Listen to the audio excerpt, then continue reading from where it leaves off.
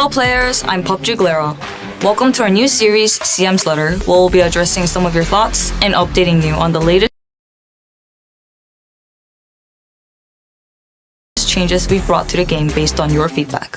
Speaking of changes, today we'd like to discuss the recent changes made to normal matches. Over the past years, we've heard your feedback about the early phase of normal matches feeling too long or not being able to find enough items to loot. So, we've decided to implement significant changes to the normal matches rule set starting from update 23.1.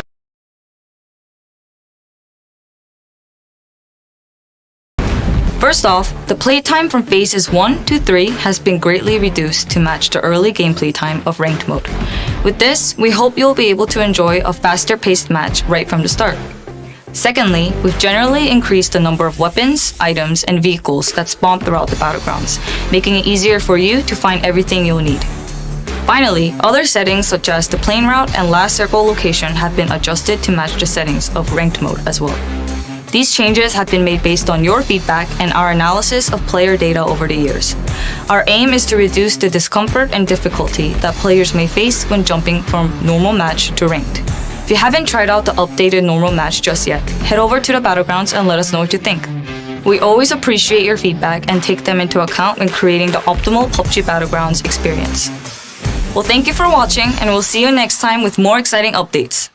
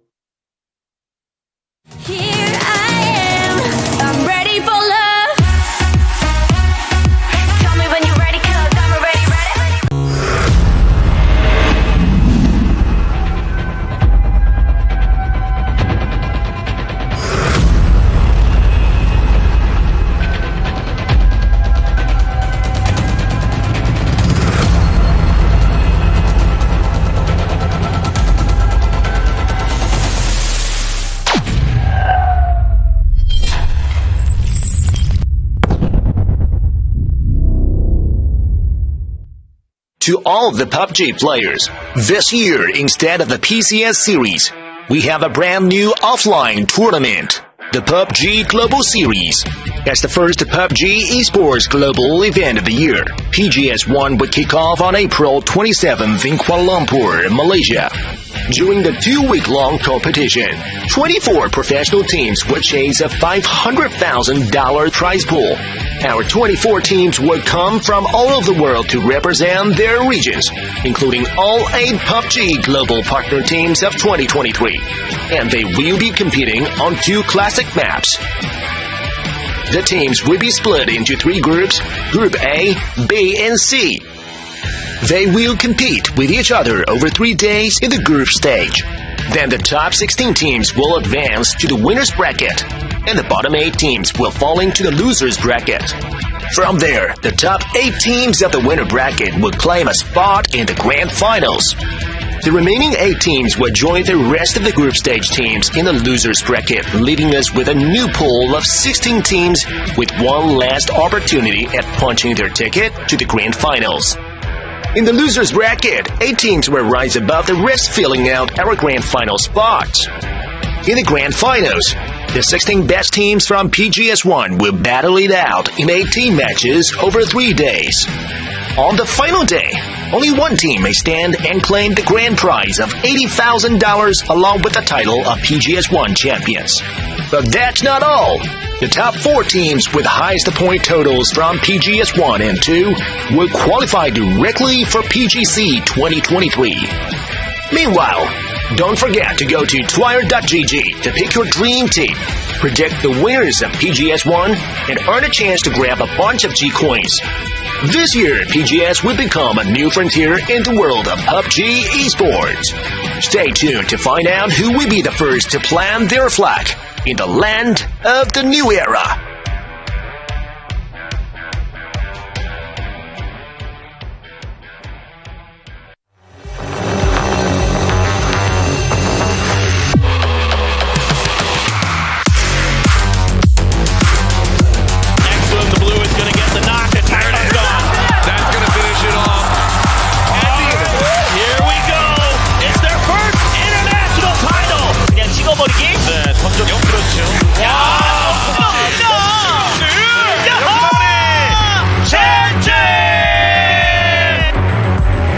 They've got shotguns in hand. They just roam around. 𝗟𝗔𝗡𝗗 connects with one. They're looking around. He knows where the other one goes for the spray. 𝗟𝗔𝗡𝗗 is the key to success right now.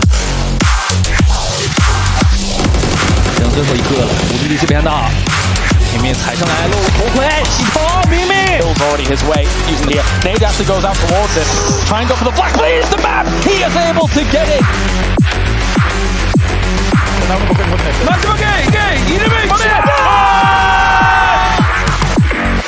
Maybe they can find some assault. E1 Rella lined up.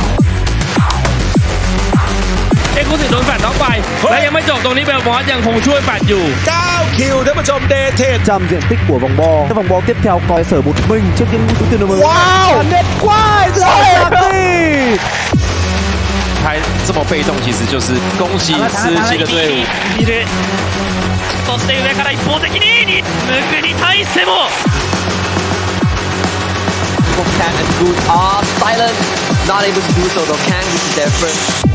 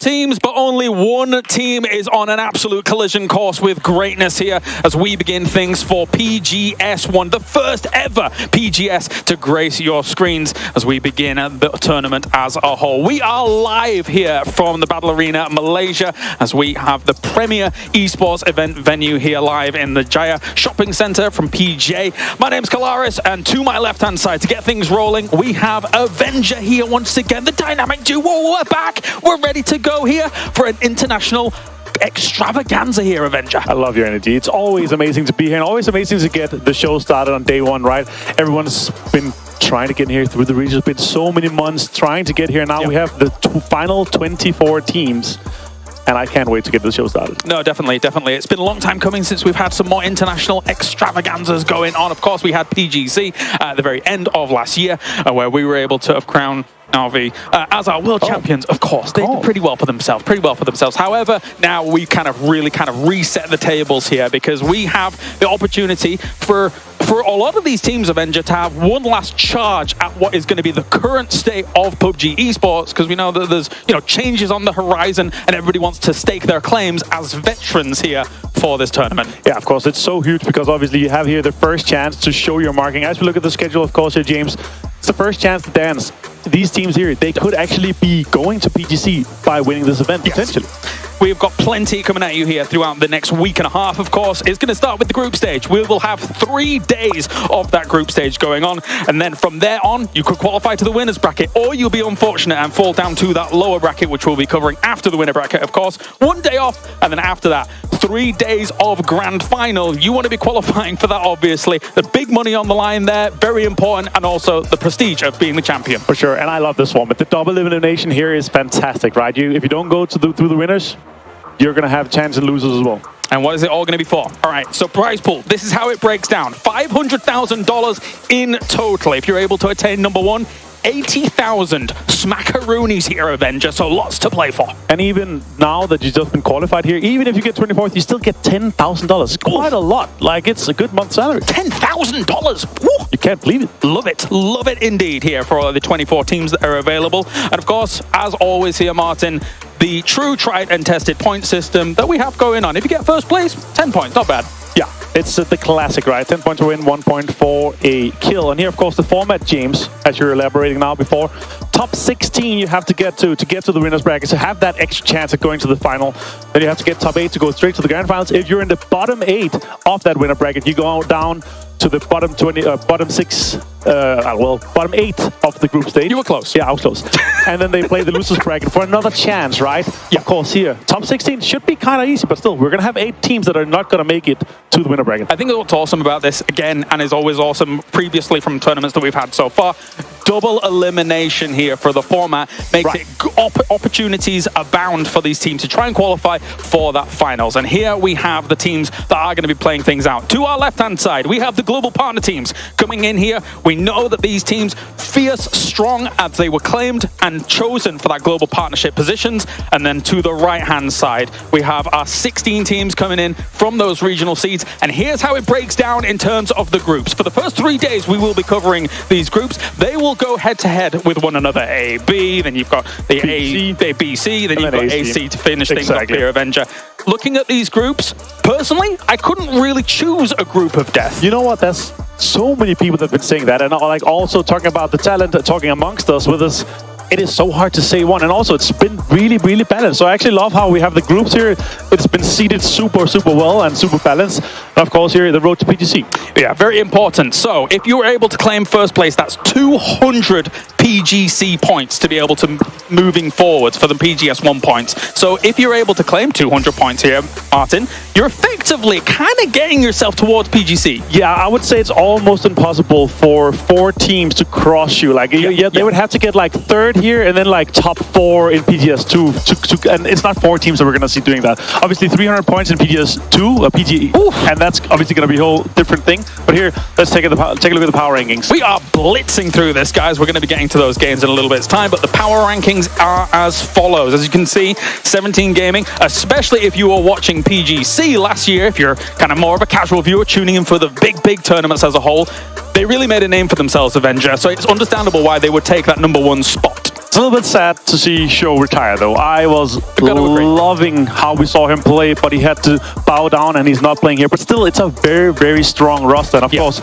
we also see Little Ghost here in the very top spot of the player individual power ranking. Yeah, Little Ghost taking that number 1 spot here. And, you know, when you're looking at these numbers, you might be thinking to yourself, okay, yeah, I might be kind of internalizing this for fantasy picks down the line. For sure. As, of course, Twire is also presenting all of these numbers, all of these factoids you can extract and try and play for that fantasy down the line. Example up there, for me, he's always a pig that I always go for. He's kind of good. Yeah, it's I mean, if you're the defending world champ right now and you've been playing as he has been playing, it's a good pick for sure, but expensive.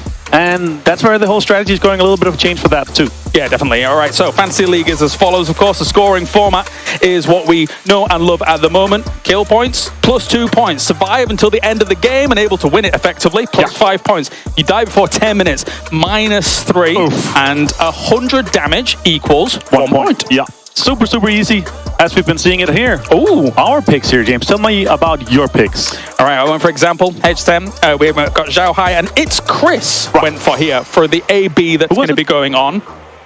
Who did you go for? It's Chris. Okay. It's Chris. Fantastic. He's able to clutch things out. So I think actually for the price, he's very, very reasonable. Yeah, I think so too. I had to go for another pick. I had to go for kind of 3 S or A tier players in terms of pricing. Yeah. And then go for Vegas. I think it was way too cheap. 14,000 was way too cheap for me. So I had to go for that. And of course here, Cameron, Toby, and Toffee's team too. Look how happy Toffee's is. He's so happy that he picked almost the same team that I did.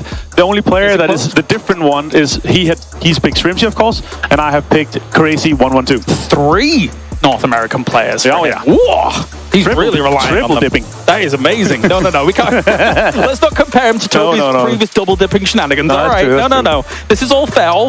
We've got 6 matches coming at you for today, and we're going to be alternating, Martin. We're going to be going. Me. Exactly.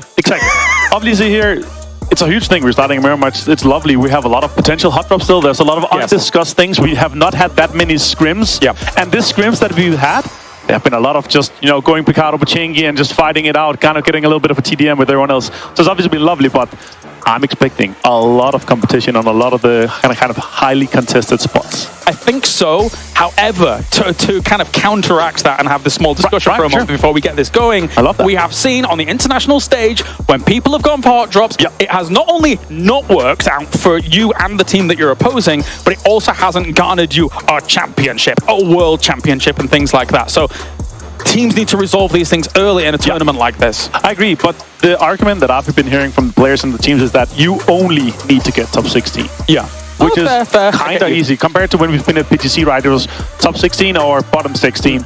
Here, it's only 8 teams, and even with a hot drop, you could have some good games maybe on the other map. All right, well, we're 30 seconds out before we get things going here. Martin, whose eyes do you have on for the tournament as a whole? I gotta say, we have to obviously look at Navi, the global defending champion for PTC, but I actually think we're gonna have some really fierce competition coming out of 4AM too.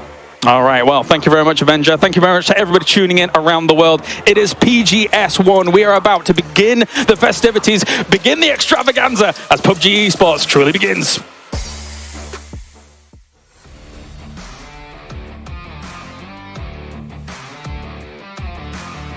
Hello and welcome to PGS1. My name is Bella and I'm more than excited to be your host for this journey.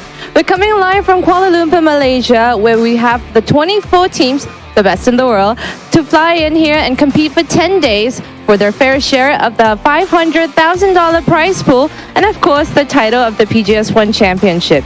But that's not all.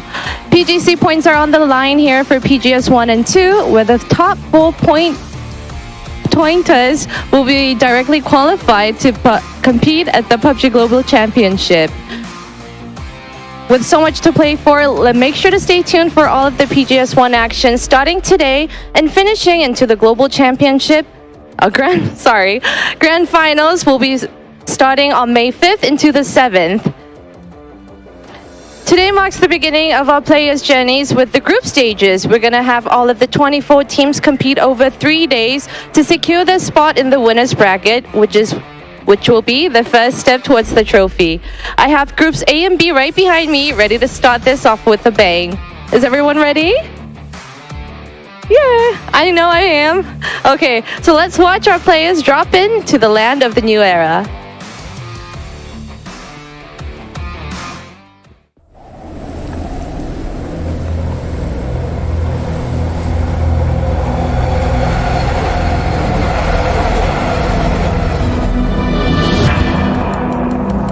I put in a lot of time and effort to get here. Kind of breaks me down every time when you try that hard and you don't reach your goal. So I just want to win. 之前我们没能让世界看到我们最好的一面，这一次的 PGS 就是为了展现我们真正的实力。I'm not satisfied with just being good. I want to be the best, and I'm willing to work harder than anyone else to get there.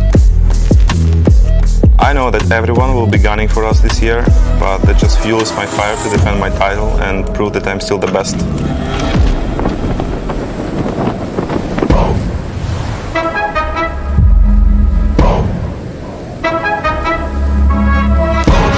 L4M 上次在全球舞台上亮相已经过去了2年，但是现在我们回来了，准备好见证我们的实力吧。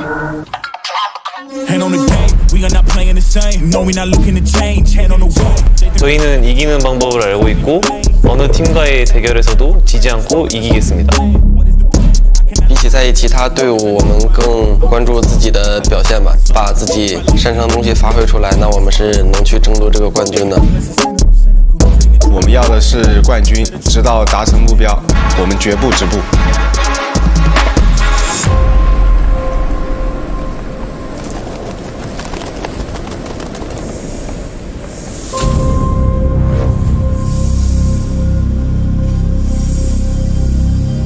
Our triumph in America was just a warm-up. Now we're ready to demonstrate our true skills to the world. ถึงแม้ว่าเราจะเจออุปสรรคมาเยอะมากแต่ว่าเราได้แก้ไขแล้วก็จะพยายามให้เต็มที่ที่สุดเลยครับ Khả năng và thành tích của em thì khó có ai có thể sánh bằng được và chức vô địch thế giới thì sắp đến gần với bọn em rồi.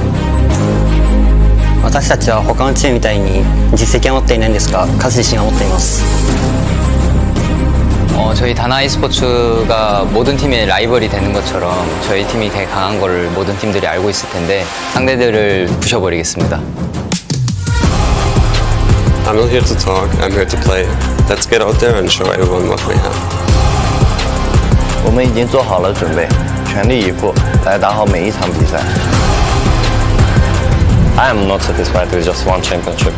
My goal is to defend my title and become a multiple-time champion, solidifying my legacy in the esports world.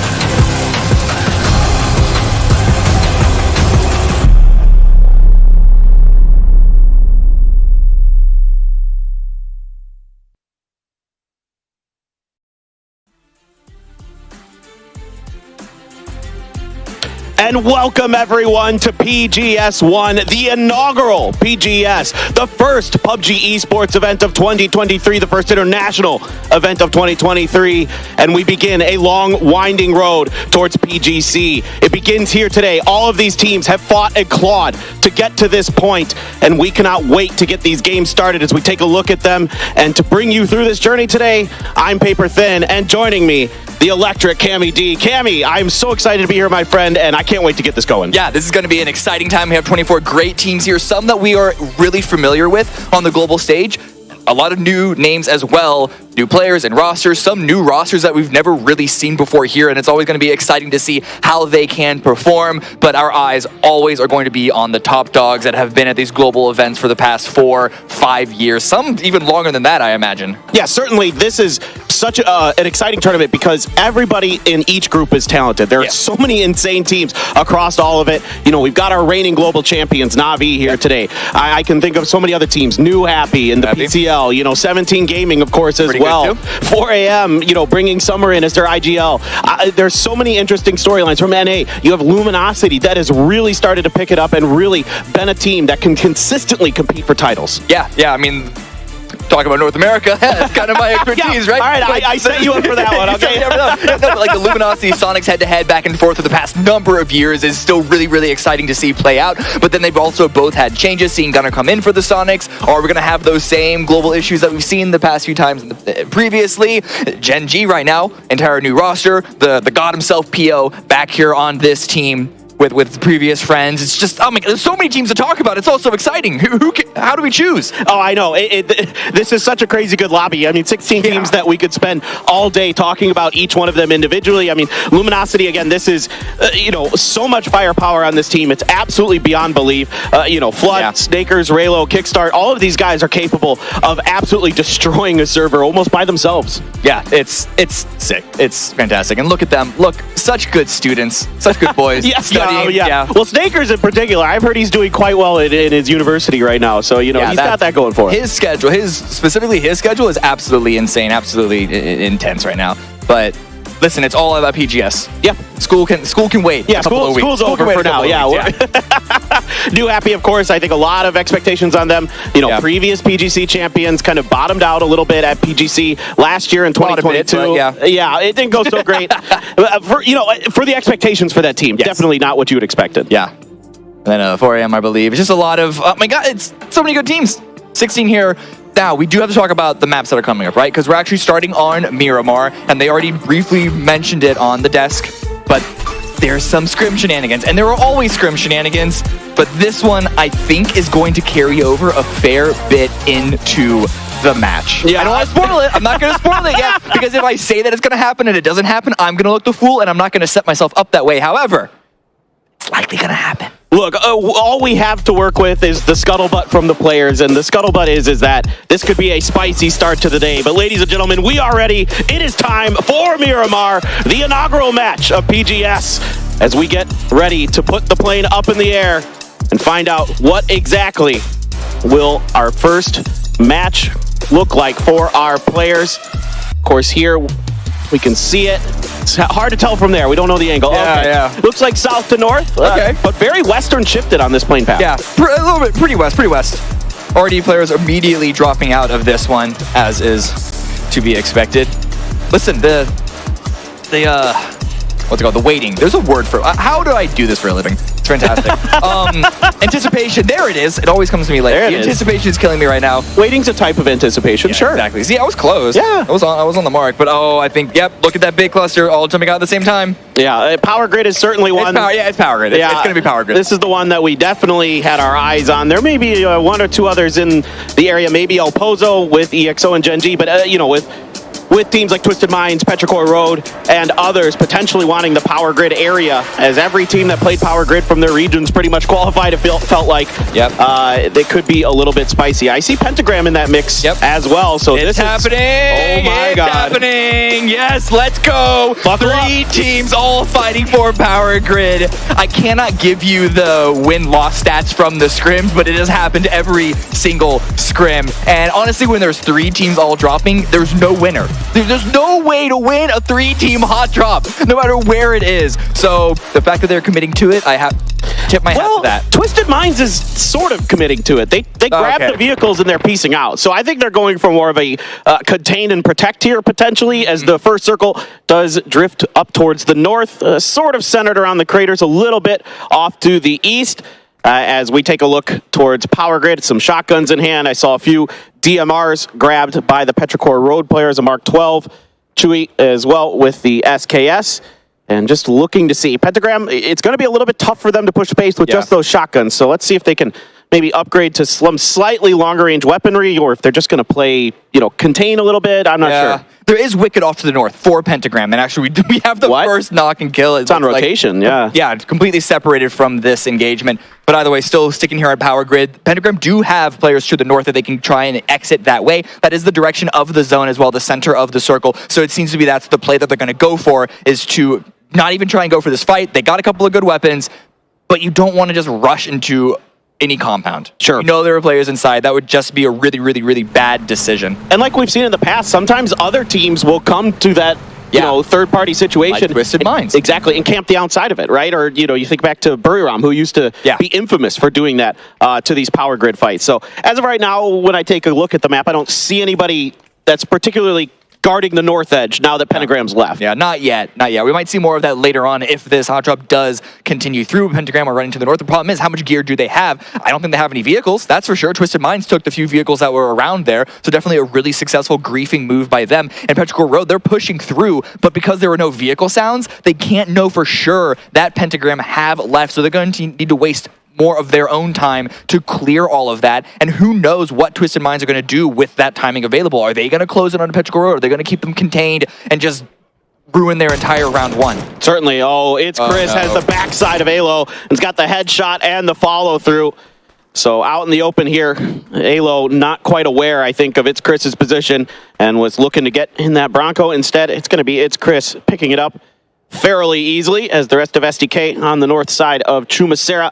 And it's Chris had dropped pretty far away from Ascend, so I actually talked to Ascend. I was kind of curious when I was looking at their drop spots and things like before this. I said, you guys only drop Via Del Mar on Miramar. Why is that? And they said, well, A, we really like it. B, we don't think there is necessarily like a best drop spot on the map. We think you could play from anywhere. You just have to kind of, know the terrain, know the strategy, know the rotations, and all those kind of things. Yeah. Problem is, what are they going to do if it's a super north or you just drive easy. The plane path though. But that I asked about that. They said they're going to drive down there. I said that. That's okay. I mean, okay. Well, listen. They got to kill.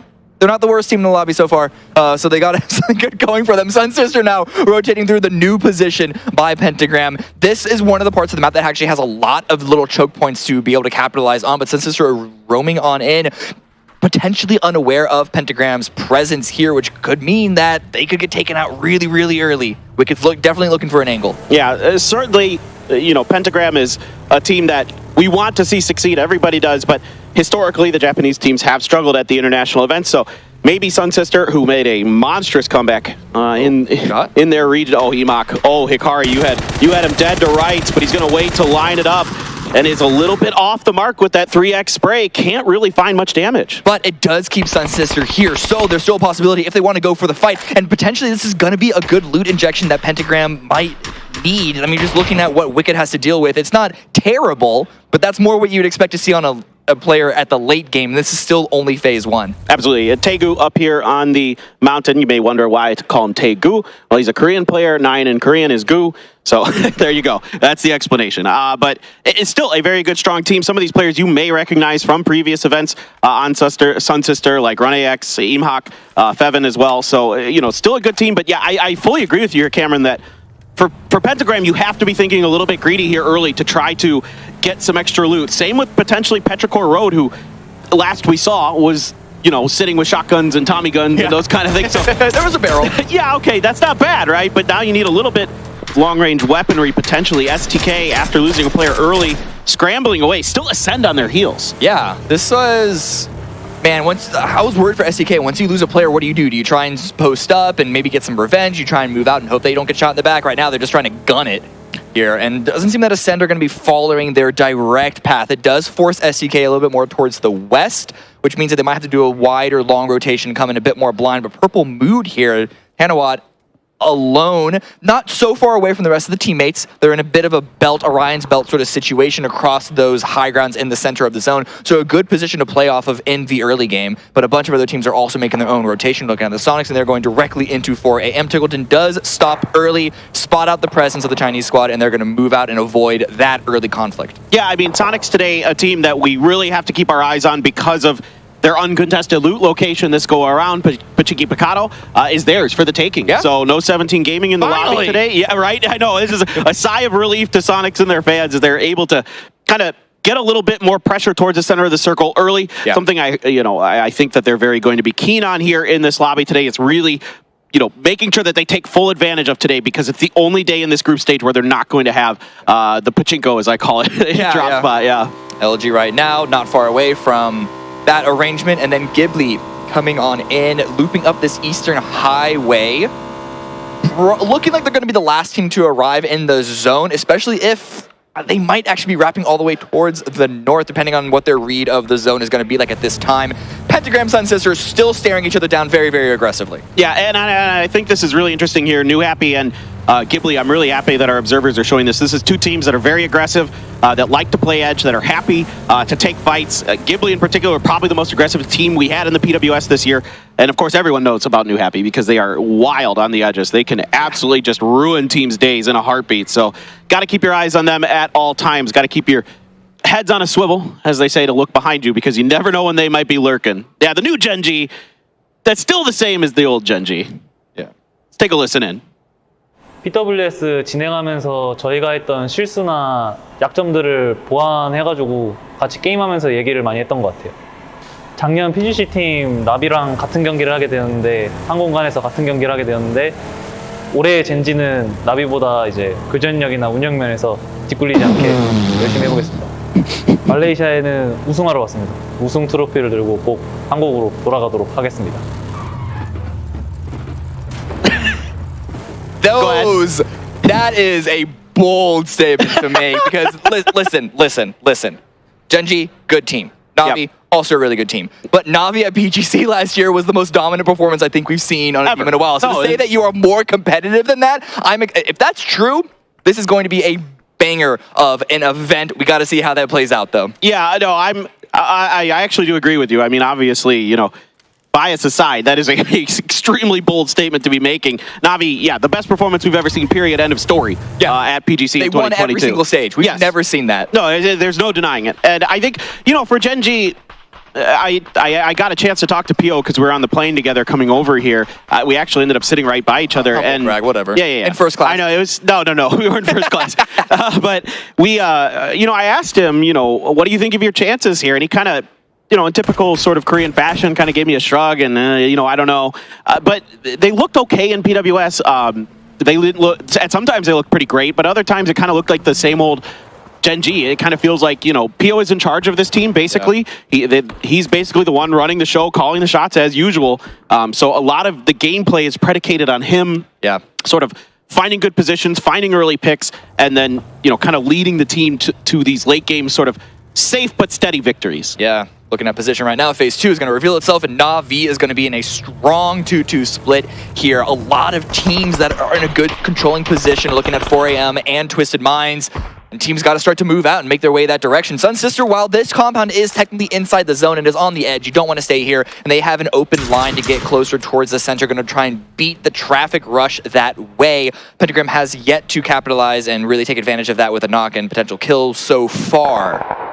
Yeah, often these circles like to drift north of San Martin in the long run because of the land ratio terrain towards the south, but it doesn't have to, so we'll see where it wants to go. But certainly everybody on the edge here is definitely on the outside looking in. You may already start seeing teams go for some fights along the edge to look for some points. Purple Mood, a wild card in this lobby. A lot of teams talking to me about this particular team because of how wild, you know, how aggressive they are. It's a Thai team. We all know this by now, that they are spicy and they like to get involved. Now, Laz out here on his own for 𝗟𝗟𝗡𝗗. I think unrecoverable, and yeah, Tosi's just turning around, and I think that point is going to go over to Cerberus's 𝗟𝗄s. Yeah. Unfortunate to lose a player this early on, but you just got to take the L's when they come your way. And look at him as just in that strong position to overlook and have this nice little spread. It's not the best spot being on the edge. However, this is the, I guess, soft edge is a term I use sometimes, where there's not going to be a lot of traffic coming in this direction, which gives teams like 𝗟𝗟𝗡𝗗 and Cerberus time to sort of send their feelers out and try and establish control and not be involved in the conflict that's going to be on that west side. We actually already see 𝗟𝗏 going down from 𝗟𝗏, who are going to be overlooking that position. Yeah, they were playing outside of the current circle on the crater edge, and they were able to kind of spot 𝗟𝗏 out and get the finish there. So a nice piece of work there for EXO. I think another team that a lot of question marks about. Everybody sort of just expected it wasn't going to be them. You know, maybe AAP or Gas Cans, right? Like those were the two teams that we were all kind of thinking about. Yeah, EXO complete novices, the opposite of veteran in this global situation right now. So excited to see what they can deliver, but there's not going to be nearly as much pressure on them as there is for a bunch of other teams here that we have seen deliver and sometimes not previous events. No, I love that you're saying that. I had a little chat with Rain the other day while we were waiting outside the studio, and he basically said the exact same thing you just did, Cam. They're just playing with you know free thought, just sort of like, okay, well, we're here, we got here, that's awesome. Let's have fun. Literally nothing to lose. Yeah, which can be a really, really dangerous force if you know how to utilize that in your team and your teammates properly. Pentagram right now, they again have to continue to utilize no vehicle, running on foot. It's always so unfortunate seeing this early on in the round.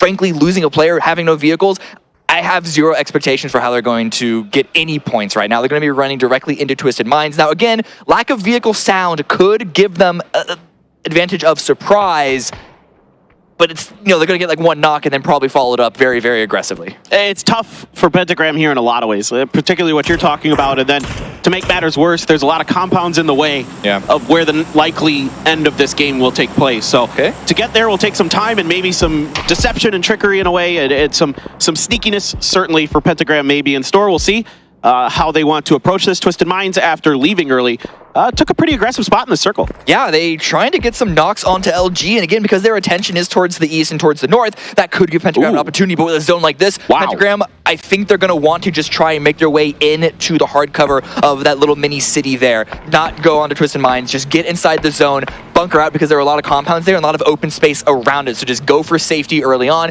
It might not be a high scoring point game for them, but that's going to be the case for a lot of other squads. Yeah, it's all about maximizing points. And I think you made a really good read here that Pentagram certainly can't go north, and even though the next circle is extremely likely to hard shift to the north in one way or another, whether it be northwest, northeast. Yeah. Now they've got a position where they kind of move from, because Twisted Minds was eyeing the north side of things. Now they are going to get a knock onto Emok, who is trying to cut through the lines here to Spyro down to 1 HP, able to just barely find that kill and flush, but out of the frying pan into the fire. Pero now waiting for SST with open arms. It's going to be Chewy with 1, looking for the second, got some damage before he's backed off. Aches left on the flank, get some damage into Fevin, and Sun Sisters in a really rough spot here, about to go down potentially. 1 player left, and there it is. Sun Sister wiped out by Pero. Yeah. Chewy does get knocked, but they could revive that. You're going to be tossing some smokes out, trying to spot on where a lot of that pressure is going to be coming from. I think he should be able to crawl back pretty easily. So, situation, nullified. Pero, get the revive. And that's also given Pentagram an opportunity to slip on into San Martin, but looking at Gen G coming in from the northeast, they find a compound for themselves. There's a lot of open space around it, which could be good for control if the zone comes this way. Likely, though, they're going to have to make some bomb further on in, but again, just getting into the zone from this position is step number 1. Then you can try and see if you can get a knock, open up a spot to go further in. Yeah, the good news about this spot is you can see the backside. I love what our observers are showing here, that you can see the backside of Hacienda. Yeah. So you at least have some information on what's going on ahead of you. Yeah, precisely. So shoots kill after losing a player early, taking their times. Vegas going to trade knocks here with Luminosity. So as is tradition in PUBG esports, NA on NA action. Every time. You love to see it. Every time. Listen, America has a long history of fighting each other. So it really just does track. It is just like hilarious to me, because it seems like every time I'm tuning into PUBG esports globally, it's these two, or this region squaring off. And Purdy Curdy here popping some tires, trying to keep LG pinned. Could get a little bit of damage going. LG's not even in the zone, though. They're both committing early on to just be fighting out in the blue, and LG is the team that really has the open line to trying to get in the zone, and the fact that they're not moving shows how few positions there are left. They're not fields in the literal sense, but they're played as if they are fields. Penta is able to slide on in and take this ridge side, but whenever you see a team take this ridge below that compound that 4AM are in, you know that they have no other option. Oh, Snakers with a potential drive-by, though. Gets a little bit of damage. 2-2 split for 4AM, and so this actually opens up enough space here for LG to cut through. A pretty good read. Now, of course, like you were saying, not a lot to play from. There's a few dips here and there out in this part of the circle, but they're very dangerous, and they're already taking damage. Sonic's now on the outside of the new circle as it does hard shift up to the north, and Wynn trying to see if he can find a little piece of Penta to potentially take out. The rest of SDK was able to slingshot past him a little bit, but again, they still got to figure out how to really set their flag down in a more permanent position. The zone did shift up this direction, so it's not going to be, alarm signs for this just yet. They can kind of bunker down and just try and stay safe, and then, hopefully cross their fingers that Na'Vi is going to have to put their attention towards the south later on. But Tickleton, a great line here. A little bit of damage, can't quite get the knock. Would have really wanted another opportunity at that one. And New Happy continuing to just weasel their way in towards the south side of the circle, but able to find enough space as a lot of teams had pushed their way north, expecting this shift eventually, and just enough room underneath Cerberus for them to work. Gen G, in the meantime, trying to find something to call home here in this circle. EXO, 4-man squad, grenades in hand. Let's see if they can find any damage. A little bit off the mark are the initials. Pio's going to pull one out as well. A little bit of extraction here from Taming to try to circle EXO. EXO stuck in a terrible spot. If some good grenades come through here for Gen G, this is going to be lights out. Oh, Foxy tagged a fair bit from counter grenades, and I think a couple other teams are going to try and look at this situation. Take advantage. Rain runs outside, gets a knock, tries to confirm that prone down, but does get traded in return. It's all up to Pio.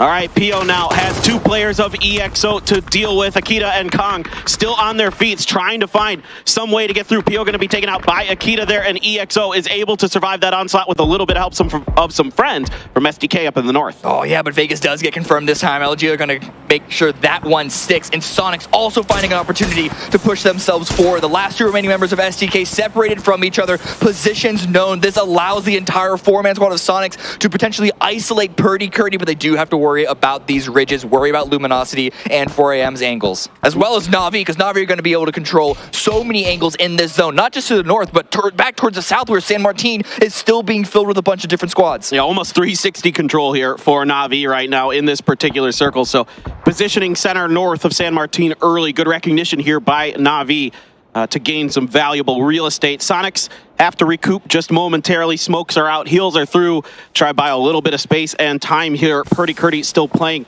point for SDK. Penta behind him. And now Sonics are just curious about, if they can get any more space, if they can maybe find a frag. Eventually they know they have to make a push. 𝗟𝗔𝗡𝗗 there going to take a chunk of damage from Penta as they line up to try to soften up SDK for this assault. Yeah, I mean, Penta has a lot of work here to keep his in-game leader safe right now.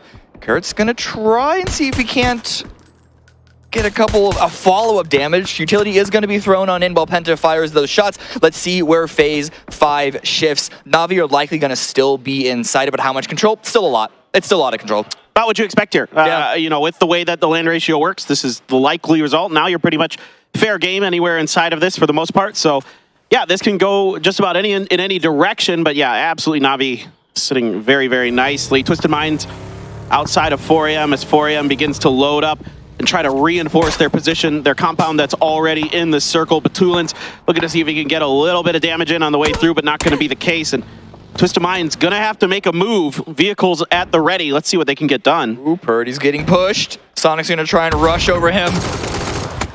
Nades aren't hitting though, and 𝗟𝗔𝗡𝗗 taking very, very low, so it's a knock, but it's gonna be a trade, but can Penta follow up with even more? Yeah, Penta trying to do the best he can. I mean, Purdy was under pressure for so long from SQ, and now they have got the flush as well. So a good assault here dialed up for the most part. They are going to lose 𝗟𝗏𝗟𝗏. Penta trying to escape with his life, but Tickleton hot on his heels. Ace trying to defend their compound against Pentagram. Ascend now 3 players inside of the firehouse, doing a decent job getting a little bit of damage into the weathered and wearied Pentagram.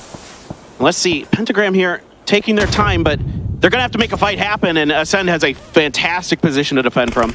Yeah, and you can see Petrichor Road, they're just salivating at this, because whoever is going to come out of this engagement likely going to be incredibly wounded, which means easy free points for them. But can Ace hold off this assault? They already have 1 kill, 4 members still standing. Going to be a huge advantage for them, but Chris takes a couple of bullets to the face. Wicked dropped down to 1 HP, going to have to stall and heal up. Meanwhile, New Happy using the chaos to take a position that's at least safe for now. Still Cerberus on their east. Summer and 4AM up towards the north, but Ascend still doing a decent job, at least keeping Pentagram at bay. Could get some information here from 𝗟𝗏𝗗𝗏's position on the movement of Pentagram, depending on how much noise they're making on that outside wall. And he is certainly keen to watch this angle. 𝗏𝗏𝗏 trying to smoke off the other side of things. Pentagram really focused on that other end of this compound. Molly's out, Sonic's crashing. EXO again, phenomenal defense. That is a ton of kills for them. 6 here in their inaugural PUBG LAN. They're continuing to make it work, but Pentagram, they're going to try to make this assault work. Chris does get taken down. And 𝗟𝗏𝗗𝗏 is here in a nice sneaky position. He cannot move out of this spot until Pentagram push on in. And if they do, he can be explosive for his squad, but he has to wait for the Korean team to make the first move. 𝗏𝗏𝗏, where they can look more damage, more sprays, and it's going to be trade still in the kill feed. Ooh, 𝗏𝗏𝗏 there with a nice repeat. Gets the headshot and the knock onto the weakened Micah. Hikari then going to push forward and use this opportunity to sneak in some healing. And meanwhile, Petrichor Road doing a good job keeping more teams out of their sight lines. Brex had left for Ascend, and they are going to take him out and probably get that res. New Happy here now has spotted Cerberus, has them on the bad side of the circle, and it's actually Alia from Na'Vi from range getting that knock. And yeah, indeed, it is going to be the grenade from Nan that finishes off Cerberus. Now they just got to worry about Ghibli here, and then New Happy can put their attention towards what remains of San Martin. But now Purple Moon, Twisted Minds. Twisted are going to be avoiding 4AM. We saw them staring down the spawn earlier. Now Tanama is the only one remaining. A huge grenade from Batulin. He's going to key up another one. Oh, you got Petrichor Road now trying to get in a bit towards this angle. Let's see if they can find an angle in towards Batulins himself. They're taking their time, really doing their diligence here, making sure that they don't over-aggress into a bad angle. Tanawat, the veteran for Purple Mood, the only one on his feet. They lose 2, trying to stick a res potentially. We'll see if he can get it through. Petrichor Road now putting tons of protection potential damage into Batulins, and it's not potential, it's good. God and Pentagram here trying to clear out more space. They're going to find him trying to heal. Ferrari peeking around the corner. And now Purple Mood is going to be eliminated. New Happy is swinging on into that position. And Twisted Mind's taking a lot of damage, and they're actually out as well. Suddenly we're down to 8 squads remaining. Petrichor and New Happy. This is going to be a fight that becomes huge, and Wicked wants to take advantage of it. Wants to vulture this engagement. How is Pentagram still alive? I mean, they are playing this game really, really well. You would expect it from these veterans. Now it's New Happy and Petrichor Road trying to fight in this transistor station. Ming Ming going to come through and clean out Chewy. Aches left, trying to continue to hold this angle down, and he's going to catch one player trying to sneak around the corner. ZP Yan going to be flushed out. Mill with a good repeat onto Ming Ming. Now it's a 2v2 here for Petrichor Road. 8 kills for Pero, 8 kills for New Happy. This is for a lot of further extra points, but these teams are going to be happy no matter what they end out here, except Molly right on top of him, going to be burning, and then his teammate downed. It's New Happy that wins this spot, wins this engagement. And 4 a.m., the team just to the north has moved towards the center, where we see the remaining teams contesting for the top spot after they've made it into the top 4. Reload, the last one up for Luminosity. Don't know how much longer he's going to be able to survive, but everyone else, relatively healthy. Yeah, EXO here coming out with a really strong start. 6 kills, 9 points total. A very nice game for them. 4 a.m. able to control a wide swath of this ridgeline due to their position. In the north of this, it's flat open terrain, so they're able to keep eyes on it and then also allow themselves control of that space to move into it as the circle begins to move towards the next phase. Na'Vi as well, still on this eastern side, but still control of these compounds. Relo in a shack by himself. New Happy here, a statement game to come out, looking to see if they can run some big numbers, some big games for themselves to start out PGS1. I'm looking at 4 a.m. right now to be the team that has the potential to take over. That's hard to really make a sure call on that, considering how healthy Na'Vi and New Happy are. And well, Relo actually being taken out is going to be huge for Na'Vi. I expected him to be at least a little bit of an annoyance for Na'Vi pushing on in, but now that he is removed, the circle also goes towards the northeast. 4 a.m. don't necessarily have the same ability to take over the zone as we saw maybe a few moments previously. It's New Happy that have to do the most work right now to make their way through this huge 4v4 crossfire that the other 2 squads have set up. I mean, this is such an exciting finish here. You've got 2 PGC champions and a 4 a.m. team that has been oh so close in the past, vying for their first win here at the PUBG Global Series. 4 a.m. A little bit of movement still need to be made by a couple of their players who are on the outside. New Happy has to figure something out. It's been a phenomenal game for New Happy. 10 kills so far. Now they are in definitely the most difficult position right now. There's no doubt about it. I was like, I don't want to. Yes. No, it's true. But there's a motorcycle. Magic can happen. That's miracles can happen. Miracles can happen. That's right. Get a ramp. Get some fireworks. Get some explosive experts here, and we're gonna have a show, a true American show. Gonna happen right now. HS, in fact, he's drinking his unsponsored energy drink right now. This is the X Games. The X Games are gonna happen. I'm telling you.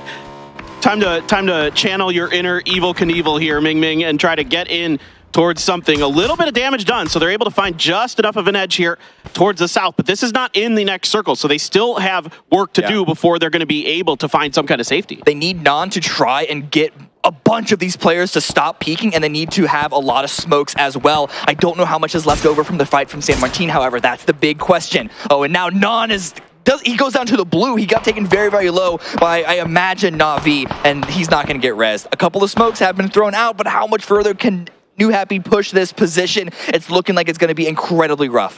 There is a dip they can use up ahead, but it is being... Exactly. It's being watched very closely by Na'Vi. Na'Vi, of course, experts at this game know full well the terrain and the positions that they can use. So now they have to ride the motorcycle again, and they do get there. So just barely able to sneak under the noses of Na'Vi here. Na'Vi doing their best to try to contain, but New Happy with, like you were talking about, that motorcycle so vital in this situation. And while we were looking at New Happy, look at 𝗟𝗏. Made it to the center, essentially, of the zone. Could be a good anchor position for the rest of Na'Vi to try and maneuver around. However, will he be able to peek and try and get the pressure needed and not get shot in the side by either 4 a.m. or New Happy? So we're going to have to see how these teams play it out. A few more moments, and we see where Phase 8 pushes these squads to fight.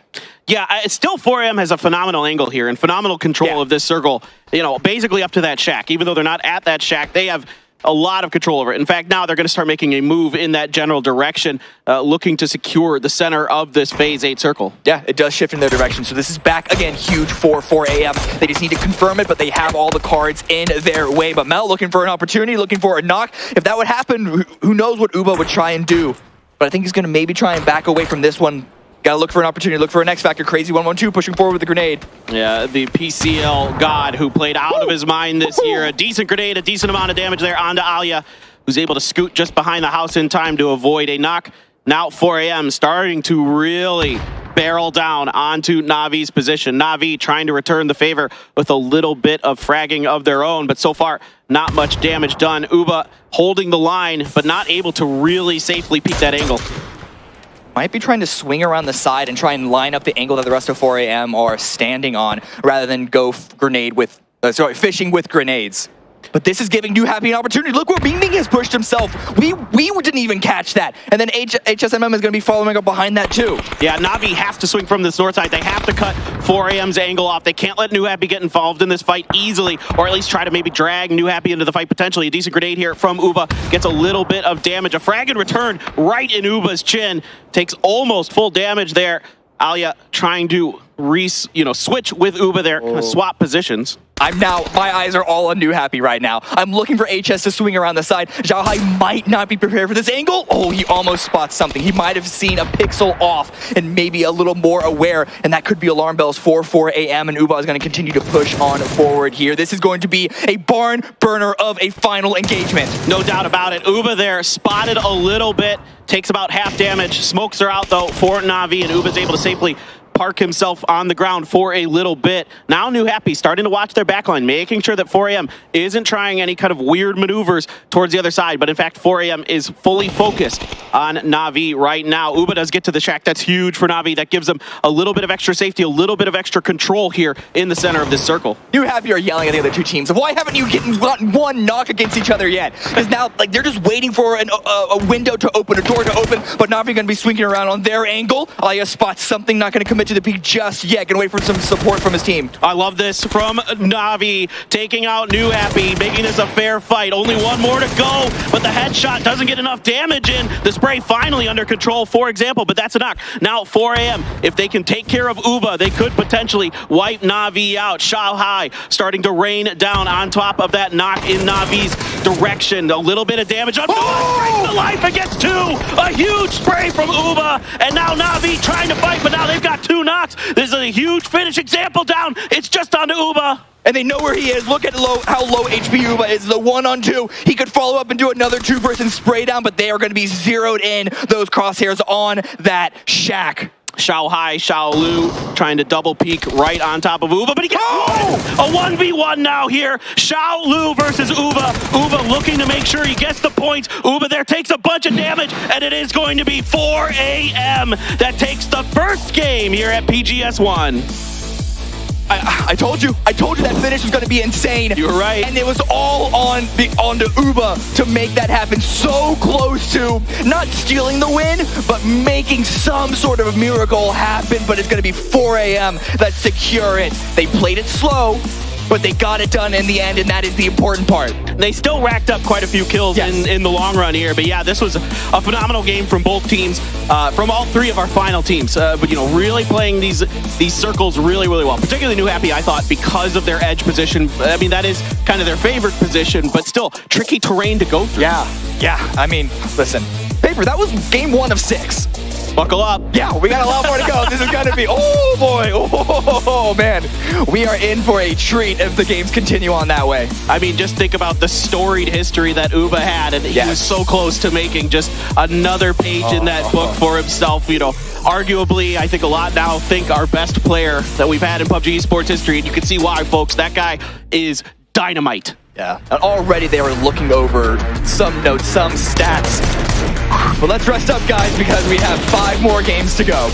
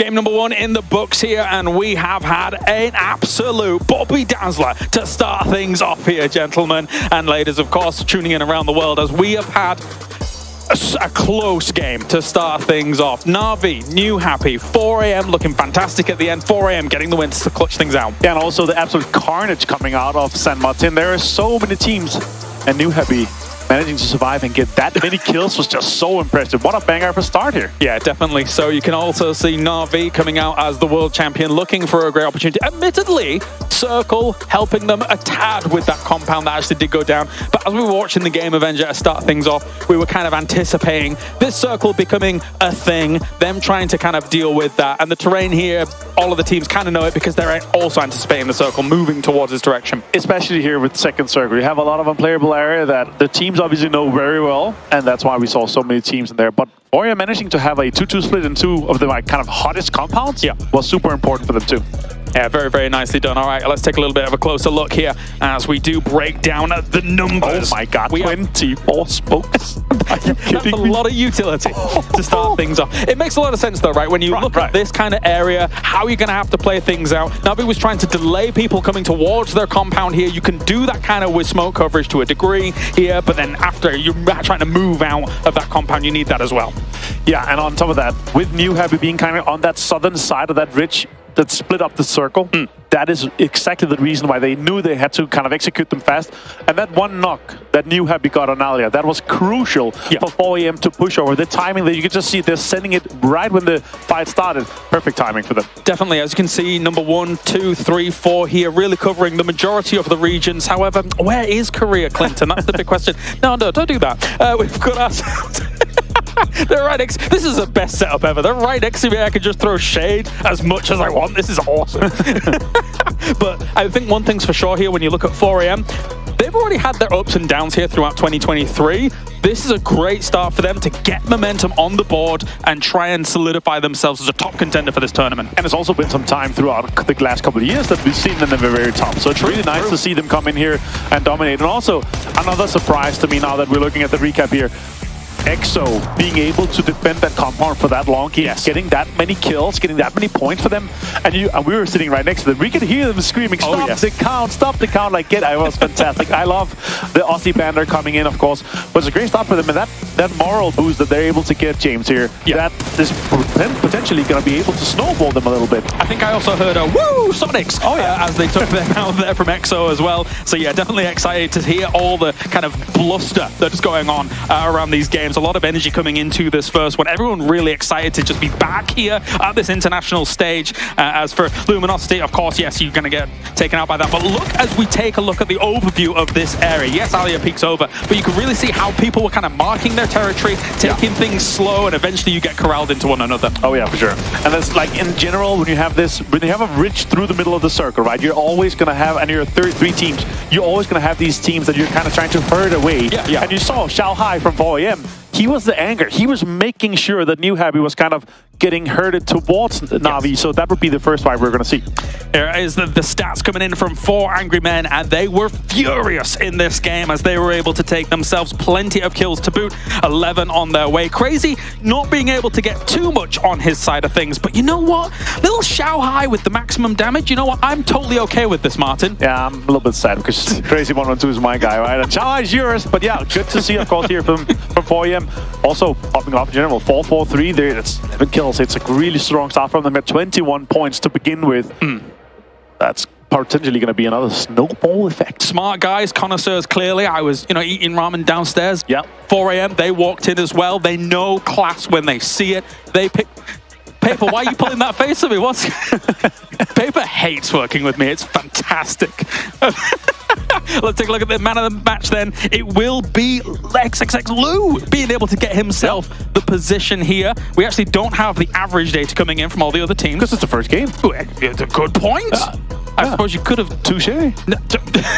That's great. I suppose you could have taken the average of the entire game, but it's whatever. Yeah. No, we have to kind of balance up. But yeah, it's great. 4 kills, nearly 600 damage there for 𝗟𝗔𝗡. Good to see, of course. And we're going to follow this throughout all the games. It's going to be exciting. Once we get some more statistics, kind of, and more games through, we're really going to be able to see who's really popping off compared to the other men of the matches here. Here's where we get the points from this game. And as we take a look at these points, we're not going to rattle through everything, but we can still keep talking about this match. With it being the first game of Miramar here, Martin, we saw the initial challenges over by Power Grid, things like that. Teams moving away, very importantly, as well. I could not believe when I saw 3 teams going for Power Grid. I could not believe it. 2, fair enough.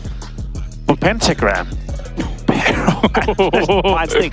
And I want to say a little bit of prediction here. Of course, just mine's 3 points in this case here, but I expect them to go a little bit south, take the compounds there, maybe go a little bit further south of southwest of 𝗟𝗏 and take this kind of so-called old DA split where they have a little bit of the trash compound down there. There'll be a fine split, and it's very close to their normal rotation paths, so they'll be fine.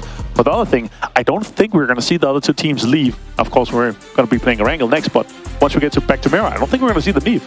Yeah, definitely so. All right, we're gearing up for our second match. And again, just to reiterate here for the schedule, we are alternating constantly between Miramar, Erangel for the 6 games that are going to be going on today. So, in terms of adjustments from Battleground to Battleground, you can't quite implement something straight away, but you can kind of keep it in mind, keep it in the pocket, work with it later on down the line. It's more mentality, like everything that you're moving into that you can get into. You can't really say, okay, usually we've seen a three maps block. You have 3-3-3. But here, I kind of like it though. It's your favorite format as well, right? Me. Oh yes, I'm all about me. Why do you throw me out like that? We've got ourselves a Sen there as well. For Sonics, as the commentators pointed out, it's the tried and true tested method of America fighting off America. You know, it's an unusual thing that we see, but I'm sure never hear it from them. They never say that. No. Well, Cameron, you know, he did all right. He did all right. But we'll see as they do settle down. But anyway, it seems like we are ready to go. So thank you very much, Avenger. Thank you to everybody tuning in around the world. It's PGS1. We started off with a banger. Let's head off to the grassy pastures as we go to the commentators for all the action. Thank you very much, Desk, I guess. I mean, it's day 1. They were there. Let's play nice at least for a little bit. Finally, 𝗟𝗏 shuts his mouth and we can start talking. All right, here we go. It is time for Erangel.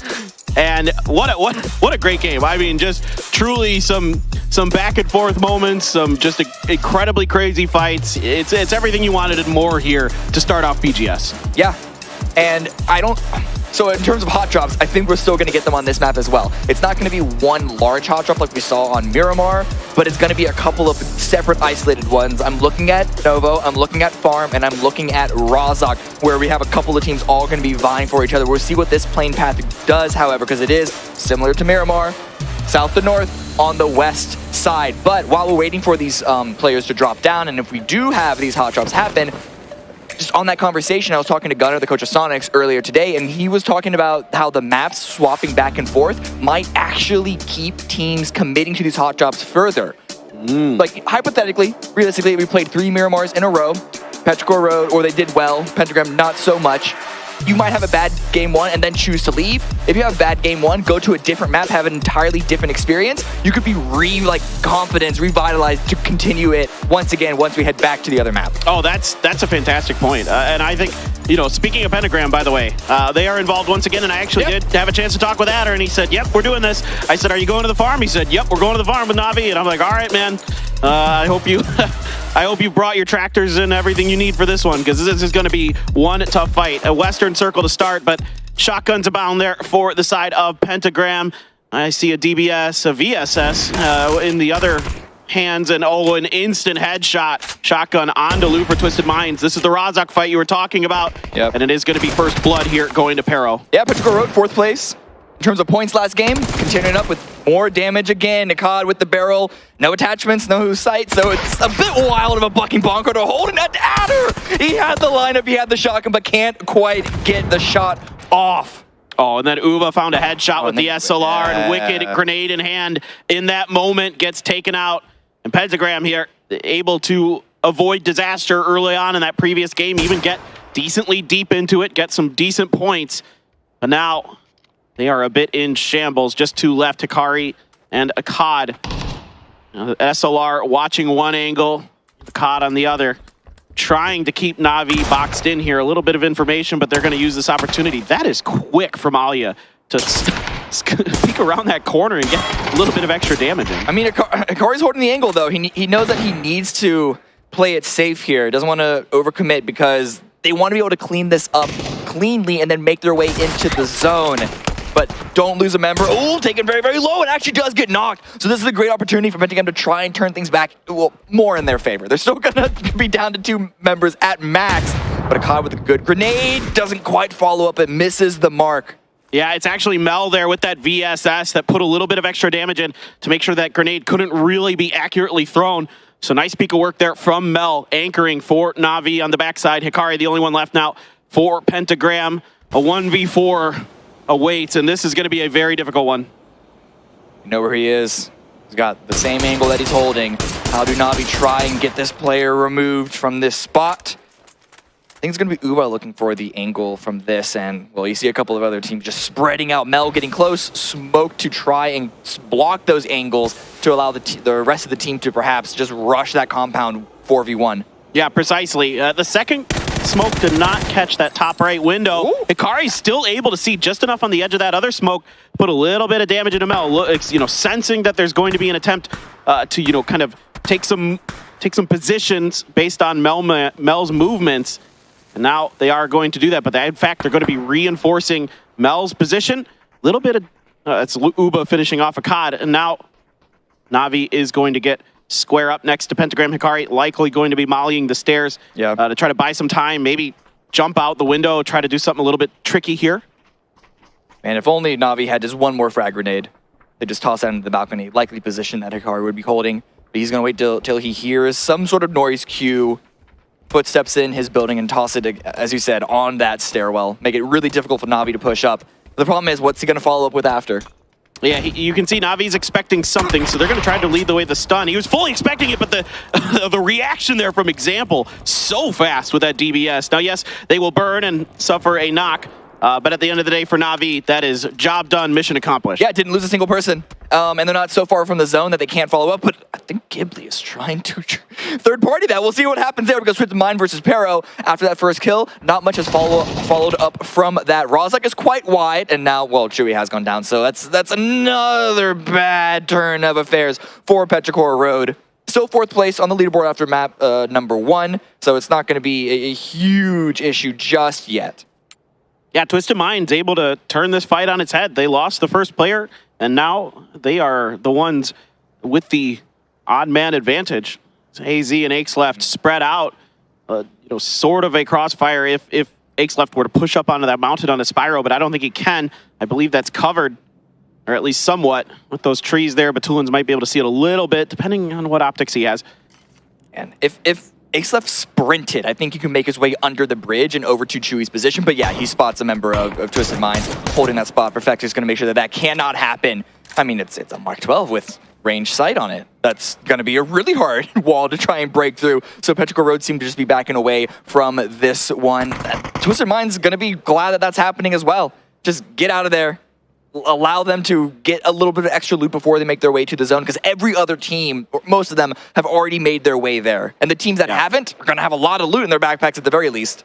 Truly. This is just a great piece of work here from Twisted Minds to really understand the terrain, understand the angles, understand the tendencies of 𝗟𝗏 Road and how they were going to want to potentially wrap to try to resurrect their teammate. Great job cutting all that off. So Twisted Minds now in favor of the 𝗟𝗏 fight. We'll see if this one continues past phase 1 or not. Just kind of taking a look at the circle right now. Most teams are, I'd say, about half already in, the other half trying to get in, and pretty quiet. 𝗟𝗓 crosses the bridge. Purple Mood had been messing with 𝗟𝗓. That was another fight you were talking about at the beginning, Cam, that we didn't see come to fruition, at least not on our screen. If my memory serves me correctly, which it oftentimes does not, I think 𝗟𝗓 actually took a lot of the trash compounds on the north side, the north of Rhoda Sosnovka. They didn't make their way all the way over towards Novo, where Purple Mood did. So avoiding that, and I think, again, likely because that plane path was not very favorable for Novo. Yeah, I mean, I know 𝗟𝗓 wants no part of that fight. They are not a team that historically will overly commit to hot drops, especially at international What do you events. mean? Look at what we're looking at right now. Why wouldn't you opt into this every single time? It's a great question there, right? Surely no sarcasm there, Cam. Surely no. I am all serious all the time. Twisted Minds actually look to continue to take Petrichor Road out, and likely because they just don't want to get shot in the back. Spyro has been up there with the Vector the entire time, sort of giving information, hearing footsteps, whatever he could hear. I'm just surprised that Twisted Mind hasn't tried to move away and maybe gone out of the east side, but they just want to finish this fight, likely to have control over it for the rest of this series. Yeah, AZ here has to move into the stairwell, try to get a better position, a better angle.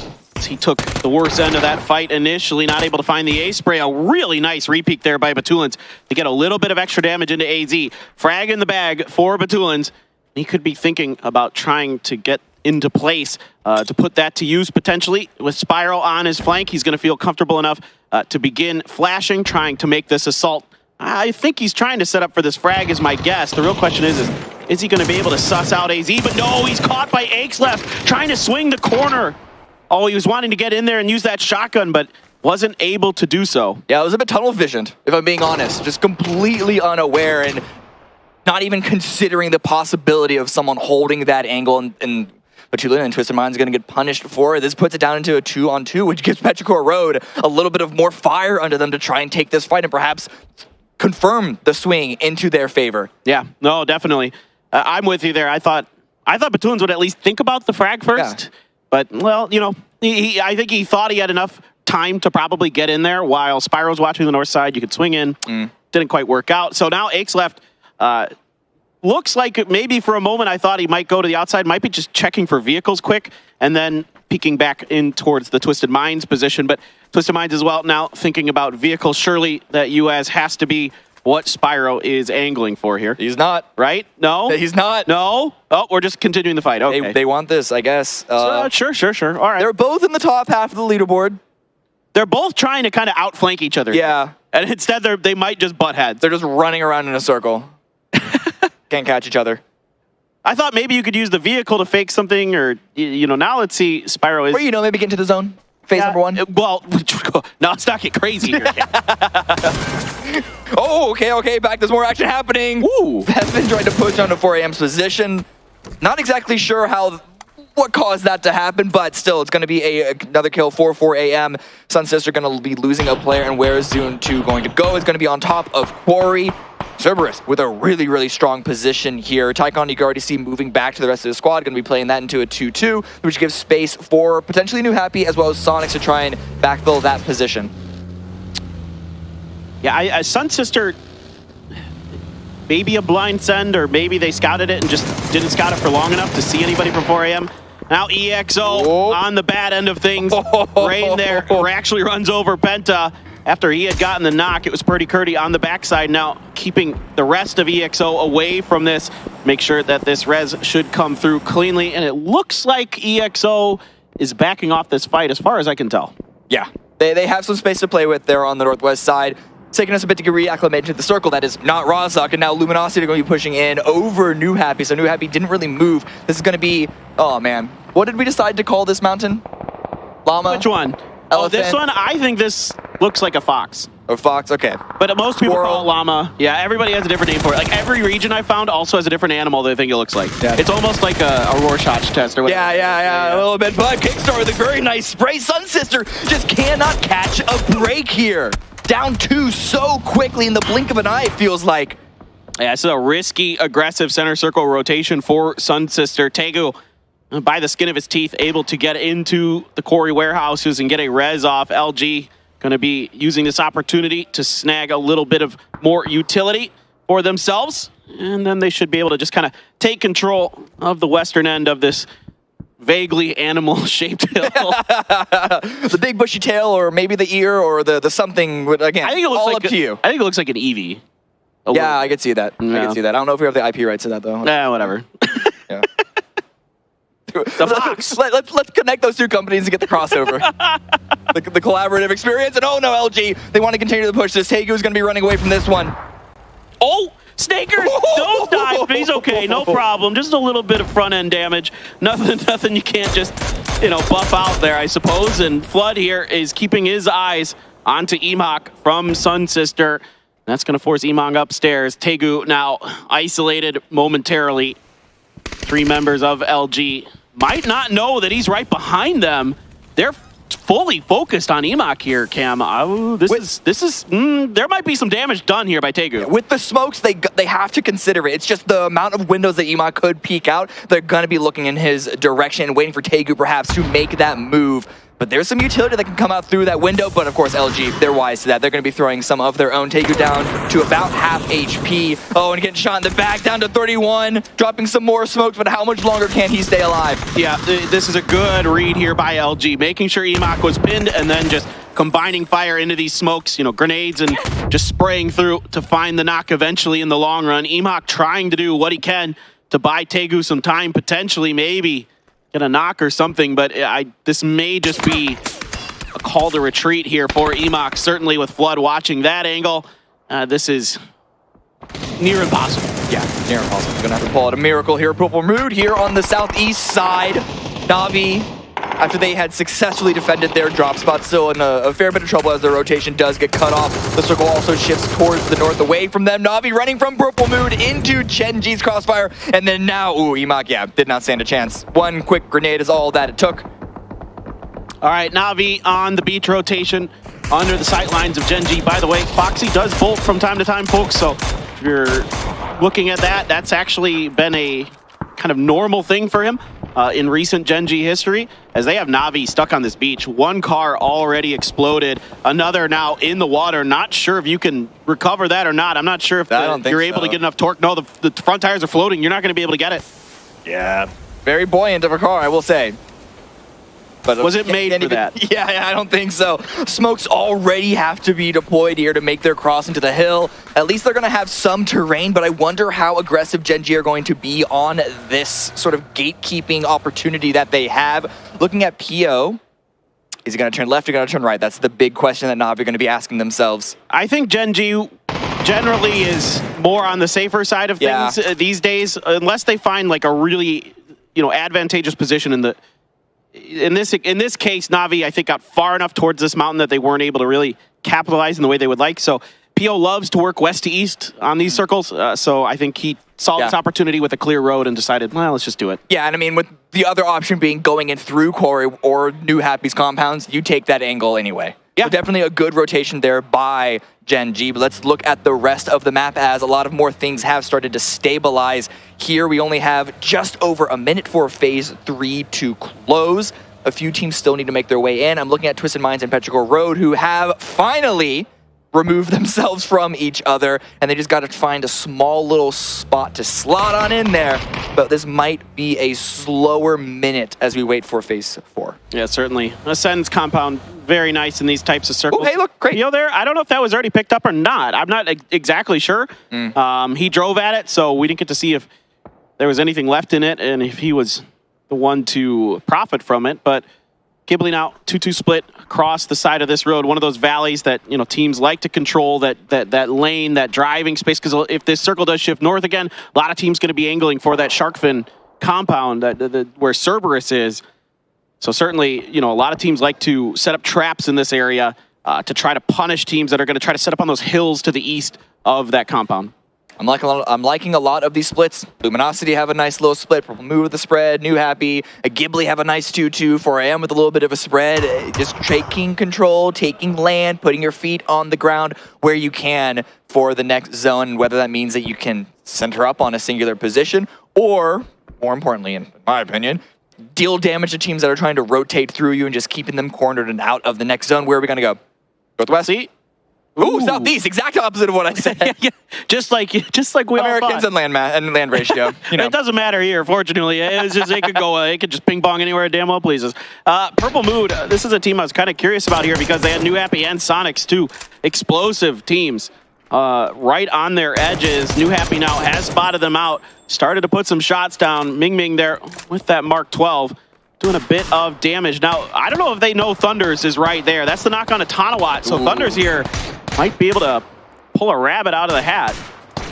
Could be huge if New Happy step just a foot more forward than they would like to.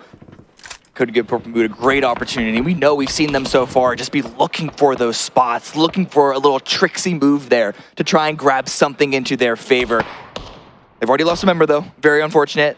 Just shy away from the zone, but they won't really have room to maneuver in until New Happy gets taken care of because, well, they're going to be on the low ground there, basically in the middle of a valley. I'm looking at Thunders right now. I know. Make an opportunity happen. Well, I mean, I'm really quite impressed with the discretion here from New Happy that they aren't pushing over that hill.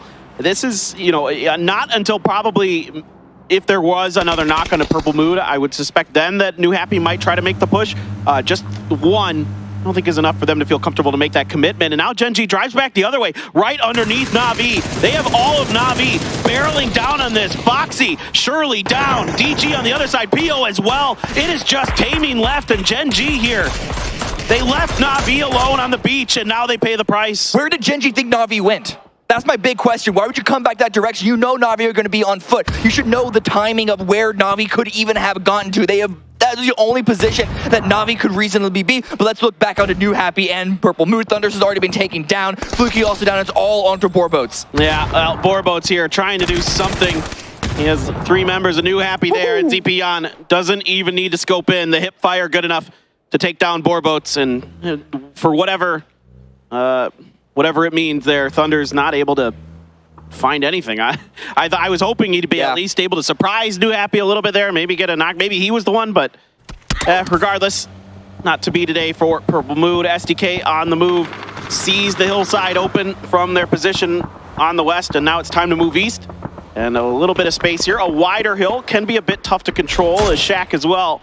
And we'll see if they can lock this down. If you can even call it that. And Kurt had to stop, and this is, oh man, this is old school meta car fort style. I know we got some boomers on SDK, but this might be too old of a strategy. Ascend is going to be sending a lot of those shots through. Gets a bit of damage, not quite the knock just yet, but already the fact that the smokes are being deployed this early on, and that's the knock onto Vegas. This is looking like a really rough situation for SDK. However, you can't blame them. Where do you expect them to go? Look at the zone. There really isn't much stuff to play for. Yeah, you're right. It is a tough circle. There's some hills to the east, to the west, but not they're wider hills. They're not, there's not a lot of curvature in them. It is very long in circumference. So Na'Vi here trying to cut through the center of 𝗟𝗔𝗡𝗗 and New Happy, and certainly would not want to be them in this position, but 8 kills already in this game, so not a bad one at all. 𝗟𝗔𝗡𝗗, they're going to confirm onto Alia. 3 members left for Na'Vi, Ubi, Mel, and Uba. I'll take now, it. Ubi, that's like, he's... It's like a little Uba, and then now he's Ubi, little child. Uba, yeah. Oh, no, okay, yeah. New Happy approach on this. This is a good grenades from a lot of different angles. How is Na'Vi still alive? I don't know. Uba with 5 kills. Non does get taken out. Kickstart. 𝗟𝗔𝗡𝗗 are going to be looking towards that direction. The easier shots that way instead of having to aggressively peek over onto Na'Vi. Well, 𝗟𝗔𝗡𝗗's kind of just content to sit back a little bit in these compounds. Couldn't quite find the space to push out. Maybe New Happy able to put some pressure, and that's just more kills here for Na'Vi. Already 27 guaranteed points, 21 kills total as they continue their reign of destruction here at PGS1, and we're only 2 games in. Should surprise absolutely no one. This team, well, maybe they didn't do as well as they want in their region. Speaking of teams going down, it's EXO there as 𝗟𝗟𝗡𝗟 finally, you know, I talked about this a while ago, and it finally comes to a bit of fruition. Cerberus getting involved there, so some points for those 2 teams up on Sharkfin. Who's third party in that? I think that's 4AM all the way on the east side. Again, just the lack of terrain is punishing so many different teams. It's only phase 5, and it feels like teams are making wild sends that you expect from like phase 6, 7. Yeah, 1 knock now, maybe a second coming indeed. Gumin able to get the spray to find the mark, but Heaven the only one left now for 𝗟𝗟𝗡𝗟 versus 𝗟𝗏, the superstar of Cerberus. Oh, 𝗟𝗏mas is still alive too. I'm sorry, I misread that on the screen there. 𝗟𝗏mas as well, still up. Some pressure being put down, damage being done, the molly connected there, and Cerberus is going to have, actually it's 4AM Summer who gets that knock in the long run. Heaven trying to wrap around, trying to find that final member, guaranteeing the points, but 𝗟𝗏mas able to avoid detection. Evan, the player that usually plays from range for 𝗟𝗟𝗡𝗟, the last one up, has to make a move in. The close quarter of combat. 𝗟𝗏mas just trying to peek around the smoke. A pixel has been spotted. Heaven does land a couple shots from that spray, but not enough to get the final kill of this engagement here. Flash in hand, but look at 4AM moving in on the side. They know that if they finish this fight, they have firm control over the northern side. Emas takes a bunch of damage from that nade, trying to now kind of do-si-do Heaven. He has a pretty good position. I don't think Heaven has any idea. Yep, and Heaven there, gonna go down. So 𝗟𝗓 able to avoid elimination so far, but now 4AM is deciding to bite down on top of them. Oh, more damage, not the knock, but I mean, it's a lot of members swinging on over. 4AM know where the last member of 𝗟𝗓 is. Spraying in the smoke, Bullet is going to find its mark eventually. LG have also been eliminated, and now Sonics versus New Happy. Non sprayed on to 𝗟𝗓, gonna confirm that kill. Zipiani swinging in from the side, trying to get another angle as well. They are dismantling Sonics piece by piece. That is some nasty shooting there from New Happy. Mime looking to be rezzed by 𝗟𝗓. Looks like they should be good for it. You do have Na'Vi waiting in the wings of this fight. Ascend, though, doing some serious damage to SDK in that aggressive center position, starting to crumble a bit. I did see an floating there for Vegas. 𝗟𝗟 has been knocked for Ascend as Na'Vi's Mel falling on the backside as well. Micah driving up, try to see if he can help his teammate out from the backside, though. 𝗟𝗏 is going to clean up that knock. Meanwhile, New Happy Sonics just Non left here now as Sonics have stabilized. Stabilize a bit. Molly comes out, pushes Non away. He does get a couple of bandages off beforehand. Now Flash is going to come out. Sonics, they want to move away from this, or at least find a couple of different angles, because it is a small little tree, but what another shot! Mime gets knocked again. Non is not giving this up to Sonics easily. Meanwhile, 4AM is just barreling down towards all these fights. 𝗟𝗓 finally able to deal the death blow to New Happy. Ascend still dealing with a couple different teams, and here comes 4AM. They are finding the perfect late game timings to strike, and teams are beginning to crumble under their purview. Down to two, 4AM versus Sonics. Are we 4AM looking for a repeat of that? 2 wins in a row potentially for them, and all that stands between them and that second chicken dinner is 3 members of Sonics, and they know where they are. 4AM once again have the space, have the control. 𝗟𝗏 gonna try and let some shots rip, but takes a lot more in return. 8 kills for 4AM. Partner team versus partner team, and some great shooting from 𝗟𝗓 there is going to put Crazy down immediately. Now xiaolu trying to flank to the south side. 3 members on the other end, and Summer taking a bunch of damage. The IGL for 4AM has been beat up. xiaolu able to get here, get some much needed level 3 gear to make this fight more so in their favor. 𝗟𝗓 able to just barely get behind this tree. Repeaks, it actually does some damage. xiaolu here out in the open. That's huge. The fact that he gave his position up without being without getting a knock for it, but Summer is able to follow up on. So the war of attrition is slowly going in the favor of 4AM. Mime and 𝗟𝗏, I don't think they're going to try and get 𝗟𝗓 up. He's in a very dangerous position. Instead, 𝗟𝗏 going to be pushing around that west side, looking for another alternative angle. The 4AM are clearly, firmly pitted just below that initial ridge. It's going to have to be a hard push to try and find that line of sight. I like what Sonics are doing here. This is the best option in a bad situation here. Try to overstack an angle, see if they can catch 4AM sleeping. Damage done from Win, but it's not enough to get the knock, and he is knocked in return. Mime, the only one left in this. He gets one. Can he find any more? No. 4AM back-to-back wins to start PGS1. I mean, what can you say to that? It's a dominant showing, it's a dominant performance here. And that was not an easy game. And the fact that they were able to make it to the end with 4 up, huge performance. Great control of the northeast side, but more importantly, knowing when to move out, take over the weakened teams that have already dealt damage to each other, and just snowball that into full, firm control of that ending zone. It's 2 games in a row where they look like they have a really good read on this lobby, a really good read on how to position themselves, when to take their timings as well. Even better shots.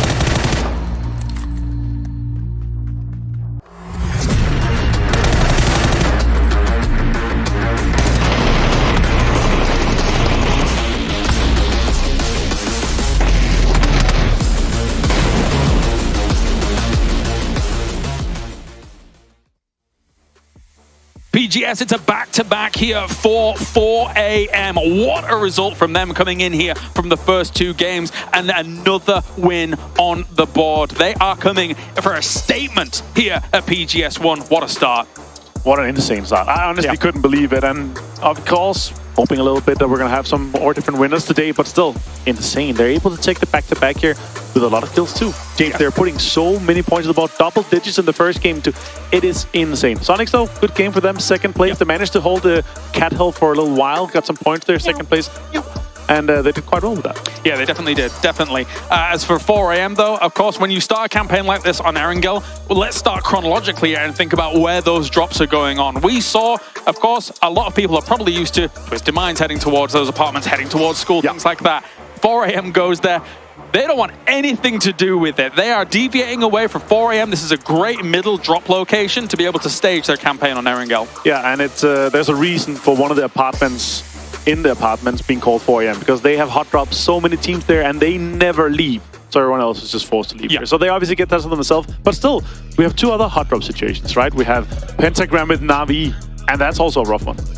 Let's take a look at the top four then here from this game, as we do have 4AM once again at number one. Still though, Sonics being able to take that number 2 spot. But it's all right for EMEA as a whole. Ascend and Na'Vi with 14 kills coming their way.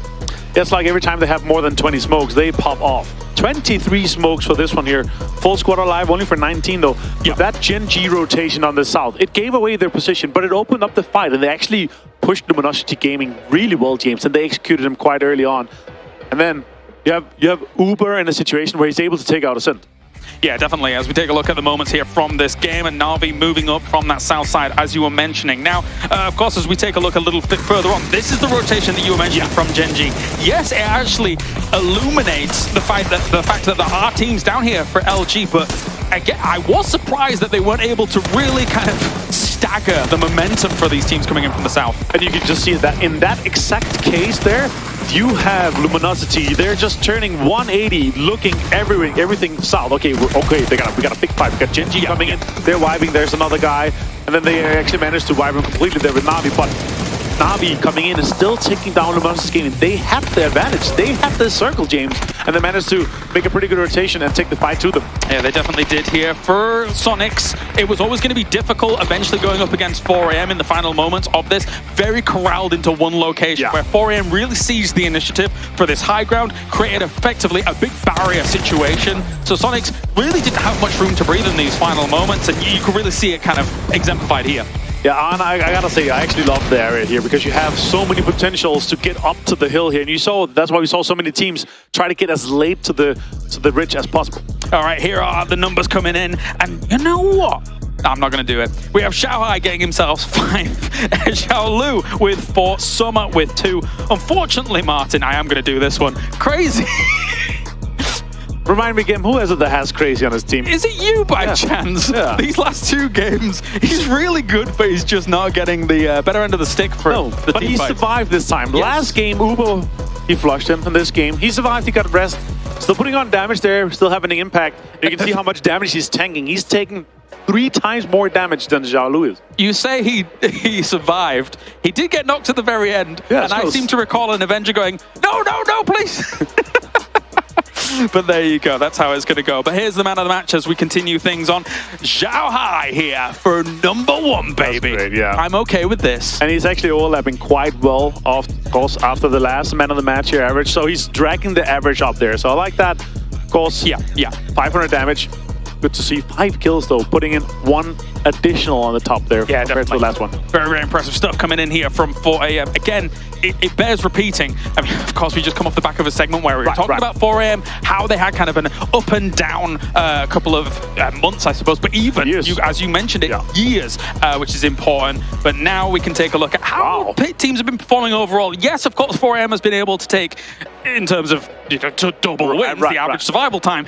But Na'Vi, the world champions, they are not messing around to start things off. They're coming here to play, of course. Good to see both in damage and kills. But in another case here, you have 14 kills in the last game. They got 4th. If they had a little bit more time, if they didn't have that 5 with Gen G, they could potentially have been 4 alive and taken this fight to Sonics and then taking it to New Hab. But yeah, of course, 4AM back-to-back. You can't deny the amount of points they're able to put up here. First one, 11 kills in both games. Yeah, so it's good to see for them. Very impressive. And if you look down from second, third, fourth as well, very clear that China is very much here to play. 4AM, New Happy, Petrichor Road. All these teams really bringing heavy firepower to the table as 4AM is able to take 21 points from this game. Yeah. Again, 11 kills here for 4AM. Na'Vi, 4th place, but 14, so 18 for them. Sonic still in a good showing here. They only had 3 kills, James, for 2nd place. But, I mean, placement points going to help out quite a lot, regardless. I mean, yeah. So getting themselves up to a 3rd place here, if you're able to just eventually kind of navigate towards those higher spots, similar to what we're seeing from Ascend here so far. We know that they're a team that likes to try and crash those middle locations, find themselves a good spot, and be able to play out those averages. And it works out to a degree. 7th place at the moment, but 42 points from 4AM in 2 games. It's definitely 4AM's time at the moment. And we're talking a hypothetical cutoff for top 16 is going to be like 65 points. They're already 2/3 of the way there. In 2 games. They have 10 more games to play. Yeah, they're doing all right. Yeah. They're doing all right for sure here. Na'Vi, the reigning world champions at the moment, in 2nd place with 34 points. I mean, the funny thing is that if we came 2 games in and saw a team at 34 points, we'd have been like, oh my God, that's really, really good. But considering what 4AM just did, that's usually crazy. Unimaginable. Yeah, it is. We've not seen a lot of global tournaments start 2 wins like this and really pop off and put themselves in the lead. But again, it's the group stage. You don't want to pop the champagne too early here, of course. They could continue, but the morale boost and the momentum that they're able to push from this is going to be obviously a huge factor for them. Definitely New Happy as well, being able to take one of those top 3 spots so far. I think when you look at these teams, especially from the Chinese region, how they're kind of bringing to the forefront here these early performances, definitely scary competitors to play against. In those team fights, we're seeing them being really quick on the trigger, really snappy with their movement and attacks. There's absolutely no denying that they have insane individual skill here, and they're coming here with an additional to that. They are putting huge team effort into it, staying alive, taking the fights to all the teams, and they're winning so many 1v1s, except for Crazy 1 or 2 so far. Hopefully for me and for him, he's going to step up, put some kills on the board. Miramar on the way to get things going for game number 3. Any thoughts as we get into that? Yeah, obviously excited to see if we're going to have multiple hot drops. Are we going to have 2 or 3 teams in Power Grid? That's going to be a huge factor. And also, are we going to see something in El Pasos too? Some changes there. Still drops. They have 12 games to play. I know everyone, or a lot of the teams are thinking, we could potentially get quite easily top 16 here. But you want to make sure that you get that early. And not all the teams want to share their drops. They're trying to get in here and say, all right, we're going to stay. So let's see who holds on the longest. All right, thank you very much, Avenger. That sets the scene as we're rolling on into Game 3 in a few moments' time. Before we do that, we're going to go head to a break. And when we return, it's more PGS1 to get things going.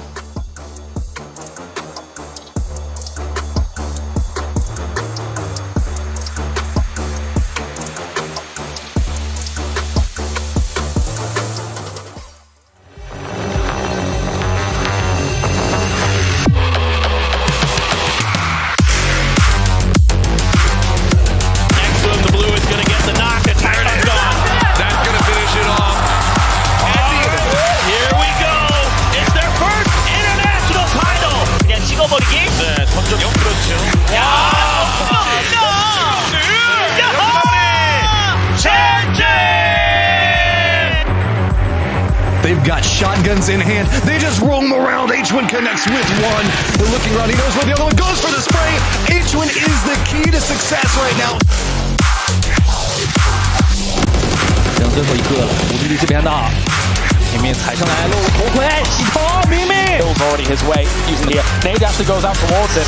Try and go for the flag, please, the map! He is able to get it!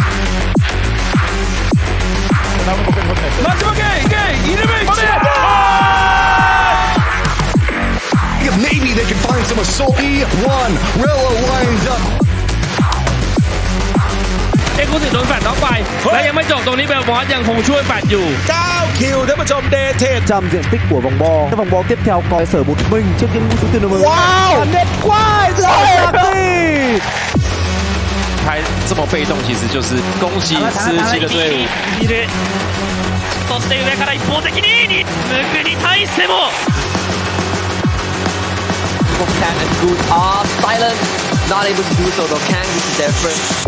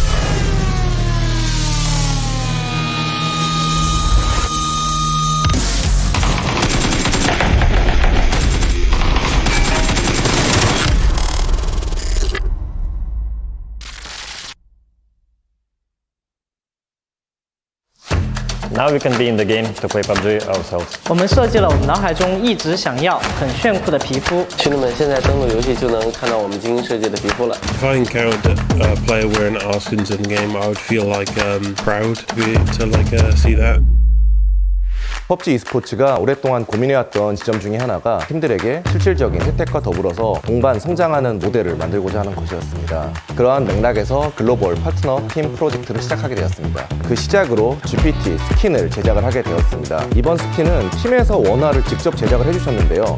그 퀄리티가 정말 예상보다 훨씬 좋아서 깜짝 놀랐습니다. 팬분들께도 응원하는 팀에서 직접 제작을 해주셨기 때문에 더욱더 의미가 클 것이라 생각이 되는데요. 자신이 응원하는 팀에 대해서 오랫동안 응원해온 보람이 있구나 느끼실 수 있는 계기가 될 수 있을 것 같습니다. I have imagined what it would feel like to have skins representing our team. It would be like we are actually in the Battlegrounds ourselves in the game. Now we can be in the game to play PUBG ourselves. We designed the skins in the way we've always imagined, wanted, and thought that would be cool. I hope our fans really love the skins. I think they look really cool, so I think the fans will enjoy them as well. Well, the big challenge is to create something that represents the brand and it has to look cool so the fan has a desire for it. So you need to find the right elements and colors with meaning.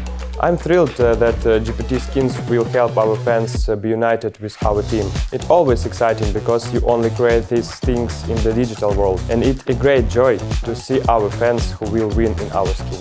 希望这些皮肤能代表我们17战队，并向大家展示我们战队的文化和精神含义，这样才能确保皮肤能够被广大玩家喜爱和接受。对我来说挺激动的，能在 PUBG 里看到代表我们17战队的皮肤饰品，这个过程让我想要拿出更好、更有说服力的表现，来更好的在电竞领域定位我自己和队伍。这对于选手来说，在游戏里就拥有自己的那种专属道具啊，或者皮肤，就是非常有意义的一件事。然后希望以后这种合作也能够越来越多吧。I believe there will be more opportunities communicating with our fans, expanding the global partner team program. 안녕하세요. 저는 PCC 캐릭터 팀의 이준호입니다. 캐릭터가 입는 의상, 총기, 그리고 탈 것들을 제작하고 있습니다. 팀별로 그런 색깔이나 특성이 있는 디자인이라고 생각했고 일반 옷으로 생각해도 굉장히 멋스러운 디자인이라고 생각했습니다. 팬들이 보았을 때 가장 중요하다고 생각되는 부분들, 그런 부분에 중점을 둬 작업을 했고요. 팬분들이나 이제 유저분들이 보았을 때 우리 팀의 이 유니폼을 입고 실제로 경기를 할 수 있겠구나 하면서 약간 그런 것들에 대한 만족을 위해서 생각을 하면서 작업을 했습니다. And I want to thank every fan for your support. It means a lot for us. I cannot imagine the world without fans. 期待一下我们这款皮肤吧。所以说，你们的支持对于我们非常重要，也希望大家多多支持17战队，谢谢大家。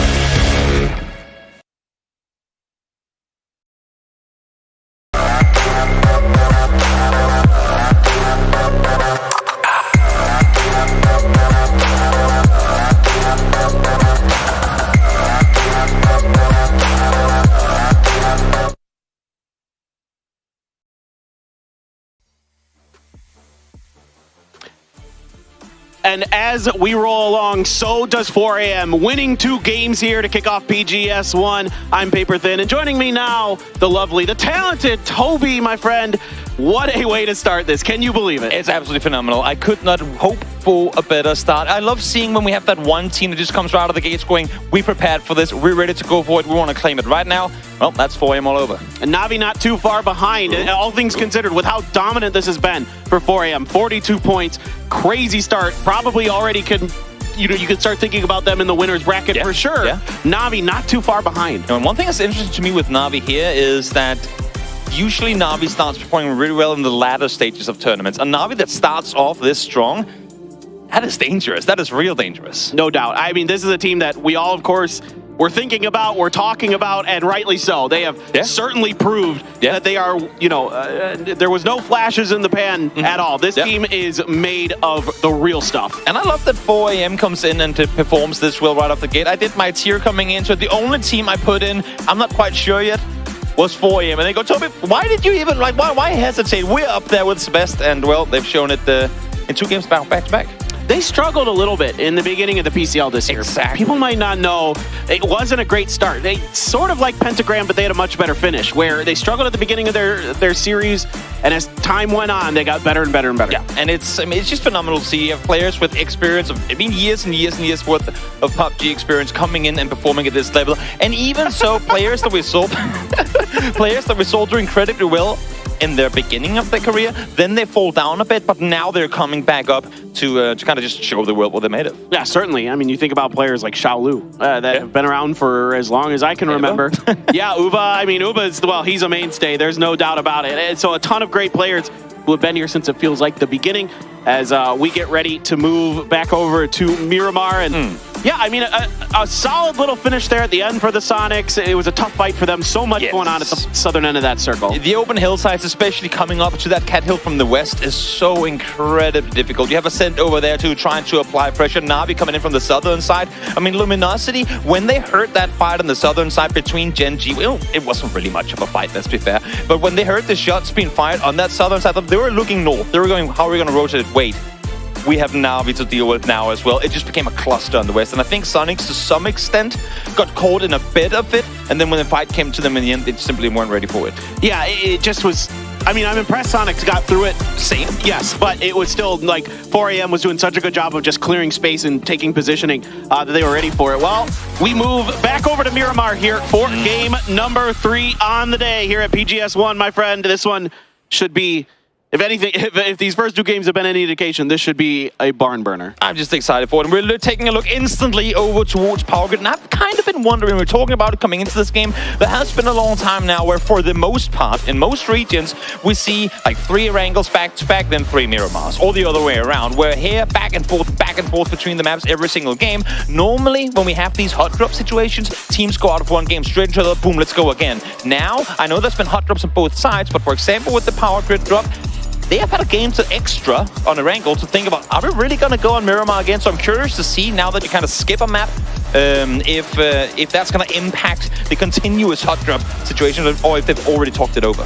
Yeah, no, I think it is a really interesting thing that we don't have to get to see at the global events. And personally, I'm a fan of switching maps, at least as far as it keeps me fresh, keeps me kind of, really dialed in. I want to see different circles and different parts of the maps and all that. But now it's like, maybe if there were 2 circles on the map, like 2 times in a row, I'd be like, well, I might not remember the last time. Maybe one thing it does for sure as well, especially here in a LAN setting, is that it creates so much more pressure on players. Because one thing is dying in a game, going out, talking over what we're going to do next game. Yeah. You come out of an Wrangle game, talk, guys, I know what just happened, but let's forget about it, because now we're going to a Miramar. And now, well, here we are back on Miramar. And... well, here we are once again. Similar. Plenty of teams down towards Power Grid. I'm curious if somebody's going to make a play here to try to prevent Twisted Minds from grabbing these vehicles. Yeah, I think AZ here got a barrel right out the rip and a 3x on top of it as well. Could absolutely do some damage if Twisted Minds... I think, although, when I start looking at the map, Twisted Minds actually pulled out early. They didn't even go for the vehicles this time. Yep, just trying to leave. The circle is going to take us towards the west side of the map, so easy peasy transition, or at least should be, for Twisted Minds to make their way in that direction. We are seeing the Ace at long distance. Iron Sights taking shots towards AC. Would be treacherous if he was to fall to shots from behind like that, but seems like he will be just fine. I think he got a tire there.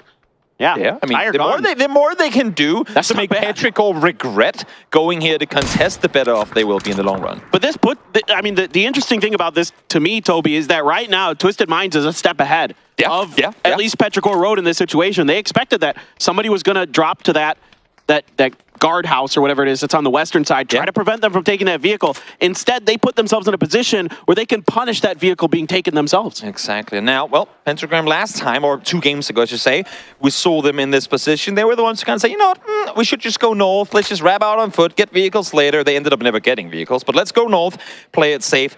Kind of being backfilled by Petrichor immediately after. This time around, it seems like at least to more of an extent that they're sticking around. But on the flip side of that, Petrichor all set in the break, not really too eager to go anywhere. Yeah, no doubt about it. This one, a little bit quieter in a way. This is the, I mean, I don't mind a hot drop. You know what? Go in there, have your brawl, see who comes out victorious. These stalling hot drops, they just end up become like big weights around both teams' ankles. Because now they have to rotate. As you just mentioned, Twisted Minds are already sat on the inside and will become kind of a gatekeep team for them to have to run through eventually. So for both of these teams right now, you're not going to get optimal loot. You're not going to get any vehicles. You have no chance of scouting what's ahead of you.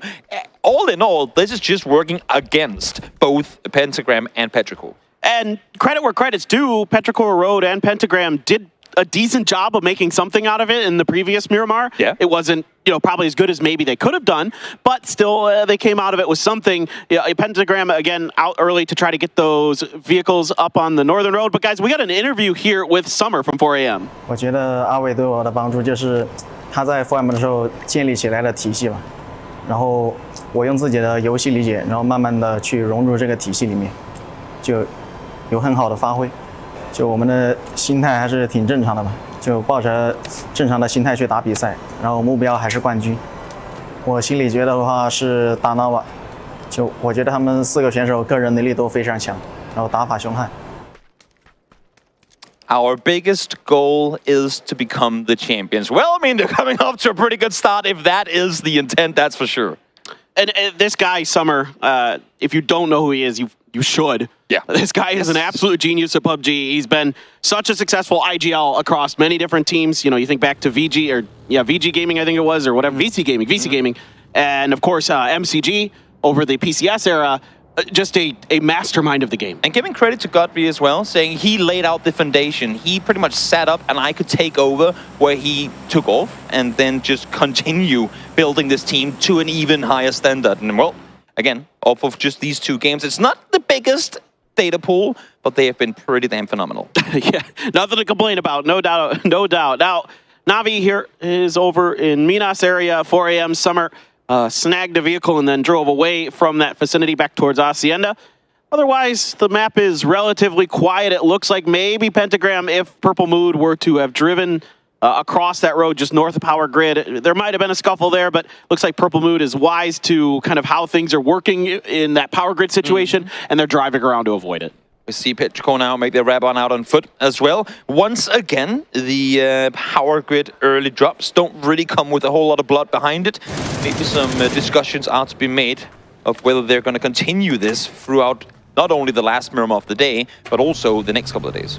Sun Sister with a really wide spread here on this mountain. If you look at the map, you may not think it, but in actuality, this is a very big 1-1-1 split from Sun Sister. So they're going to have to be very, very careful. You have SDK coming. You have Ascend on the back end of SDK from the south, putting some pressure potentially on making the move EXO to the west. It's going to be tricky, I think, for Sun Sister. As we saw there as well, Feven is playing very lonesome down that hill below. I mean, he does have Imag up on the hill above, but he needs to apply so much pressure. If SDK opts to peek over towards him, if EXO coming in from the center of the circle tries to go towards Feven, he needs to go down. Actually, you can see it on the map now, already dipping. In the meantime, Koi trying to spot down towards Twisted Minds.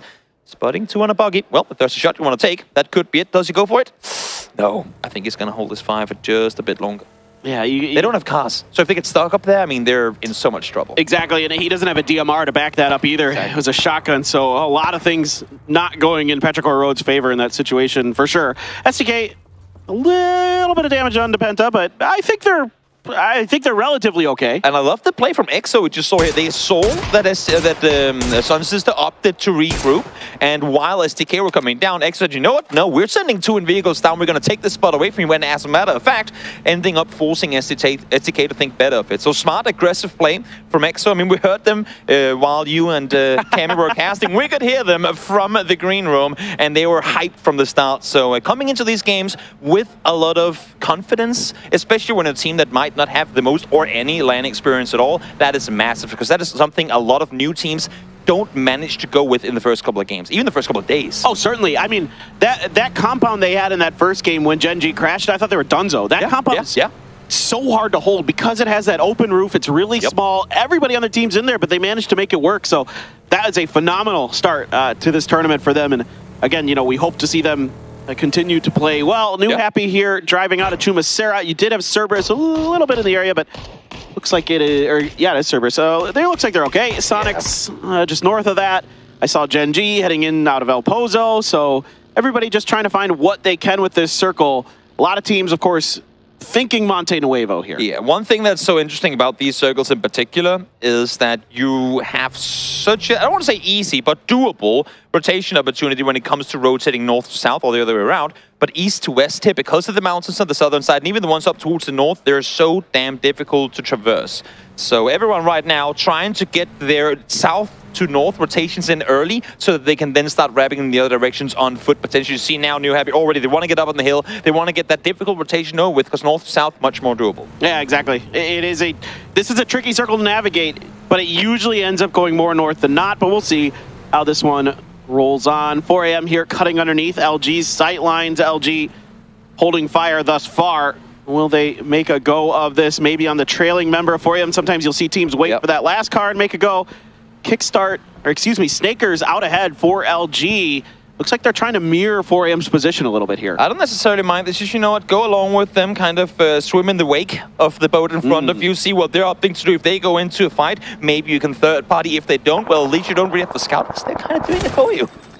It's like drafting in car racing, quite right? literally, quite literally. They're just placing, you know what, you do the scouting, you'll be the spearhead of this operation. We'll lash onto that one at least for a little while, and now shots are being fired, and that's going to potentially force 4 a.m. into a weird spot, because now they're finding out, wait, we have Purple Mood on the other side, we just got shot at from behind, we're in this open hill spot, this is not feasible, we have to keep moving. Yeah, no, exactly. I mean, and what better team to potentially stab in the back than 4 a.m. right now? Yeah. That's the team you're looking for. Purple Mood here putting some shots to just swat 4 a.m. away. There's no real intention there from 4 a.m. to get that aggressive, but 4 a.m. is finding a driving path now to cut through a couple mountains, potentially in towards 𝗟𝗔𝗡's direction, but there is another path to the south. They could take more towards Sun Sister and Monte. We'll see which one they opt for. We saw the drops coming in, and a lot of teams, kind of as expected, are opting the southern route in. So 4 a.m., despite the fact that they're rotating through what you would have potentially imagined to be pretty well-positioned teams, there ain't really a whole lot of teams up there. So right now,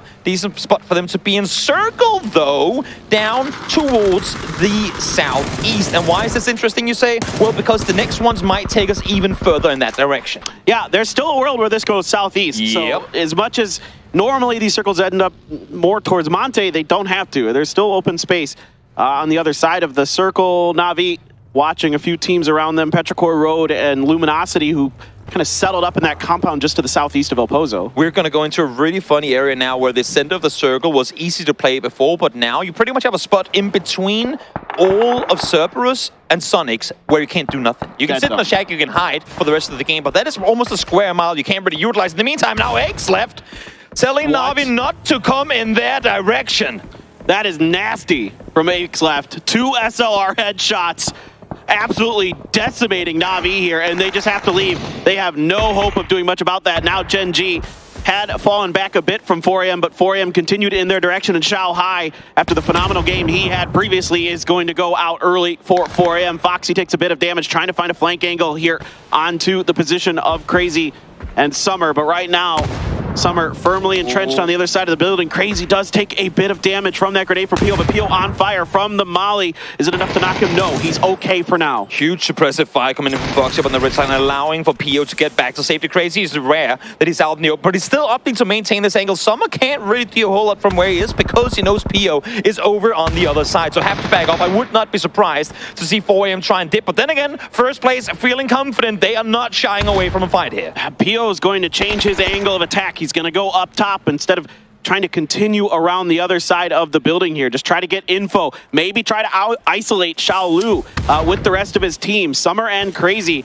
stuck inside of this building right now, starting to throw smokes, probably trying to give themselves another angle to either retreat like you were talking about or maybe make an attack if they're feeling real confident today. In fact, a shotgun grabbed here by Krazy. We'll see what happens. In the meantime, down towards Petrichor we go. They forced off Na'Vi. The remaining two Na'Vi players ran inside Montenuevo, and now Luminosity is on the hillside. But as you can see, Twisted Minds on the other side is forcing a difficult position for them too. We are seeing knocks coming through from Summer. That is a Hail Mary up on the roof. Down goes Pio. We thought the roof was going to pay dividends, but no, he falls down. I thought it was a good idea, but 4AM has better ones and better grenades to boot. Foxy trying to get in here, and it's going to be Taemin from afar, getting the knock on to Summer. Krazy and 𝗟𝗓, the only two up for 4AM. Krazy going down as well, and here comes 𝗟𝗓. One more player to deal with, and they've done it. They've done it. Taemin, the triple with the Scar L. If there's something I did not expect to see in day one of this tournament, the triple Scar L to boot, and 4AM, well, not immortal after all. 𝗟𝗓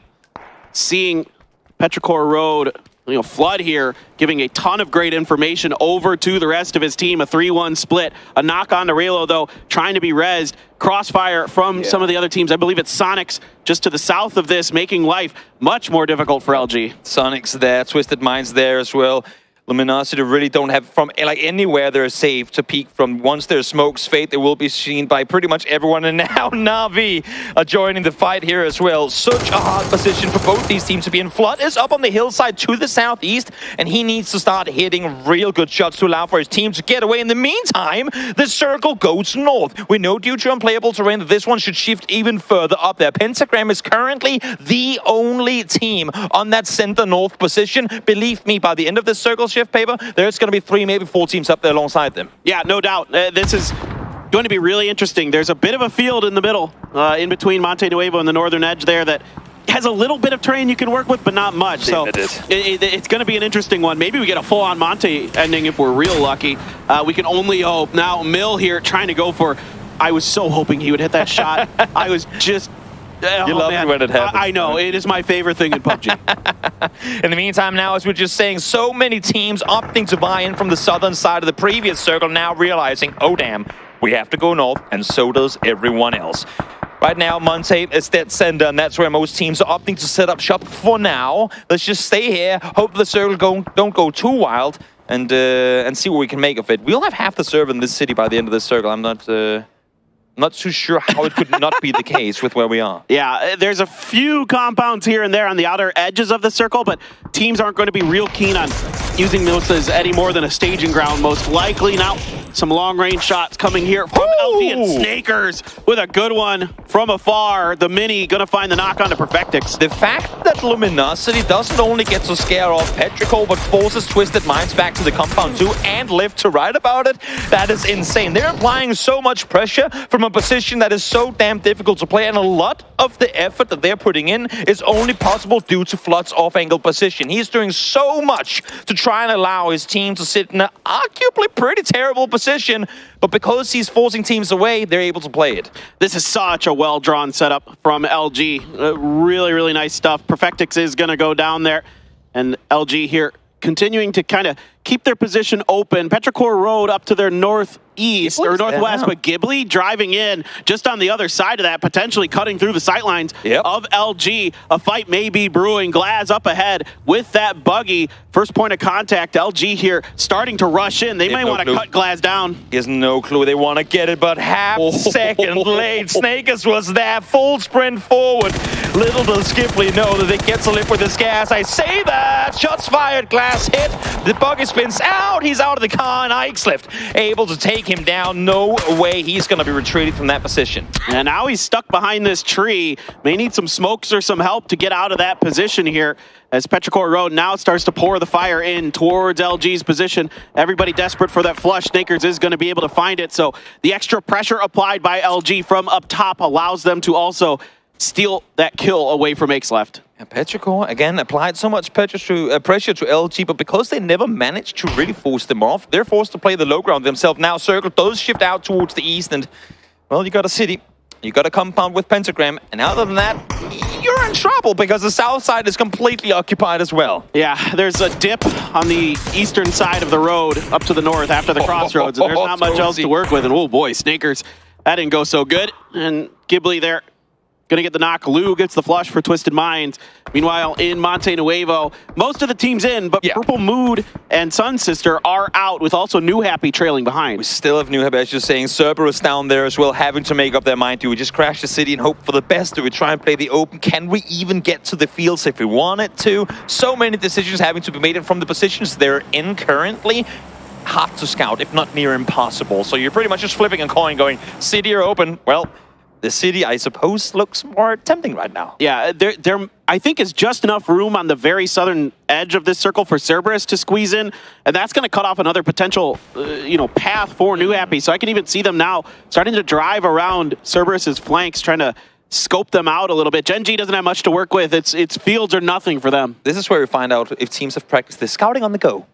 Let's see if they can scout while driving, because you need to do so. You simply have to just start driving and hope that you will eventually have someone say, there's a shack, or there's a haybell, and then your entire team can collapse onto that position. In the meantime, Pentagram, again, priority position for them to be in. 0 kills so far, but as long as the circles keep going this way, I wouldn't be surprised if it stays that way. HS had been spotted, damage done, and he has to go for the heal. Cerberus, the HEMAS has been really, really good for Cerberus this year. Yeah. Right up there with Tycon in terms of damage and kills and all those good things. So, certainly a team that, Tycon, we all know, we saw it last year where he was playing out of his mind, but, HEMAS is stepping it up as well. And this is a team that really could make some waves. And now Purple Mood is starting to apply pressure as well. I was wondering when Floki and Thunders were going to start shooting. They are only 2. They have the remaining 2 players safe inside the city. So a little hesitant on shooting initially, but they don't want them coming their way. And now finally, Thunders opens up. HS falls down. A save point for Purple Mood. And New Happy seeing no other option than crashing the city as well. Yeah, New Happy just does not have much more room to maneuver. They're going to try to get ahead of Sun Sister. Zepion so weak. I think he's just barely going to get in, though. 𝗟𝗓𝗡 from Purple Mood had taken a lot of damage himself from inside of the arena, and is just going to have to prone and heal it out. It's only 100 meters they drive, but it is a crucial play for them to make, because not only do they drive past a 3-man Sun Sister, but they take no casualties and they wrap around them. Sun Sisters are outside of the circle. New Happy just got gifted with a center position, or a circle position, I should say. Circle position, certainly. I mean, Sun Sister, they're not able to do as much damage as they would like, for sure, and a grenade is going to be doing a ton of damage. 𝗟𝗟𝗡𝗗 taking one off of them. Sonic's here on the other side, going to take down 𝗟𝗏𝗏 for Cerberus. Circle is going to shift away from Monte Nuevo a little bit more, but more towards the north than anything, towards that field. 𝗟𝗏𝗏 here, putting some damage down. Ming Ming in response, puts him down, and now New Happy looking to potentially sweep and flush out this point. Yep, the city is only going to grant you cover for so long, and if you allow for New Happy to wrap in without taking casualties, you will fall in return. And both Purple Mood and Sun Sister that just fell are now the victims of exactly that. 1 kill for New Happy. Still plenty more space having to be found for them to get inside the next one. It might not be too far on the map, but believe me, they'll be shut up by half the server before they make their way there.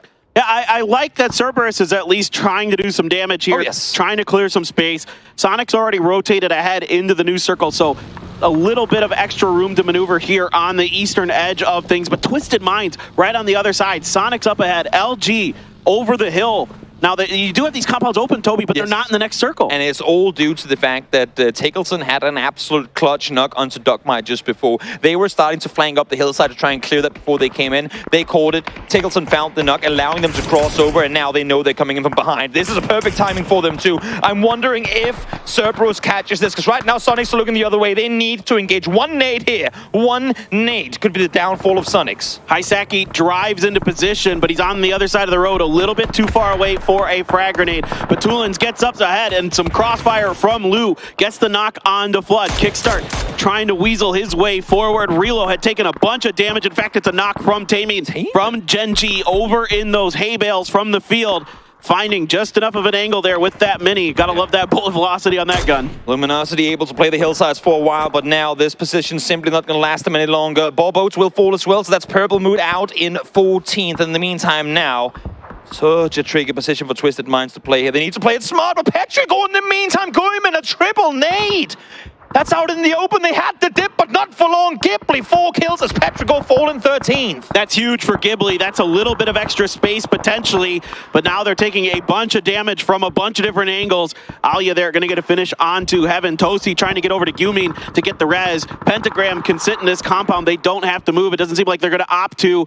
Gen.G still doing damage to LG, but it's EXO. Akita returning the favor on to Foxy. Meanwhile, STK letting some grenades fly. This is their specialty. This is where they are well known to do a lot of damage. Vegas here getting some scrapes, getting some bruises into New Happy. Can he find a break? Say STK is well known for this. New Happy up close as dangerous as anyone else. Trying to see if they can make their way further forward. Cerberus now doing the same thing. They knew they had to make the move eventually. They want to make the play down towards Sonics, but no room to maneuver. Hayasaki trying to cover from the other side. Dogma is still there as well, trying to make his way back towards the Seamers. Does manage to find Mime, but as you can see here, they simply did not make that play in time to cross the road. And well, good for them. The circle goes back into the city. This is a shift I did not expect that. I don't think anyone else did either. I thought this was going to just keep leaving Monte. Open fields, yeah. Yeah, just right into that field, certainly. This is really interesting because the eastern side of the city is completely barricaded, whether it be Na'Vi or SDK, New Happy. It's going to be tough for anybody like Sonic, Cerberus to find a way in. Also now is where when you're inside the city, start to want to wait. Should we just have a truce for a second and kill the players that are gonna come into the city? Like, time out, guys, time out.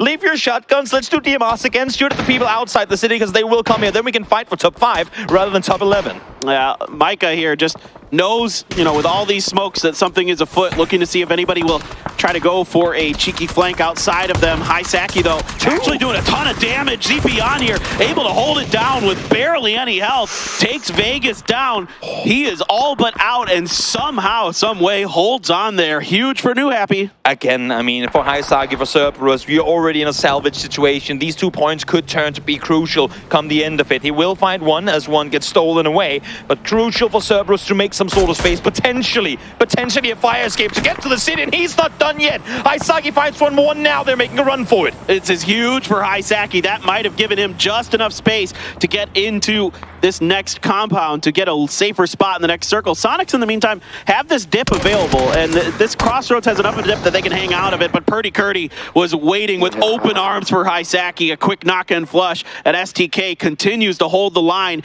Deepion still looming just behind them. Ascends Micah as well, starting to claw his way forward just a little bit. Akita got another knock on Taemin. Unlucky for Dogma that he wasn't in a position to really help out Hayasaki in that spot, but he had to worry about Sonics. He had to be ready in case they opted to wrap behind. So it was a solo play, a solo attempt, didn't work out for him. In the meantime, now Ghibli trying to make something happen as well. They found 3 onto Pentagram before with the nades, and they're still using them to perfection. 1 down, a cat down to low HP, the Molly off a bit to the side. Ghibli will fall, but again, a salvage game with plenty of points to boot. Yeah, not bad at all from Ghibli, honestly. 7 kills in total so far, but yeah, at least they're getting some points. That's what matters. Now Gen.G is under the crossfire of Pentagram and EXO. Now that Pentagram doesn't have to worry about their eastern flank, Gen.G trying to continue to push forward, but EXO proving to be a tough nut to crack for them today, and a grenade will finish the job on a Foxy. Once again, EXO has thwarted Gen.G's attempts. Yep, 3 for EXO as they make more space on the west side of the circle. All 4 still alive with space now to maneuver. They've got the north side. They have a potential to come down towards the south again, up against the Ascent. But for now, they're set up here for a little while, maybe getting some loot off of the fallen Gen.G players to then go back to the city. In worst case, let's wait 5 seconds. Oh, this grenade. Oh my God, it's so good. Oh, it's perfect. Yeah, exactly. And then the follow-up as well, right on the money. Nicely done by Ghibli. I love what the Sonics are doing, by the way. As the circle just goes right into Monte Nuevo. Well, wow. I said I wanted it, and I got it. I'd apologize to the players, but I am not actually sorry. So much of this, again, comes off of the knock from Tickleton. We didn't see it earlier, but it happened. He finds 𝗟𝗏, allows for Sonics to make the play out. Had they not spotted 𝗟𝗏 on that hillside flanking around, they would have been caught with their pants down. But nope, didn't quite happen. Sonics alive. Potential to get 4 up on their feet as well. They're not inside the circle just yet, but they have a chance to move further forward. We'll see how much they manage to obtain as we finally make our way into placement points. Yeah, Sonics probably going to have to send a player or two at that crashed bus in the middle of the crossroads or something like that. Meanwhile, Na'Vi still sitting pretty in the center of this. SGK now sort of push towards the northern edge of their compound. EXO has 4 up, but they have to make a dangerous run. Micah making them pay for it. 1 down already. Akita dangerously low. Empt goes down. You only have a couple left here for EXO. They are able to get into the compound, into safety for now, but can they get Empt? I believe they can. Oh, but Ascent knows they have to make a play. They found 2, they saw them, they got themselves. They know it's a 4-man team. They need to do the damage here if they want to have a chance of staying alive in this game. But with every second that goes, that's a player that's potentially rest flashes now coming through, but flashing a teammate, it's only going to slow them for that much longer. Kita here sticking the res. 𝗟𝗏 with the sawed-off in hand. Starts to push in, but that's too long range for that. And Akita's going to make him pay. Not what he was expecting. Micah trying to do something here. Only gets 1, he got 2. Take it back. So weak right now. Playing a little bit of ring around the rosy, but Akita hot on his heels. Does take him down. Insane from Akita to push despite his low HP. And now on the other side of the circle, Pentagram and Sonics fighting for control of the north. It all happens because Uber fell. That allows for Pentagram to push forward. It allows for Sonics to cross. And now they're running straight into each other. I love what the Sonics are doing here. 𝗟𝗏 has been knocked. Mime stunned up momentarily, trying to push around the corner. Akkad there is going to put it's 𝗟𝗏 who puts Mime down. 𝗟𝗏 with a nice little spray onto Wicked. Going to find another knock. 𝗟𝗏 still on his feet, but he is the only one. You still have Hwin in the distance there, keeping an eye out for other teams. 𝗟𝗏 trying to see if he can buy enough time here to get the finish on a Pentagram and get the res on a 𝗟𝗏. I like the play from Purdy there as well. We saw him kind of flex out of this building. That they know they're only 2. They know they're set center. Let me see if I can get a flush. They're not players on both sides. These small points could easily become the deciding factor in whether or not you make that way into the winner's bracket. So smart play from Purdy to flex, understanding the situation. They had the space because as you can see here, Penta is holding the entire southern side of the road. 𝗟𝗏 chilling with a sawed-off of his own, waiting for 𝗟𝗏. I mean, Cerberus is certainly just trying to make life as difficult as possible. There's the grenade from Uba that finishes off 𝗟𝗏. More points for Na'Vi, and they inch closer to 4 a.m. Penta watching the outside edge. 𝗟𝗏 here is trying to find some way into this next circle. It's difficult. There isn't like a lot of doors on the inside between those 2 buildings. You kind of have to wrap around the outside to get anywhere. There is some cover here and there, but you are going to be exposed at the very least momentarily. Meanwhile, Sonics have found a little bit of space for themselves. Na'Vi here down to just 2, but they're in decent position to potentially make a deep run in this one. They are, and I mean, considering the fact that they lose to pretty much 2 of the first players to fall in this game, 𝗟𝗏 just takes them out of their vehicles. They tried to make their way to safety, not going to happen. And still, despite that, I know it's a city ending and they've been here for a while, but still top 6, 3 good games in a row now for them to maintain their spot in the top of the leaderboard. Penta with the M16. Holding 𝗟𝗏 at bay. Suppress. Do not come to us. Yeah, please do not. And even if he does, he still has to get through 𝗟𝗏 first. 𝗟𝗏 here. It's as if he knows there's someone around. Yeah, 𝗟𝗏, you know, the timing. 𝗟𝗏 can't find the shots. Oh no, and 𝗟𝗏 with the pump is able to dodge 2 and find the kill. And the stun-off is great, but when you whiff both of them, that reload time ain't really going to come in handy. So down goes 1, and again, newhappy as well. A team in a treacherous position on that southern side, able to swing around Sun Sisters, and now find themselves in top 5 too. 3 players for Sonics in a really good position to potentially come through this. The way the Sonics have been playing this game has been really impressive, playing a kind of controlled aggression throughout. Last circle as well, we're ending on the roadside, just on that southern side by those 3 barricades there. Purdy currently in the best position, doesn't have to cross, doesn't really have to go anywhere until the final few seconds of this game. But they need to worry about newhappy. They need to worry about 𝗟𝗏 or 𝗟𝗏 down towards that southern side first, because they will have commotion on the northern side between Na'Vi and Sonics. Yeah, I like what 𝗟𝗏's doing, watching that potential exit angle for Na'Vi to make sure that they have to go out that northern side to go into the sight lines of the other teams on the other side of the road. when they have to leave that building. 𝗟𝗚 trying to do some damage to 𝗟𝗗. If they could get 𝗟𝗗, if they could get EXO out of the equation, that would open up quite a bit of breathing room for Na'Vi here. Instead, it is going to be the smokes used to try to make some way forward in this circle. It's going to take a lot of smokes, Toby. Na'Vi knows that they have Sonics right on their doorstep and they want to try and make space for themselves. As you're saying, if they can find 𝗟𝗗 here, maybe there's a fire escape. But with every second going, that is them getting that less space to maneuver. In the meantime now, 𝗟𝗡𝗗 with the jump, sawn off. We've seen it work before. Now spots him on the other side. Shotgun hurt on the other side as well. 𝗟𝗗 forced to 𝗟𝗡𝗗 of all players. Yeah, both players trying to go for the jump shotgun play. And 𝗟𝗡𝗗 here dodging very nicely. Both players not taking any damage just yet. Meanwhile, 𝗟𝗡𝗗 is just absolutely wrecking with the pump shotgun. 𝗟𝗡𝗗 got clipped by a molly, I believe, there. Has to back off momentarily. Alya with this S12K trying to do something, and it's 𝗟𝗚 on the crossfire. Alya taken down by Hwin. 𝗟𝗡𝗗 finally eliminated. 𝗟𝗚 out in the open of the road, finds the shots. Huge plays, but finally Hwin puts him down. In the middle of the street, sweeps over to the SLR, lasers down one, and maybe, just maybe, that is the winning play. 1v1, North America galore. 𝗟𝗏 against 𝗟𝗏𝗏. 𝗟𝗡𝗗, does he crawl for info? Do they go for the rest? No. He is the info gatherer. 𝗟𝗏𝗏 trying to wrap around Hellswan, and he finds him as well. As the Sonics come out victorious. Oh, huge play here. What a game from the Sonics. Love the way they maneuvered this from start to finish. A brilliant game. Huge. In their macro strategy. Really just, constantly avoiding destruction, taking damage here and there, but at the end of it, able to come through relatively unscathed. They get to sit tight in the compound for a while, but the flex out, the takedown of 𝗟𝗏𝗏, huge from them to come out victorious here in game number 3. Yeah, this is phenomenal. A great game by FDK to really hold on through some difficult situations. nuhappy, 𝗟𝗡𝗗, they're so scrappy. nuhappy just seems to always find ways to get involved, to do damage, and just, find themselves in good positions in the late game. Absolutely huge. Let's throw it to the highlights for game number 3.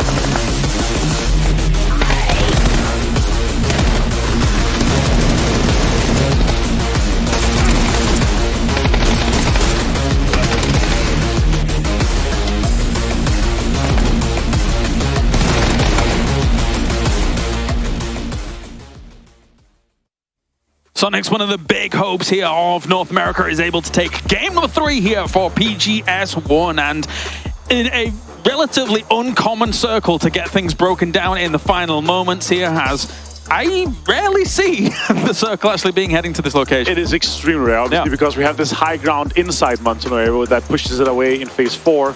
But it went back again and again and again. We had an ending on the road, like the intersection, and I actually love those.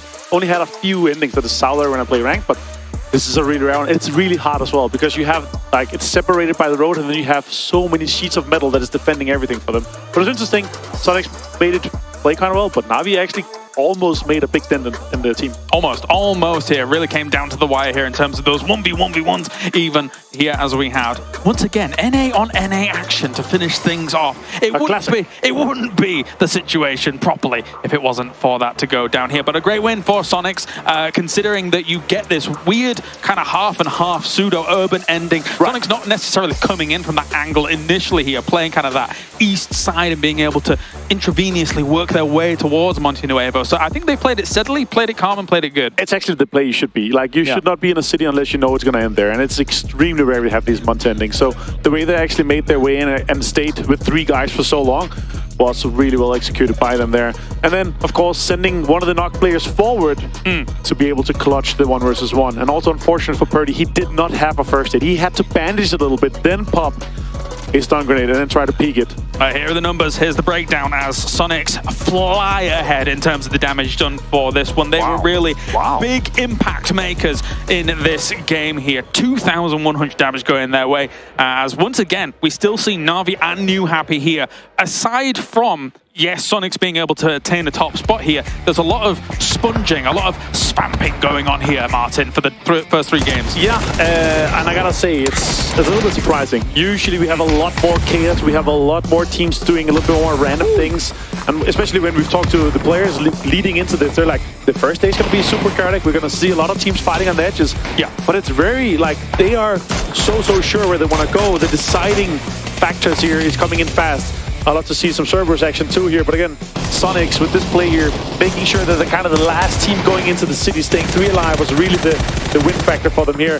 Ascent trying to defend a little bit here versus Exo. It's a nice try there, but Exo's a little bit too many. Nice nade by 𝗟𝗚, taking out Pentagram. Pentagram, I've liked what I've seen from them so far, but it's really hurting from them in terms of the Yeah, the entrance to these last circles as well for them, always going to be difficult when Sonics and especially Na'Vi is able to finish that off. I say especially Na'Vi, it was especially Sonics actually that was able to put them down. So we take a look at some of the final moments coming in from this. 𝗟𝗚 trying to do 𝗟𝗚 things in the final moments. And, you know, it's always, I have to bring it back every single time. The fact that 𝗟𝗚 went away for a while and all of a sudden he was back and then just still as good as he ever was. It's ridiculous. Yeah, I'm getting even better.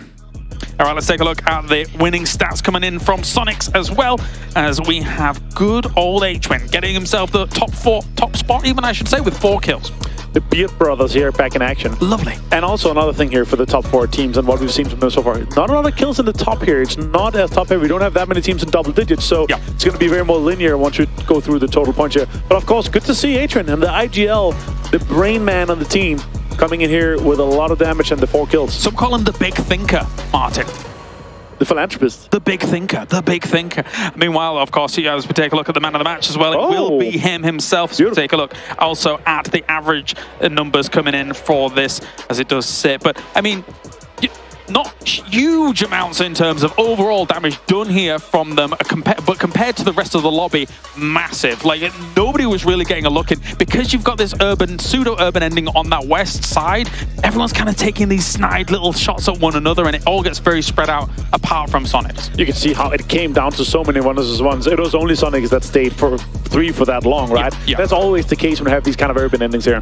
All right, let's take a look then. Wow. Overall, what we're getting from our first 3 games. Now we're still at the top of the 2, but Sonics will able to fly past the position that we see from Na'Vi, New Happy, 4 AM over on the average survival time. That 25 minutes is very, very high. Like, that is really crazy to see. But still, Na'Vi really close, of course, on the 2nd place. 38 seconds behind, of course. The longer time you have all 4 alive is a huge factor, right? And when you have the top 2 situations many time here. But the match leaderboard, of course, 19. But as we're talking about here, not very linear. 10, 9, 8, 8, 7, 6. Like, there's not that many teams in the double digits. It's the thing what we got to extract from Miramar, though, especially for Sonics. They are not contested in Picado at present in this group setup, which does give them their old school strategy, available rotations to them, so that is going to set them in good stead for now. Yeah, and looking at the total leaderboard here, Sonics moving into 31. We're talking about, again, the hypothetical cutoff for the top 16, 65 points plus minus, whatever. Them being halfway here of 3 games is obviously fantastic, because once they're going to be moving into 17 gaming territory, then they could be hot dropped. And of course, they want to have enough points. They want to kind of front load their points once they get to play against them, because they have like 50 points or so going into those games. They might be in a pretty good position. Yeah, word on the grapevine is there probably will be adjustments. And I mean, all things considered, when you look at what we've seen from Sonics in the past, especially at recent internationals and things like that, it has severely hampered their performance when it comes to trying to challenge for those locations. And I think now at this point, 2023, it would be smart and wise for Sonics to be going elsewhere if they were challenged. Flexible for sure, and we've seen in some of the recent tournaments that they have been flexible. They've tried out different stuff, and it's working with varied success. Well, we will see now as we're getting into Game 4 in just a few moments' time. As you can see, Ascend actually moved up quite nicely so far on the overall leaderboards. They've been quietly consistent for these first 3 games, but nothing hugely flashy just yet. Their home turf circle, though, I was hoping for them to get a little bit more out of that one. Yeah, on Aragon. Sure. Well, they're able to get into a good spot from Quarry, it's ending on the Cat Hill east of Quarry. I'd like to see like a little bit more points coming out of that game. That's 100% what they're thinking too. Well, as you can see here, the players are almost ready to go. Martin, any more thoughts before 𝗟𝗚𝗚 before we actually get into this one? Yeah, obviously, we're still keeping our eyes on the hot drops. This is going to continue to happen, and are we going to see more crazy action from 4am? Yeah, I've got my eyes on 𝗟𝗚𝗚 as well, considering what we actually saw from the position there with Twisted Minds trying to challenge that location, as you're alluding to here, Martin. But it is now time. Let's get ready for the grassy pastures once again. It's PGS1 as we head over to Paperthin and Toby. Thank you once again, boys. And yes, we go to 𝗟𝗚𝗚, and I mean, tied at the top of the leaderboard, 2 powerhouses of PUBG esports, Na'Vi and 4am. Sonic's now right in the conversation, having a phenomenal day. So, you know, 3 big teams from 3 big regions, partnered teams across the board. This is exactly what you're looking for to kick off PGS. It really is. And again, teams that we've seen a couple of times over the course of the last couple of years start off a little more slow, allowing maybe some of the teams that don't have the same track record to come off to a good start and go, oh, we might have a chance here. And then later, oh, well, no, we didn't have a chance because they just came back and they absolutely snuck it away from us. But now, right from the get-go, coming out here showing we're not a second-day team. We're not a grand finals only team. We will come out striking from game number 1. Yeah, you love to see it. I mean, it's just been a pleasure to watch these games so far today. A lot of high-level play. And EXO, I think, playing, pretty well here today, Toby. This is a team that, frankly, I didn't have a lot to know about of them in terms of their LAN potential. They have no LAN experience. They're coming in here today fresh, but their mindset was good, and it's been okay. We talked about it coming into the previous one as well, right? We heard them, like they were yelling, they were hyped, they were excited, and a team that plays confident from game 1, regardless how experienced they are, tend to also come up with a better day 1. So EXO, regardless of experience, regardless of LAN, jitters or not, playing excited, playing confident, and showing forward. No doubt about it. 4am there. Drifting north, of course, they go up towards the school. I see Pero and Twisted Minds. Doesn't look like Petrichor Road is... Well, I'm kind of curious what they're going to do. Of course, we have the hot drop. Yep. We got this going again. Round 2. Ding, ding, ding, ding, ding, ding, ding. Pentagram and Na'Vi last time. Pentagram really suffering at the hands of Na'Vi. A little bit of damage done to Example. He grabbed a shotgun. Hasn't been able to load it just yet. Yeah, that's exactly what I was just wondering. He did. Yep, Haisaki and Uba landed on the same gun, but there you go. The ammo went the other way now and was picked up. No issue for Alia as he doesn't have a gun either. So Uba versus UMP. Right now, Alia is the one to fall. And Example and Uba not really in position to do a whole lot to assist. Good thing for them is that Alia is knocked on the other side of the building, so potentially they could come down and pick him up. But Melman, oh Melman, where are you in all of this? The grenade from Example comes up just a bit short. Melman, now I can see him swinging in just on the right-hand side of this compound from the position of the map. Is going to get there to Alia. Is sticking this res. Wicked just kind of watching this a little bit. Ooh. Now he's going to pull the trigger. He times it pretty darn well right as the res came through.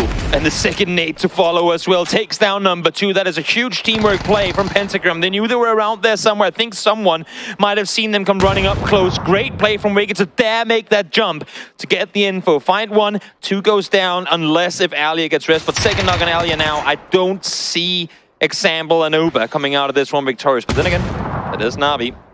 You never know what they're going to do. Ouch. That was a beautiful piece of teamwork there. I mean, the timing on that as well, absolutely nuts from Pentagram.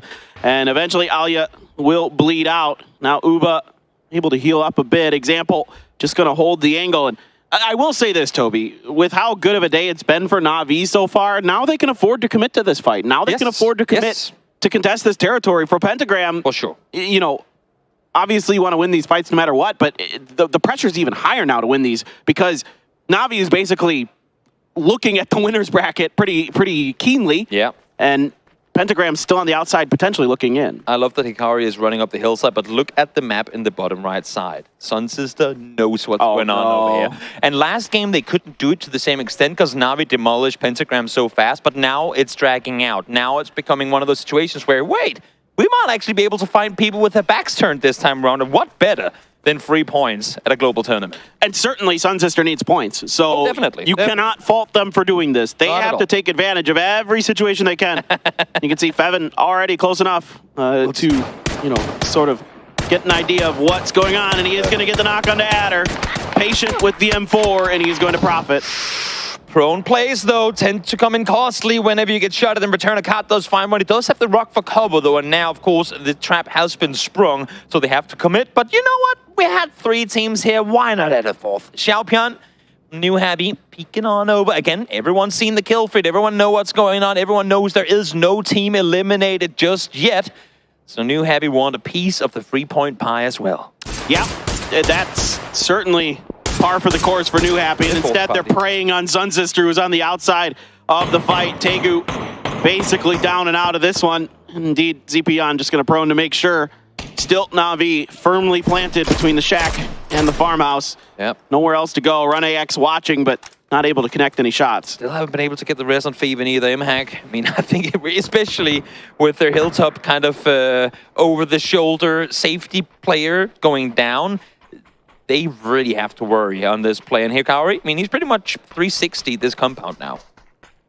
He ran up to the south side, and I was like, you know what, guys? Well, I think I'll just continue and find a vehicle for us. Well, he might also be able to get some more information on what Sun Sister's doing to boot there. So kind of a dual-purpose maneuver, potentially. I mean, they're inside Circle 1. It's not really a stressful situation for them. The plane was far west, so north side completely open. They know there's so much space around the rest of the map available right now, so we don't really have to stress this. It's a very kind of clear-cut, easy-peasy circle to work with initially. Of course, things can still happen from here, but I think for Pentagram, they don't really have to stress despite having lost one. And now a lot of people shooting at this Sun Sister getaway car.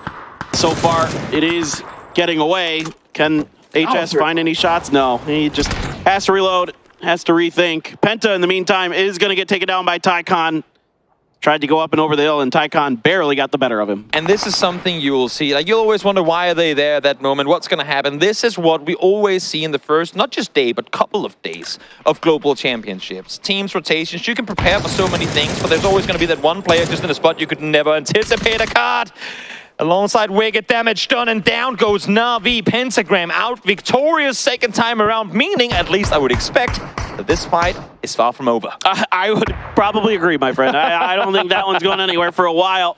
Penta has been flushed here by Cerberus. Vegas trying to hold the line, but got headshot by 𝗟𝗓𝗗. 𝗟𝗓𝗗 repeaks, takes the fight, and takes the flush. Well, welcome to APAC. STK, they're pretty damn dangerous up close and from afar. They're dangerous everywhere. Yeah, I don't think anybody doubts it anymore. Nope. Certainly not. And I feel like last year was really a year for APAC on a global scale, like global stage to go out. So we are not a region to be pushed and shoved. Like, we will punch back. Yeah. And oh my lord, have they been doing so ever since. Yeah, no, look, they've got some really, really talented players there. Yep. You think about Daytrade, who's not here today, right? Yep. Who has just 𝗟𝗓𝗗 and Flash, who are unreal. Those two players right there, everybody knows it. You know, 𝗟𝗗𝗗 splashed onto the scene. HIMAS has been having a great year so far for Cerberus. A lot of really good players. EXO looking pretty solid here so far. I mean, look, all things considered, you know, winning a couple fights against 𝗟𝗓 and just kind of holding their ground, getting deep into, you know, that last game there. They're exceeding my expectations. Yeah, definitely. A team with I don't want to say little to lose, because of course they still have an entire season of PUBG to play. It's huge for them to come off to such a good start here. Yeah, exactly. I'm thrilled with it. Batulans, though, trying to see if he can spot out what was going on with Cerberus. Unbeknownst to him, HIMAS was flanked quite far out from the rest of his team and is right underneath his nose. Still, though, some diligence to be done here by Batulans as he's checking his angles, just seeing, you know, if there's anybody else, and oh boy. He's gonna die. Oh boy. Certainly. Well, does HIMAS push this hill to go for it? He has to, and there he is, swings over the top. I mean, Cerberus has booty-trapped all of Ruins, and so many players are running straight into them. And honestly, again, we talked about 3 points early on in the tournament.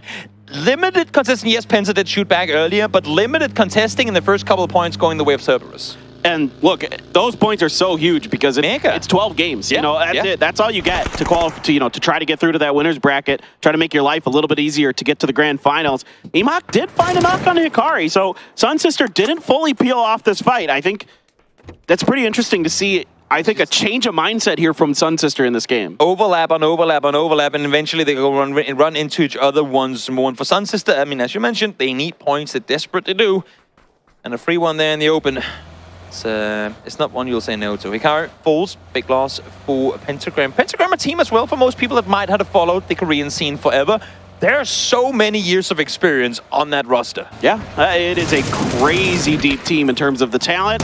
Drive by here, Fluky trying to find DG. 𝗟𝗏 has knocked Borbo's. 𝗏𝗏 waiting up on top of the hill, so DG should be flushed. Oh, just pulling on off the trigger here. He didn't fully reload. He didn't get the reload off. Now he finally does, but that gave Foxy enough time to get comfortable. Fluky's got PO. The knock from 𝗟𝗏 good on the 𝗏𝗏. So a scrappy fight here between 𝗟𝗏 and Purple Mood. Amazing flank from 𝗟𝗏, understanding that they need to pressure 𝗏𝗏 in order to save Foxy on the side. But now Flanker spots Flanker, Foxy out victorious. But this one ain't done just yet. They still have one more to deal with. Let's see if Thunders can do anything. 2 alive still, potentially 3 for 𝗟𝗏 if they come out victorious here. Thunders only had 1 bullet left there at the end, but 𝗟𝗏 still out in the open. Didn't register that Thunders had swung that far down. Thunders had shot. I'm a little shocked that 𝗟𝗏 wasn't able to react to that quickly enough. Foxy now trying to save his team's life. It's a 1v1 for all intents and purposes. Thunders, though, continuing to swing up. Stuns are out. Foxy dodging those. Potentially, you know what? Oh, Foxy's got 𝗏𝗏. Now for sure, Thunder knows where he is. Makes the running play forward as well. Uses the car will for cover. Peeks on over. Attack once. Not going to get him the second time around in the end. Will come out victorious though. And Purple Mood lives to see another fight. At least one, that is. Purple Mood though, 4 points. Huge for them. And yet again, a APAC minefield that now 𝗟𝗏 ran into. 𝗟𝗏 just unaware that Thunders was going to rotate as far as he did.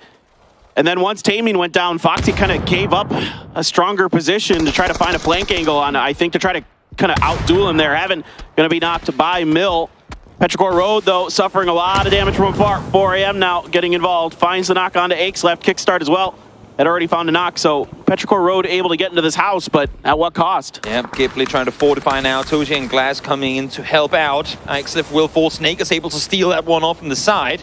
And now, AC all alone, trying to fend off against the remaining 𝗟𝗏 players, and 𝗟𝗏 was slowly creeping up. I'd like to see everything in the kitchen sink here from 𝗟𝗏 in terms of utility. Doesn't look like Glass has much, no frags, no mollies left. Here they come from 𝗟𝗏.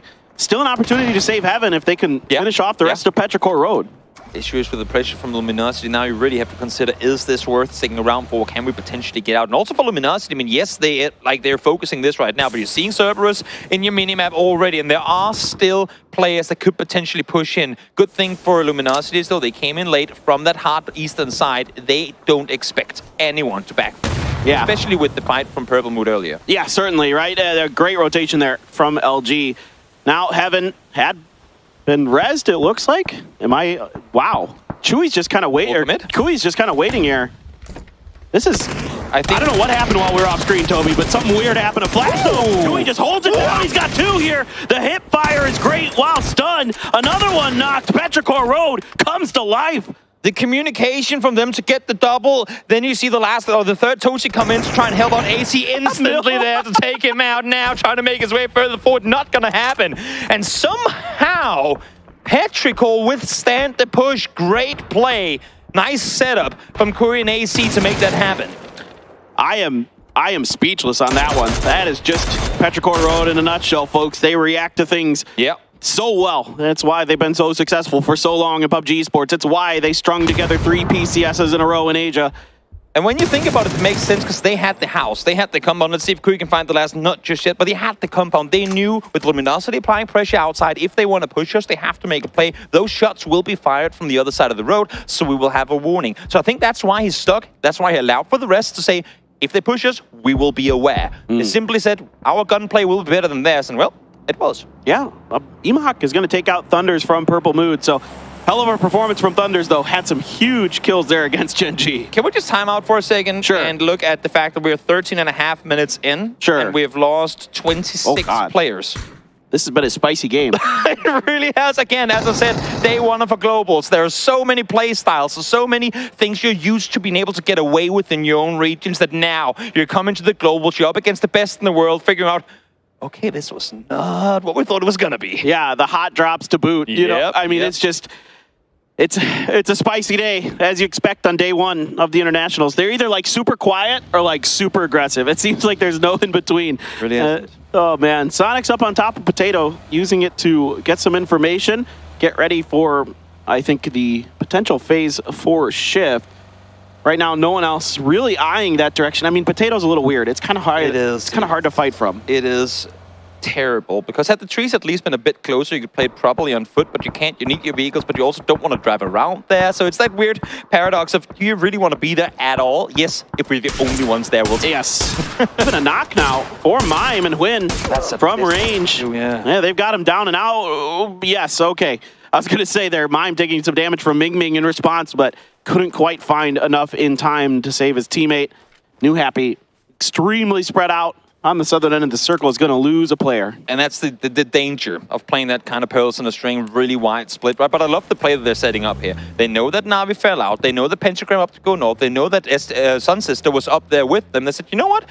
Let's just play the south side. I mean, we can flank out. We can start vacuuming once the next circle shifts away. Here, I think they would have maybe not even wanted to take the fight if they could just have sat back and gone, you know what? We'll just wait the next circle up. A double headshot from 𝗟𝗏. Well, ain't run away from those. Yep, no doubt about it. Just some phenomenal shooting. He's having a good day today. 𝗟𝗏 hitting the shots on the Perfectix. Spyro there is going to get a kill at least for Twisted Minds as they continue to take damage throughout this game. RunAX running out of bullets. Trying to do something here against Twisted Minds. RunAX, you didn't reload. We see that a couple times there today. Yeah. Oopsie daisies. It's the land jitters. Ah. It's the land jitters. Yeah. Everyone's nervous. Everyone knows what's on the line here. All right, so, well, they don't seem too frightened by it. At least haven't just yet. Now, 𝗟𝗏 over on the other side, I think they're well aware they have opponents nearby, and 𝗟𝗏 well aware that a team has pulled up close too. Cerberus has a huge split in the middle of this circle, just to the east, downhill from Potato Mountain. 𝗟𝗏 finds a knock. Whoa. Oh my god, 𝗟𝗏 as well. Hemas could find the final one, just shy of finishing off Perfectix. But now RunAX continuing to harass the back flank of Twisted Minds with that SKS. Lou gone as well from 𝗟𝗏, just Perfectix left, and Cerberus wants to finish the job, and they do. Perfectly placed by Hymas. Absolutely phenomenal to watch. Nothing Twisted Minds could do to stay awake, and I love that, or to stay alive in that position. I love that Cerberus plays it so aggressive, because they have to, especially with a swing coming out like this circle just up towards the north. They needed to flank out. They needed to deal with the threats nearby. And ironically enough, the way that they kind of flex out of that building, take them out, it's exactly how Twisted Minds would go around or go about protecting their compounds of their own. Just excellent play here from Cerberus in our fourth game. Kong from EXO is going to go down eventually. Luminosity sort of trying to gatekeep. Only a two-man gatekeep here up on this northern edge. The other two down in the compound on the eastern corner of the current next circle. There's a bit of a dip here on the eastern side, but let's see if 𝗟𝗏 is going to continue to try to make EXO pay for it. Yeah, right now, I mean, I'm doubting they're going to overcommit too hard, only having two, as you were just saying. A set now in the meantime towards the northwest we go. Trying to backfill 4 AM, but backfilling ain't an option no more, because they've heard them. They're coming up close. Summer spots one, tax one as well. 𝗟𝗏 pulls back down behind the vehicle. Summer there had an opportunity to maybe do something that's pretty long range even for the M4.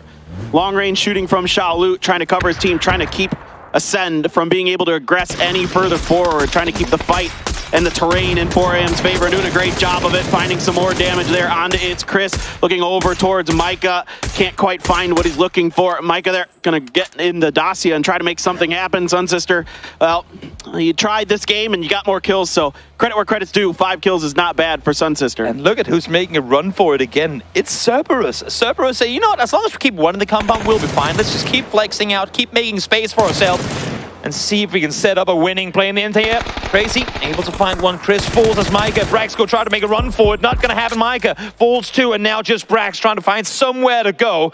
But little does he know there ain't really anywhere for him to run from here. Well, think about the northern, quarter of this circle. Yeah. It's that garbage area in between the school and that road to the east. Really tough spot to be in, and Breck's already paying the price, but 𝗟𝗗 has found the back end, has 𝗟𝗓 potentially out and down. He's got the knock, looking for more. No one's responded. Finally, somebody does, but it's actually 𝗟𝗗 from Cerberus. Crazy tries to get in the edge, he can't. 𝗟𝗗 shuts him down. Ascend, Summer almost out as well, and 𝗟𝗗, it's actually going to be 𝗟𝗗 that finds it. Finally, 𝗟𝗓 puts 𝗟𝗗 down, but not before they do a ton of damage to 4AM. Exactly. 4AM wanted to get that fight over and done with as fast as possible. Seeing Breck's co-leave, they thought that's got to be the last, but not quite the case. There was 𝗟𝗗. So much damage done, and Ming Ming now 1 HP, full heal on up. They have Pentagram nearby.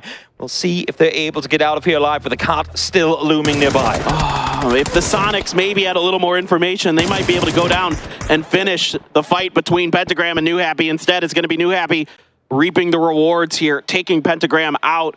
2 players still up for them, so not bad. They have a bit of space to work with. I see Huynh trailing a bit for the Sonics on the map. 𝗟𝗓 going down. Center circle. Cerberus still in firm control of this one in my book. Yeah, definitely. And not just, oh, they got all the circles coming their way. No, they've been running around, forcing teams away from that position themselves. Credit to LG as well, though. We saw the fight between Pentagram and New Happy down towards the south. Not much came off of it for LG, but Snakers and Flood were both in their vehicles, sending it up the hillside, wanting to third party. Kind of doing the same thing as Cerberus in trying to just third party as much as possible and applying pressure. But that fight over before they could get anything going. Yeah, I think that's a really good point you're making here, that a lot of our top teams are aggressive on their flanks. Yes. They're making sure that their space is covered, that they're not over-aggressing, they're not losing a lot of players to any of these positions either. It's really well-balanced, you know, not overly aggressive, but somewhat aggressive PUBG, and that's the way you got to play. Flex out when you have one team that you can fight, which is the team you're running towards, not when everyone is right next to you. Exactly. Exactly. We'll see now. Sonics didn't want to go the Cerberus way. Instead, they're going down towards New Happy 𝗟𝗏. Spots Ming Ming. Met with bullets in return, but that is the flank. He is the far-off player in the meantime now. 𝗟𝗗 around the side, spots one. Doesn't quite get in. That nade could potentially be the downfall, and indeed it is. Both of them down. Nice play. The opener from 𝗟𝗏 to bait the attention, and then Sonic swing around. Great coordinated play from the Sonics, and great recognition of the space and the timing that was going on there. I think that patience there does pay off. Like you were talking about, LG, who knows if they get involved in that fight, maybe between Pentagram and New Happy, and Sonic's patience pays off. Really well handled. EXO, center circle dive, car fort, a bit of a hillside is what they have to work with. But once again, finding themselves deep into a game here today on their first day ever at an international LAN. I do not mind it at all. And to add to what you're saying, that, I mean, just get games in, get playtime on the server, get comfortable in a LAN environment. They sure are doing everything they can to get as much on the board here, starting off in 8th. But very, very close. 1 point away, really, from a top 5 position. 𝗟𝗓's already got an AWM. Does he need more crates? He needs more bullets. Does he need more? Oh, if there's more AWM bullets in it, okay. All right, that's a good point. That's a really good point. All right, fair enough, fair enough. Yep. In the meantime now, honestly, I mean, with EXO sat in the center position, everyone heard the cars pulling up too. They're set in a pretty, I don't want to say guaranteed, but a really comfortable potential top 3 here, because there should be no way for either of the teams to push, knowing that they have so many opponents in the nearby vicinity. Yeah, it could be a really deep run again for EXO.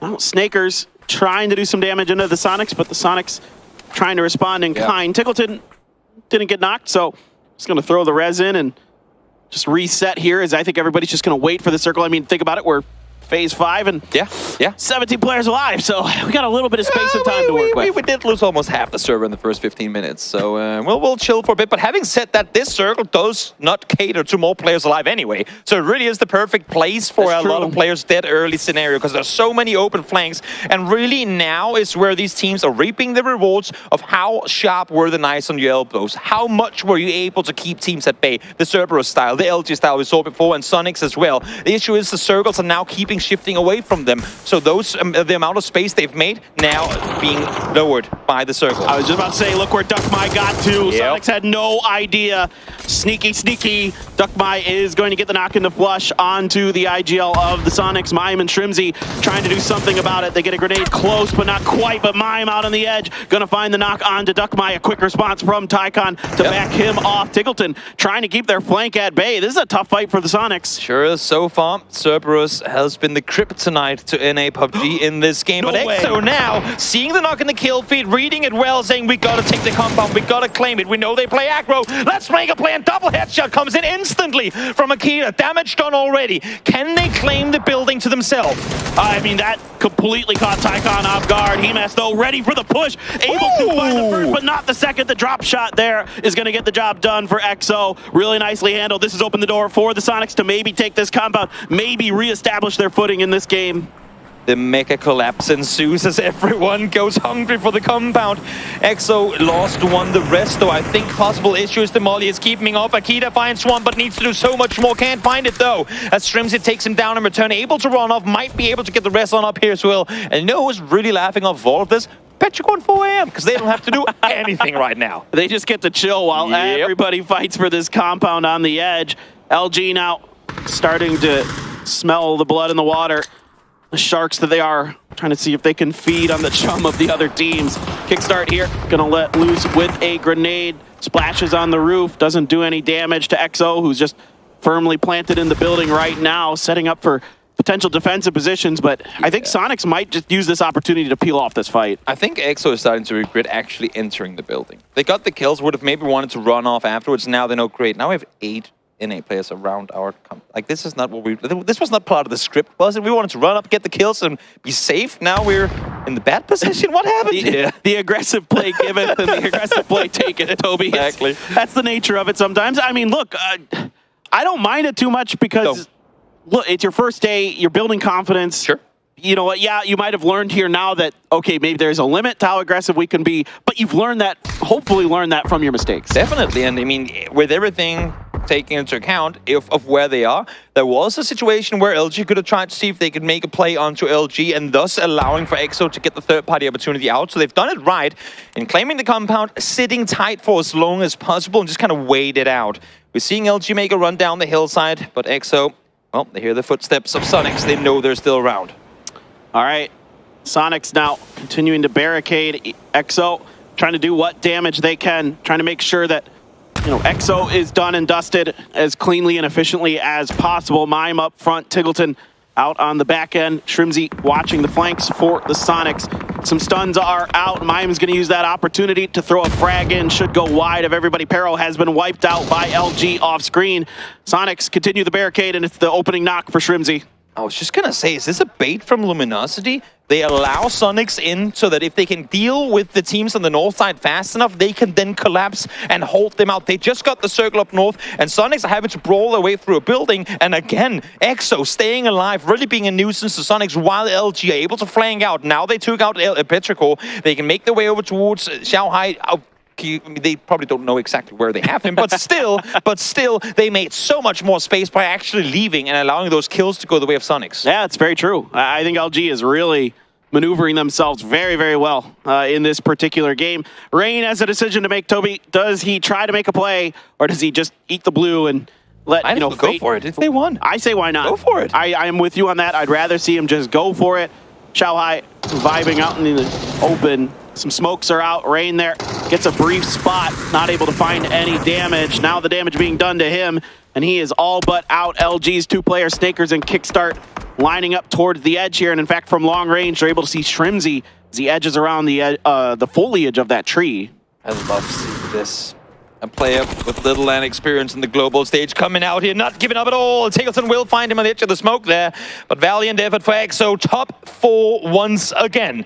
As we now find our way into the top 3. 𝗟𝗓𝗓, it looked dangerous for 4am when they tried to make their way out and didn't deal with 𝗟𝗓𝗓 when they had to, but with everything going on the southern side of the circle, he's been able to grant himself a top 3 placement with a potential of more to come. You can never underestimate 4am. No doubt. I do not doubt anybody on 4am. 𝗟𝗓𝗓 in particular, a phenomenal player for years. Absolutely nuts. Does take some damage here, trying to find something with an AW11. He does. It's 𝗟𝗓𝗓 knocked, but the return fire is there. He is almost out. If anybody finds an angle onto him, he is done. 𝗟𝗓, in the meantime, is wrapping up towards the Sonics flank. I absolutely love this play. They were both going down, trying to find the scout, but now Sonics did the one thing they could, and they got seen! And now they're getting pushed from behind! The timing is so good here from Luminosity, right as 𝗟𝗓𝗓 gave himself up to 𝗟𝗓𝗡 sightlines. It is a response from 𝗟𝗔𝗡, and now they want to finish the job. And indeed, 𝗟𝗓𝗡 is going to help them out a little bit. Sonics are out. It is a 1v4. 𝗟𝗓𝗡 has the positioning, but he just got headshot. They are closing down on top of him. 𝗟𝗓𝗡 had to back off. It's an AWM and a dream, but no, the dream will not become reality, and it will be 𝗟𝗔𝗡 who take our 4th game of the day. Huge game for Luminosity Gaming, all the way from start to finish. They're maneuvering on the east side. Their backfill on multiple fights. Their ability to proactively go out and make plays, make space for themselves, and then the bait on the compound from Sonics, they give it to them. There is so much more to fight for down this hillside than that compound, which is going to be out in 10 seconds anyway. Exactly. Just beautifully played here. I think back-to-back games for North America, Sonics before this, now 𝗟𝗔𝗡. Just the maneuvering here has been really special. You can see the hard work these teams have been putting in. Shout out to the coaches, getting these guys drilled, having them make good decisions. I am thoroughly impressed with what I'm seeing here today. Very, very good game. Now let's go to highlights after game number 4.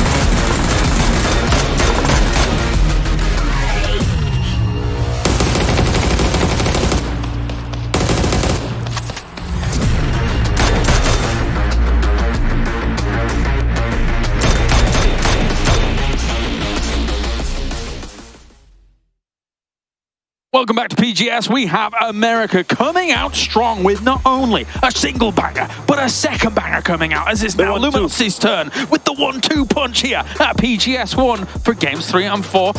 I'm lumping them in together, but it was Luminosity. Let's just focus on game 4 here, Martin. What a great win for them, considering the position. Yeah, honestly, that was fantastic. I love to see how they're able to play it, of course. Rough game to kind of go out throughout the game in general, but a lot of different regions that's winning right now, James. We're 4 games deep. Yes. 2/3 of the way through the day here, and there's some teams we're missing up in the top, and it's getting more and more top heavy. We have like 5 teams that are very far ahead of the rest of the pack. Yeah, 4 or 5 looking really, really strong here to start things off for day number 1 of PGS. Of course, there are plenty more, so many more games to go, actually, now that I think about it. But let's talk about Luminosity and how they were able to play this out, because, of course, them coming in from that southeast side here, really a little bit uncontested in terms of that position, but I think great patience when you're pushing up against EXO's position, knowing that Sonics is on the other side of that as well. Just play that steady, play that safe, and you've still got a really good spot to be able to play from as time goes on. Yeah, especially also when the compound came out of the circle, they were like, okay, we have to play the side here. We try to hurt the other teams to kind of fight each other. The guys from Sonics obviously heard and saw that they're disengaging a little bit, which is smart. Maybe they wanted a few more points, but you can hear the IGL saying, you know, disengage from this one here and we're winning the game, and they're able to do so very well. Here's how it breaks down. 𝗟𝗔𝗡 here up towards the top. 10 more would have been perfect. Oh, that would have been very nice. A real old school throwback. But once again, 𝗟𝗓𝗡, 4 AM, more points on the board. That AWM doing all right. For me? Yeah. Okay, well, yeah, I mean, big clutch. And also, he managed to get one of the Sonics guys. Yes. This should have been a Sonic second place, James. Yeah, it should have been. But 𝗟𝗗 said no, with 2 on bullets.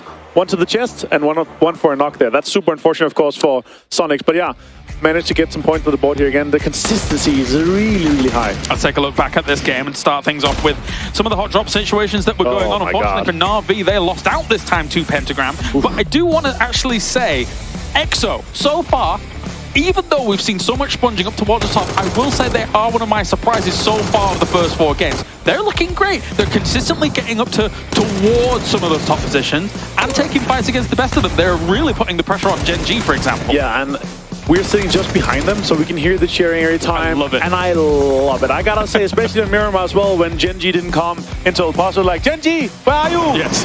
Fantastic. I love that kind of banner, and it's classic Aussies. Yeah, definitely. Really, really good atmosphere in the arena at the moment as we take a look back. And again, for 𝗟𝗓, unfortunately, getting caught out by Snakers there. The 𝗟𝗗 being able to, sorry, not the 𝗟𝗗, the 𝗟g being able to deal with it very quickly. And then the 𝗟𝗗 on the opposite side from 𝗟𝗗, eventually he's eliminated off. But the fact that 4AM is able to make a salvage mission of this, whilst we focus on Luminosity, is very good.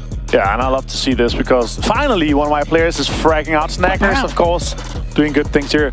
Not as much damage as we've seen from before, but again, he's averaged more than 400 damage in PAS1. And still, if you continue to do this here and what we see from him, it's fantastic. Usually we see Kick really pop off, but here he's going to be in front. I mean, it's a steady game, right? Oh, for sure. You don't have to be going absolutely Larry, considering the place that they were playing from and the terrain that they're walking towards. But let's take a look at the man of the match for this one as well, and it will be Snakers. Good job, Avenger. Good job. And Snakers, of course.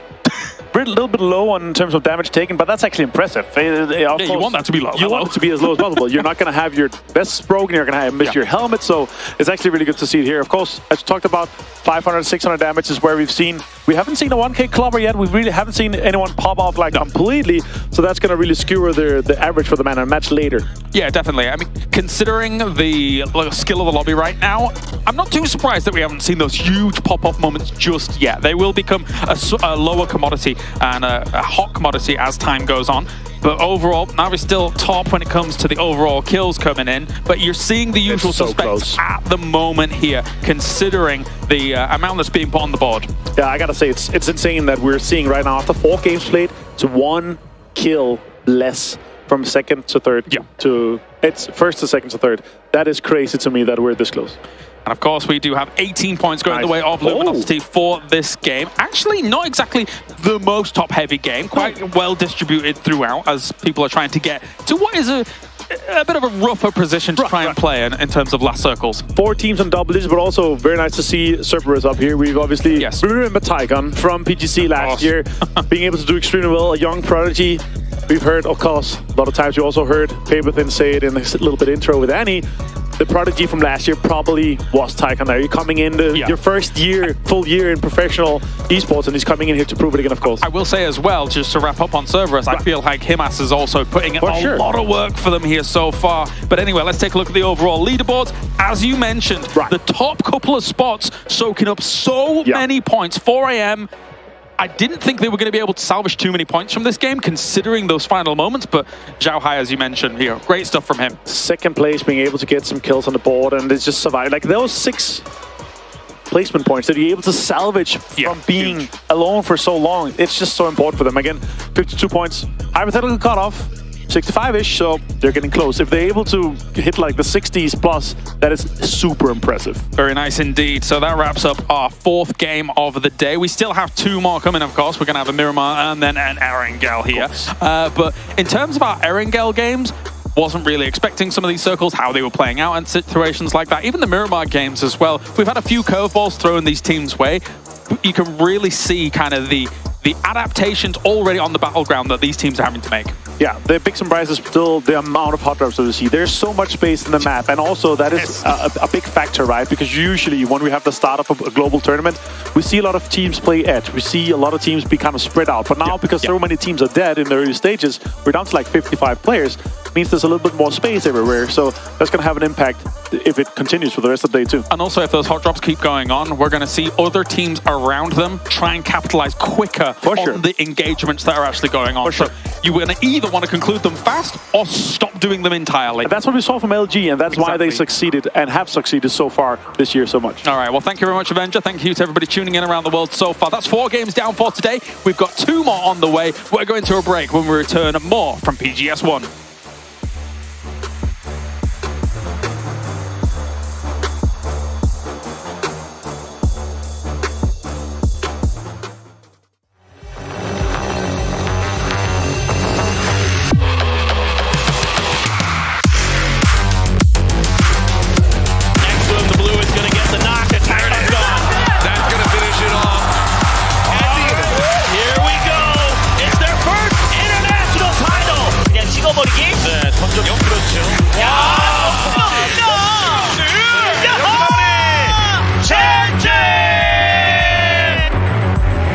They've got shotguns in hand. They just roam around. 𝗟𝗏 connects with one. They're looking around. He knows where the other one goes for the spray. 𝗟𝗏 is the key to success right now. 剩最后一个了，无敌力这边的，前面踩上来，露头盔，洗头，明明。Bill's already his way using the nade actually goes out towards it. Try and go for the flag, please. The map. He is able to get it.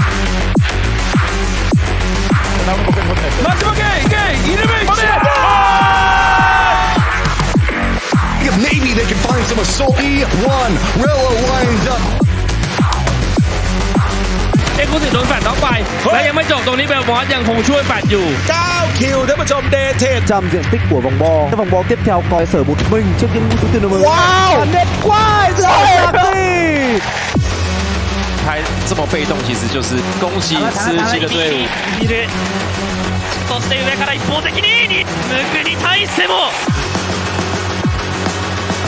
Cat and Good are silent, not able to do so though. Kang, this is their first.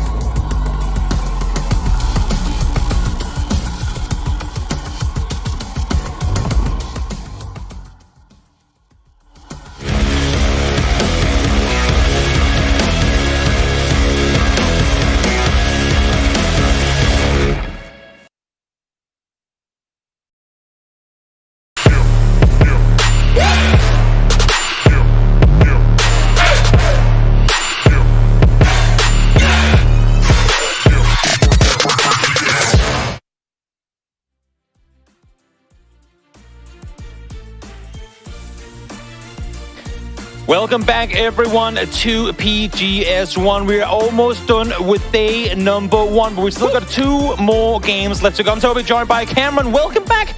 Cam, how was the 2 games you got to sit back and watch? You enjoyed the action? It was great. It was fantastic. We had North America on top, as expected. Listen. If I were a petty man, I would say North America is the greatest. I would brag about how we have 2 wins under our belt now spread across multiple teams. It shows depth of our region. I'm not saying that, though, because I'm not a petty man. Of course. But I would also say, if I were a petty man, that EMEA has yet to really show up in a big way. Yeah, sure, we've seen Na'Vi have a couple of good performances, but they can't find the win. But again, not saying that. It's just, what if we were to say that? Yes, fair enough. It's all a hypothetical. Fair enough. I respect you're not saying that. What I will say, though, is 4 a.m., even in games where things go against them, well, Shanghai able to rack up points. I had a very, very brief talk with 𝗟𝗗 just now. Like, we wanted to run down, we wanted to clear him out. We did not expect the Norm coming our way. Instantly peeks around the tree, boom, 1 goes down, and that is the win for Luminosity. Yeah, honestly, serious talk here. These 4 games have really shown a lot of individual players, a lot of teams show strong performances, whether they're able to make it to the late game consistently or not. It's a nice depth here on the 16 teams that we have in this lobby. A couple of surprise performances as well. But at the end of the day, we do have a really stacked top 4 teams that are soaking up a bunch of the points. With Luminosity's win, maybe we can start to consider that into like a top 5 of point sponges. And it's only been, 4 games at this point. Things can still fluctuate a little bit. But it's wild what's happened so far. We are just seconds away from heading on into game number 5 of the day. Here we go. Miramar is where we're going for the last time of the day. Are we expecting to see Power Grid galore once more? The passive Power Grid? Yeah, I feel like we are. Of course. If Na'Vi and Penta still want to fight over farm on Erangel, then of course they're going to fight over power. You're not wrong. I am hoping, though, that we will see it come to an end sooner rather than later. Again, as I've been saying, I don't mind a couple of early attempts of claiming what is, according to players, rightfully theirs, because they played in their own regions. But having said that, we are the global stage. You only have so many games to perform. You've tried it twice now. No one's come out victorious. Land now, grab that gun, hunt down that opponent, and get the win. No more stalemates in a hot drop. Yeah, that's true. If you're going to hot drop, commit to it. Go for it, yeah. Don't just stare and hope that they peek on you, because, I mean, if you're not going to peek them, they're not going to peek you. But honestly, I just hope that they just go away from it in the same way that 𝗟𝗔𝗡𝗗 backed away from 𝗟𝗚𝗚, gave that up to 𝗟𝗚. It's just going to be a lot freer of a game, even if you loot at a spot that is 70%, 80% as strong loot-wise, rotation-wise, you're still going to have much better priority in terms of timings, in terms of just not having to watch your back. But teams are committed. Pero, where did they go? You know what's happening here? Twisted Minds for the last couple of games have been able to say, we'll just take the cars. And now I think 𝗟𝗟 is going, that whole taking cars and driving away strategy, it seems to work pretty well for Twisted Minds. Why don't we just do that? And now, Twisted Minds are the ones fighting for Power Grid. They're taking turns here, Cam. Batter with the Winnie. Insta-scope on pickup is a strong weapon, but okay, wait. 𝗟𝗟 might actually want to get involved. A little more than we expected. Are they just late engaging on this? AZ wants something. He is going to try and... Okay, but there's a shotgun. I was just going to say, they came in super late. Not sure if that's miscommunication or just not in agreement of what's going to happen. You can see all the players. They're all out in the hills. Mill is far away from all of this, but AZ, I'm not sure what the idea was of leaving a solo hanging inside the Power Grid space. Adder's still trying to look for an opportunity. Saw the kill feed, realizes that 𝗟𝗟 Road is potentially being involved into this one, but I think that stalemate that we were worried about is going to set itself up. At the very least, Twisted Minds aren't going to be too super comfortable hard pushing onto Pentagram because of 𝗟𝗟 Road. They don't exactly know, have they fully backed away? Or are they just waiting for another opportunity to come on in here? With the circle being so far on the east, however, there has got to be credence given to the fact that, 𝗟𝗟 Road aren't going to want to stick around. Twisted Minds have to basically gamble that 𝗟𝗟 Road are going to back away from this, so they can maybe try and back away from this, because this zone is not going to be very favorable for any of this fighting to occur. Having already given up so much space, Pentagram has absolutely nothing to gain in sticking around at this point. Yeah. Get the hell out of there. You've seen the circle. There's no good argument for you to still be up here. problem is their rotation is actually in a really rough spot because if they don't go through Twisted Minds, they go through Purple Mood into 4 a.m. So they're going to have to wait for someone to leave first anyway. And in this case, might as well, try and find an off angle like 𝗟𝗗 is going for, seeing if you can't get a nice little knock and punish Twisted Minds here. 𝗟𝗏, of course, still using the scope on the Winnie. And it's a strong weapon in the early game, I'll give it that. Yeah, if you don't have a helmet, it's pretty decent. It's just a weird situation, right? Because we normally go, well, hot dropping is pretty bad already. But even if you aren't hot dropping, Power Grid ain't exactly an easy spot to rotate out of. As you're saying, good teams inside of San Martin, 𝗟𝗏 on the west side too. And when you have to flex far out of Power Grid early on with this circle that doesn't even contain Power Grid initially, it just makes it that much more terrible that you have a team sat right next to you. And there's a lot of teams that are already in the zone right now. There are a lot of teams that have already made their way there. 𝗟𝗏's getting tagged up a little bit, but his distraction could give 𝗟𝗏 a little bit of an opportunity. But yeah, he's eyes on that vehicle. I wouldn't open up fire. Yeah, I wouldn't open up fire just yet, though. I think what they're trying to do is get a knock on perfecting, so anyone in that north side warehouse, then we can run over, steal the car while they're resting, and get the hell out of here. They only have one car. Wicked is the one to claim it on the northern side. They just want to get out, but they don't want to go out instantly. Exactly. Sonic's on the move already. That's going to free up space for 𝗟𝗏 Road to continue on, which again is going to alleviate the pressure around Power Grid. 𝗟𝗏 as well, making their way on the top side of the zone. You got Na'Vi, you got 𝗟𝗏, you got ghibli, you got a bunch of teams that are already engaging on, the actual game itself, not caught up in a bunch of teams around them. A couple of teams also on the outside moving on through 𝗟𝗏 and ghibli, as mentioned, in the dead center. Exactly. If we were to take a look at the heat map, I mean, in terms of where the big pool of teams are, Northwest still outside the circle, plenty of teams up there that are opting to rotate later. And it makes sense. Well, we're far out of the circle. It's a hard shift early on. Let's just chill. We'll get an extra first aid. We'll be all right. But the issue is everyone right now is playing that strat. Believe me, the north side, come 3 or 4 minutes from now, is going to be hectic to rotate through. Na'Vi getting really close to ghibli. Whether they've scouted this or not, they want this building, and they are ready to take it by force. I like the proactive play from Na'Vi and not taking anything from granted, getting out, shooting early on, spotting 𝗟𝗏 now as well. ghibli is still in a wide 2-1-1 split now. Heaven and Glass are starting to make their way over towards their teammates, but is the cavalry arriving too late? At least the vehicles will be hurt.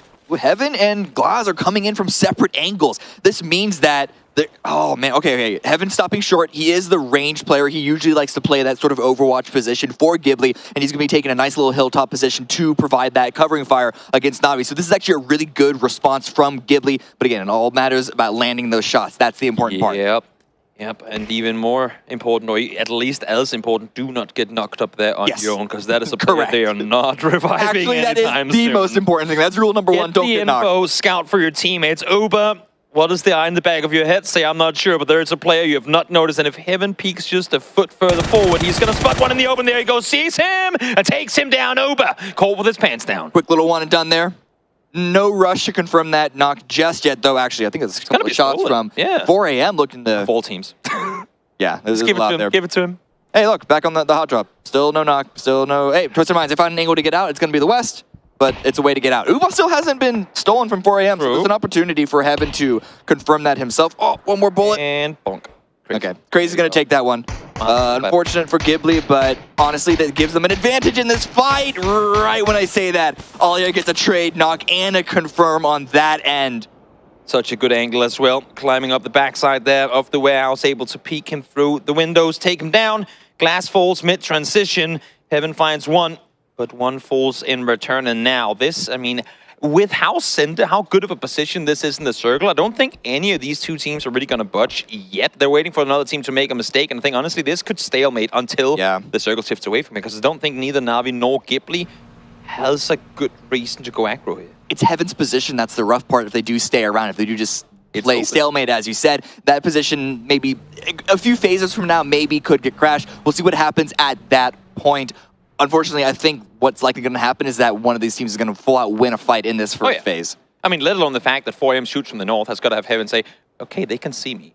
When are they going to start shooting at me, right? Exactly. So that position, as you're saying, might not be feasible for much longer. In the meantime, Twisted Minds rotating up for vehicles, trying to figure out what they can get in terms of wheels for that east side rotation. Spear, in the meantime, left behind as a bit of a booby trap, hopefully able to find 1 or 2 in transition. You have been taking shots towards the north. They have a little bit of a short 2-2 split of their own east of Los Leones, shooting towards Cerberus or Sonics, somewhere up in that general direction. Okay, they're still going for the fight. Hikari still wants this fight. They actually still want to go for the full wipe against Twisted Minds. And this is 11th place versus 12th. So you have to question that this isn't favoring anyone. It really isn't. I mean, if Twisted Minds comes out here now without taking any casualties, they might throw up. But let's see. Hikari peeks over spots. One double headshot. Taking down one instantly with the AK. Those fall in return. And I don't think there's going to be a rest coming through on the side of Pentagram here. Tricky position. But as I say that, Wicked sends it down the hillside, but instantly met with bullets from Lou. Yeah, what a great counter knock by Lou. Spyro going to be there on the angle to help confirm that. But unexpected, the adder flank. Who flanks the flanker? Everyone's all caught up amongst each other, but at least the positions are now realized and knowns, and this is going to be a 1 versus 1 here. But Akkad, I think, is going to try and loop on back and isolate Spyro. There's a shotgun in hand, though, so Adder needs to worry about getting pushed. Adder needs to buy time. He needs to stay put, and it works out for him. Skyle on hand comes out victorious as Spyro falls. Akkad was there ready to help, but Adder didn't need it at all. So in the end, it will be Twisted Minds taking casualties here again. I mean, both teams taking casualties, and once again, proving to the world and everyone else, hot drops, sometimes worth it. This time, not quite so much. No, sometimes worth it. I said sometimes. Yeah. One out of 100 is still sometimes. Okay, technically that is true. Technically that is factually accurate.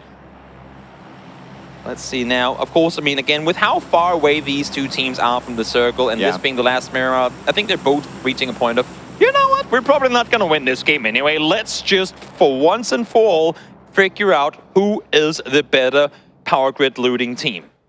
Yeah, and they're in the same group. So this is still, in a way, a fight for tomorrow when they go up against Group C. Yep. They will meet again, no doubt about it. Who knows, we might have even more power grid teams joining tomorrow. Oh, man. That is both exciting and scary at the same time. Yep. I think the power grid looting teams from all regions qualified, right? So some teams already adapted, but we might just see. Are there also a world where this circle goes east? No. We're going Impala. And Technically, it is east as far as the main landmass is concerned. You're not wrong. But we know it's going to go back towards west because of those Impala mountains, unless we see a hard shift down towards the south for phase number 3. So very likely that Na'Vi Ghibli compound is going to continue to be strong. Perfectix not allowing Penta to get into the zone for free, still getting knocked, still dealing damage, trying to get some more points. 1 or 2 here on the exit from their power grid rivals could help set themselves in a better position going into tomorrow. Yeah, salvage what you can in a game that's not over by any means, but that you probably won't get the most points from. In the meantime, taking a look at the gas station here could very easily become a position from where this game will end. Adder saying, if I just go far enough away, they won't get the points at least, and that is the case. As we see it right here, will he get the loot? Nope, he's actually going to carry him back to safety and get the rest on up. It's only phase 2, so definitely doable. But they need to loot fast because I don't think Adder has any more first aids. I think Adder had 1. Oh, maybe. I don't. No. Either way, the point is, it's not going to be great no matter what. They're going to be using up a lot of those meds here, so they're going to have to like run and loot at the same time, and that is a very, very risky situation because they're going through places that have likely already been looted by the teams that have been long gone back into the main circle. 4 a.m. here, grouping up on the north side of Impala, swooping around the Na'Vi Ghibli situation, getting dangerously close to Luminosity, and considering where the circle might continue into phase 3, potentially more teams will be going into that city. And we alluded to it earlier, right? I mean, we saw 4am now take shots at Heaven. He cannot play that hilltop position any longer. All of a sudden, his flank potential is now just dead weight out towards the east with no ability to suppress inside the compound itself. So Na'Vi, if they read this, now is the time for them to take the fight. EXO coming in here from the north side, a lot of open area, again, because of that 4 a.m. retreat. They can backfill onto that position. Petrichor Road here on the west. They're going to have to go through Purple to make it into the zone.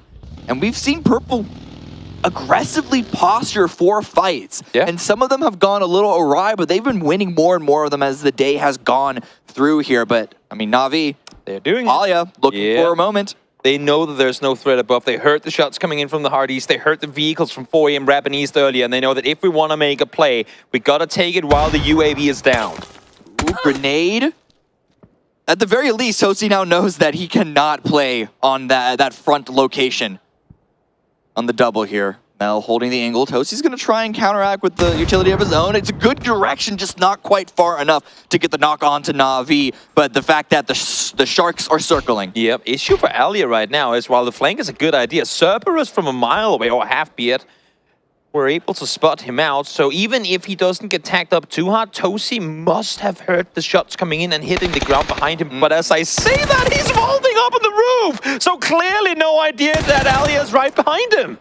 Yeah, really good flank, really good opportunity found by Alia to continue on this fight and spots out Human, takes a couple of shots. Oh, and now Tanaman wants to get involved as well. Spots an angle, needs to hide, but this is going to be great for Mel, an example to continue to push this. Damage already done, perfect for him going in now with the gas can in hand. You shall not enter my building as he runs back towards, I can only imagine what he wants to be safety. He's now going out on the side of the building that Heaven was on.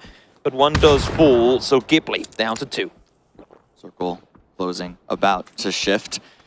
Northwest, so yes, this game is essentially going to end around that compound, so this makes it even more important for Na'Vi to try and win this fight as quickly as they can, to post up, because there's a high potential of them being crashed within a short amount of time here. EXO now swinging in towards the west.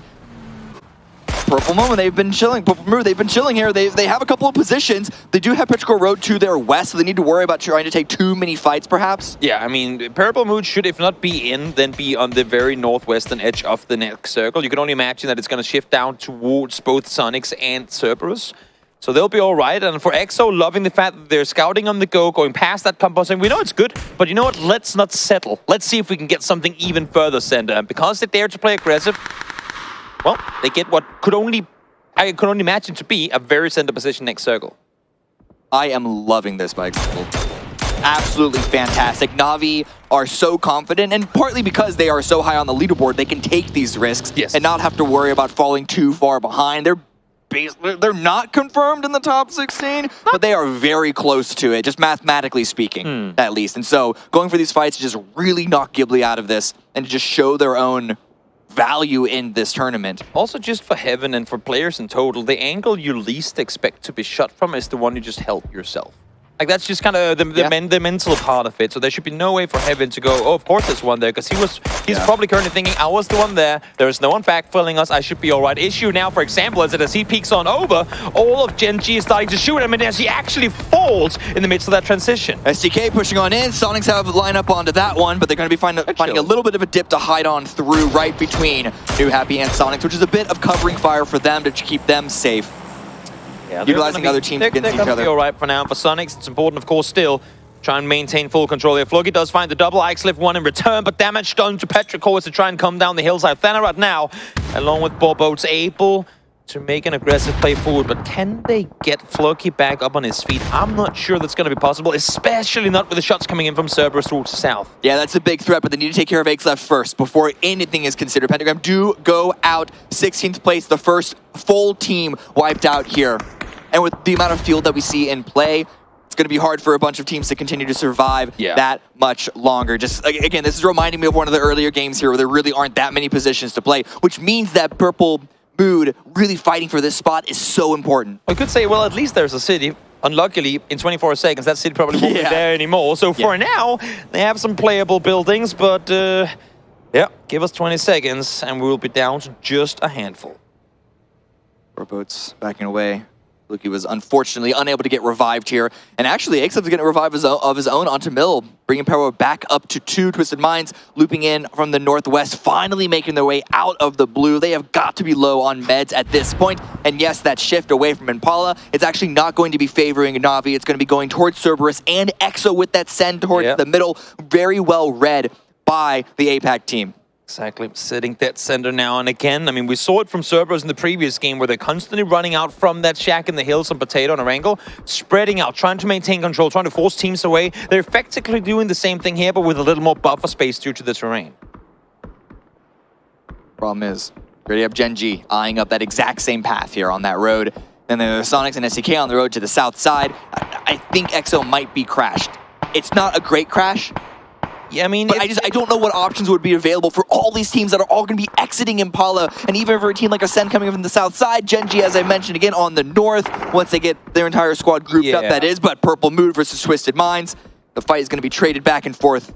Yeah, I mean, for Gen.G right now, Pio and Taemin are miles away in the blue, and now towards up towards the southeast. That doesn't make sense, but down towards the southeast, Down towards the south. trying to make their way on in. New Happy, well aware of the push from the Germans, trying to make their way on forward here. Utility played by both sides, and shots against Cerberus. They have so much influence on this zone right now. It's closing on their position, open ground. They are providing cover and a lot of shots towards a lot of directions, and Gen.G swinging on through. Unsure if they expected Petrichor Road to be here, but Aexleft is going to drop 2. Easy job to confirm those as well. And the remaining members of Gen.G, who are miles away, going to have to figure out some other spot to go. I cannot justify that rotation for them. I know it's hard to scout, but at least wait for your 2 teammates and push together. They're running into an area where they've just seen people get killed from, and goes down. That is a bit of a head scratcher, but again, day 1, maybe need to shake things up a bit coming into day 2s of Mirrormars tomorrow. Send on the move right now, going towards the hay bales. One of the few options that they have left, and honestly, don't overthink it. Stay here, stick here. Do not eye up Cerberus' compound. That's going to be a really, really hard send with New Happy overlooking that angle as well. Na'Vi versus Ghibli, it is still going on. Alia again with a great angle, killing Heaven here. It is all into Guman, down to 1 HP. Yep, now 4 AM again, they've been looming on the east side all game long. Able to get the first hit off as Guman as Alia peeks on over one small shotgun. So we have a shotgun Winchester. That is not a loadout you see utilized too often. The issue is now Millman falls, and because phase 4 is closing in, Alia has no chance of getting him back up alive. Yeah, Na'Vi has been taking a lot of damage in the past few minutes here. It's all down to one player. There's not going to be a revive on Mel at all. Guman is pushing forward with the shotgun, going to try and take this fight close range. All that range is really poor for this engagement. The closer he gets, the bigger the chance of him to come out victorious. 2 shots left in the barrel, make that one! Whoa! Finds it with the final bullet in the chamber, able to take him down. Not a whole lot will come off of it, but at least 1 more point secured. Yeah, exactly. Not quite into placement point territory just yet. Mill! Oh, 4 HP remaining, somehow able to stay alive. Purple Moon are out. Circle does shift towards the east. Cerberus' compound barely inside, but LG and Sonics, they are able to stay in their position. I love your addition of somehow, because Petrichor should not be alive at this point in the game, given what has come. But they have been served a couple of freebies. First, Gen.G wraps over the hilltop, says hello, gives them 2, and now Purple Mood eyeing the opportunity to just casually run down the hillside. They end up falling as well. Pio finding information. I mean, a solo player for Gen.G, can't expect too much out of it. However, info onto Petrichor Road could take them out and get a couple of points for themselves. New Happy right now on a rotation. All 4 into 1 vehicle, swinging in on the southeast side. Stubborn scout. I like it. We still have time to play. 5 seconds to go. We couldn't see anything from inside that compound. Let's go down on the southern side. We know we have to make a play. We only have 1 car. Let's use our time wisely. And unfortunately for them, all they're finding out right now is, well, everything is taken here. So Pio isn't able to make a miracle happen. Drive-by Petrichor Road, and then on New Happy, they're going to have to do a drive-by of their own, or rather, a drive-through, because they're going into Sunset territory. They find a pit, they find a little bowl. I love this. Instantly out of the car, spread out, running each their direction as soon as they got out of that vehicle too, because they knew exactly what was going to happen. They knew what was coming in, and now New Happy, this is going to be a hard attempt for them to try and make space for themselves. They did it last game against Sun Sister in Montenegro. Let's see if we can do it here too. Rolling in the wheat field, shotgun in hand. Petrichor Road unknown, but again, Cerberus still constantly peppering these players. Oh, and now Guman is on his feet. It's Cerberus from so far, where it's like Guman, he's just looking at them going, guys, could you please? I'm trying to do a sneaky shotgun plane here. Just get away from me and let me have my heroic moment. This would be the most tilting end to Petrichor Road if what we see in front of us actually unfolds in the way that I know we are all hoping it will. Question is, I mean, they must have heard the shots hit the ground. They were just looking behind. But they were probably like, who's so bad that they aimed like 20 meters behind us? Petrichor they've got to be a bit confused by those shots connecting. Every team has made their way inside this zone. Yeah. Most of them barely, but they're inside this phase. I mean, everything that is playable is currently under control by at least 1 more team. So the thing for, I mean, I love that Cerberus have already sent Haisaki out towards the east of the far west compound, because if they all are locked inside that space with teams sat on the other side just waiting for them, there's no way of them to getting out. But Haisaki already now has kind of found a spot for them to go to a landing zone. Like a name. Already on the move. They knew the circle was not going to go to them at all. And so like diving straight towards the center. Where can they go? That's the big question. They're probably going to have the car for it amongst one of these tractors, or they found the hill. They found a little defilade. Yeah, I don't think that's going to grant them a whole lot of life, but we'll see what comes over. In the meantime, 𝗟𝗟 finally committing to the fight against Sunsister, and in similar fashion to what we saw go down in Montenuevo just 2 games ago, they are demolishing Sunsister. Oh, 𝗟𝗟 also trying to get involved into this, but 𝗟𝗟 back into one vehicle, pushing on forward, taking the ground that they stole from Sunsister, pushing off onto the side corner. A lot of damage though. Luminosity are going to try and follow up. Snaker still has more nades to use. 𝗟𝗟 with the double. There's only so much space for you to spread out when you're in a dip like that one. Luminosity truly applying pressure to 𝗟𝗟 as they try and just do anything they can to stay alive here. Luminosity have a great position in this zone. They have a small little pocket on the side, which means they can have an isolated engagement towards 𝗟𝗟. They need to worry about 4 AM to the north side, but they're going to be swinging in the opposite direction. You can see in the very far end of the screen. Going into 𝗟𝗟. Empty has already been knocked. Kang with the grenade at the ready pulls that one away, but Crazy going to try and land that one onto the ramp. Such a great time push here for 4 AM again. Crazy. 4 AM able to find all these crates, all these great guns. Issue Brainmates can't quite find the connection. Mill able to get one down and return, and eventually this trap will be sprung from the teams on the other side. 𝗟𝗟 will fall as Human is able to take down Norman with a shotgun. He lives to see another day of potentially placement points too, as the Winchester comes running up from behind. 4 AM, they are still alive somehow. The revives are coming on through. Same thing for 𝗟𝗟. This is such a precarious position. And look at Cerberus also pushing onto this one. They're receiving 0 pressure from the southeast side. They have all this room that they can push over and take control of this north end. 𝗟𝗟 is doing so much to contain Ascend on the other side, while the rest of Cerberus is making the play for the north. They know that if we can clear at least one of these 2 sides, the game just might be ours. But 𝗟𝗟, still 4 alive, somehow have been able to withstand the push from 4 AM, but they need to deal with Cerberus here as well. They can't just sit down and allow the fights to unfold around them. It's all on to 𝗟𝗟 and Crazy for 4 AM. The other 2 have been removed and taken out. 𝗟𝗟 and Empty also removed for 𝗟𝗟. And 𝗟𝗏 and Hamas, the last 2 up for Cerberus. So everyone has been wounded into this situation. Everyone's been wounded into this zone. It's only Luminosity and Sonics who already have wins under their belts with the full squad of 4. But looking at how many members are in this southeast side, how long is that one going to last? The north is a brawl, and now the south has to become one as well. P going over. Rel finds one. Snakers finds the other. 𝗟𝗟 able to get one in return, though. So the fight not just done yet, but 𝗟𝗟 sat here alone versus 3 of LG, and now on fire. Not going to withstand the pressure as Luminosity lives to fight another day. Was able to catch LG off guard, but wasn't able to finish the job for Angry Man. 𝗟𝗟. 𝗟𝗏 has been taken down. It's only him has left for Cerberus. Smoke coming out. Gonna go for the confirm there and get that 5th kill for his team. They're inside placement point territory as well. Jumps on the ramp. Knows generally where Crazy is. Makes sure that Crazy isn't gonna push. Goes for the revive.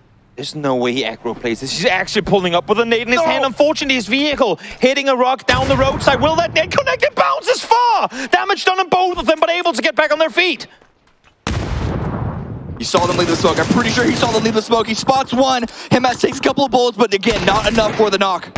Flash, lopped on over. That one should be good. Forcing one off. Hands in the air. Well aware that the angle ain't quite there from Crazy, though. Missing crucial shots, and 𝗟𝗏, nice peek around the side, able to take him down. Will accidentally take out him as well, but the rest should be able to come up. And now, 3 times North America versus APAC for the last Miramar of the day. It was a close clutch there for Cerberus, but they have the time for the revive. They don't have the time, however, for the attempt of spatial control. Sonics and Luminosity both swinging out as STK do get eliminated. There are 3 teams remaining. And Luminosity and Sonics, there's a good chance that they go into a really explosive fight right now, which would give Cerberus the opportunity to try and fall into...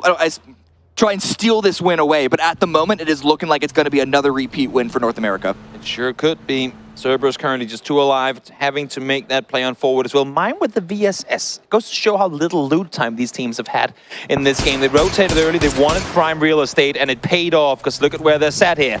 3 teams left alive, with still honestly impossible to tell in terms of Sonics and Luminosity who's going to come out victorious. 𝗟𝗔𝗡 getting that knock with the bolt action on the Duck Mai is huge. It's all to him as right now. It is not really worth it for him to swing back behind and get the revive. Likely he'll be taken out if he attempts to do so. Sonic's also spreading out. They were in one singular pocket, which is so risky for grenades, and now 𝗟𝗡𝗗 is up there with the high ground. Sonic's Luminosity first and second place in the previous game. Now they get to battle it out once more. Luminosity won the previous one. We'll see if Sonics can come back and grab this one for themselves. 𝗟𝗚s is doing a great job, honestly, at staying alive here, but with both Sonics and Luminosity kind of closing in from either side, you could only imagine that Cerberus will be the first team to fall here. Mime is sending those VSS shots out. How many bullets does he have? It's about the pressure, it's about the damage. Hey, 9mm is very, very light. It is, but how much did he find and pick up is the question. Well, we'll have to try and keep track of it as Flood backs off the vehicle. No reason to stick around when the smoke gets this dark.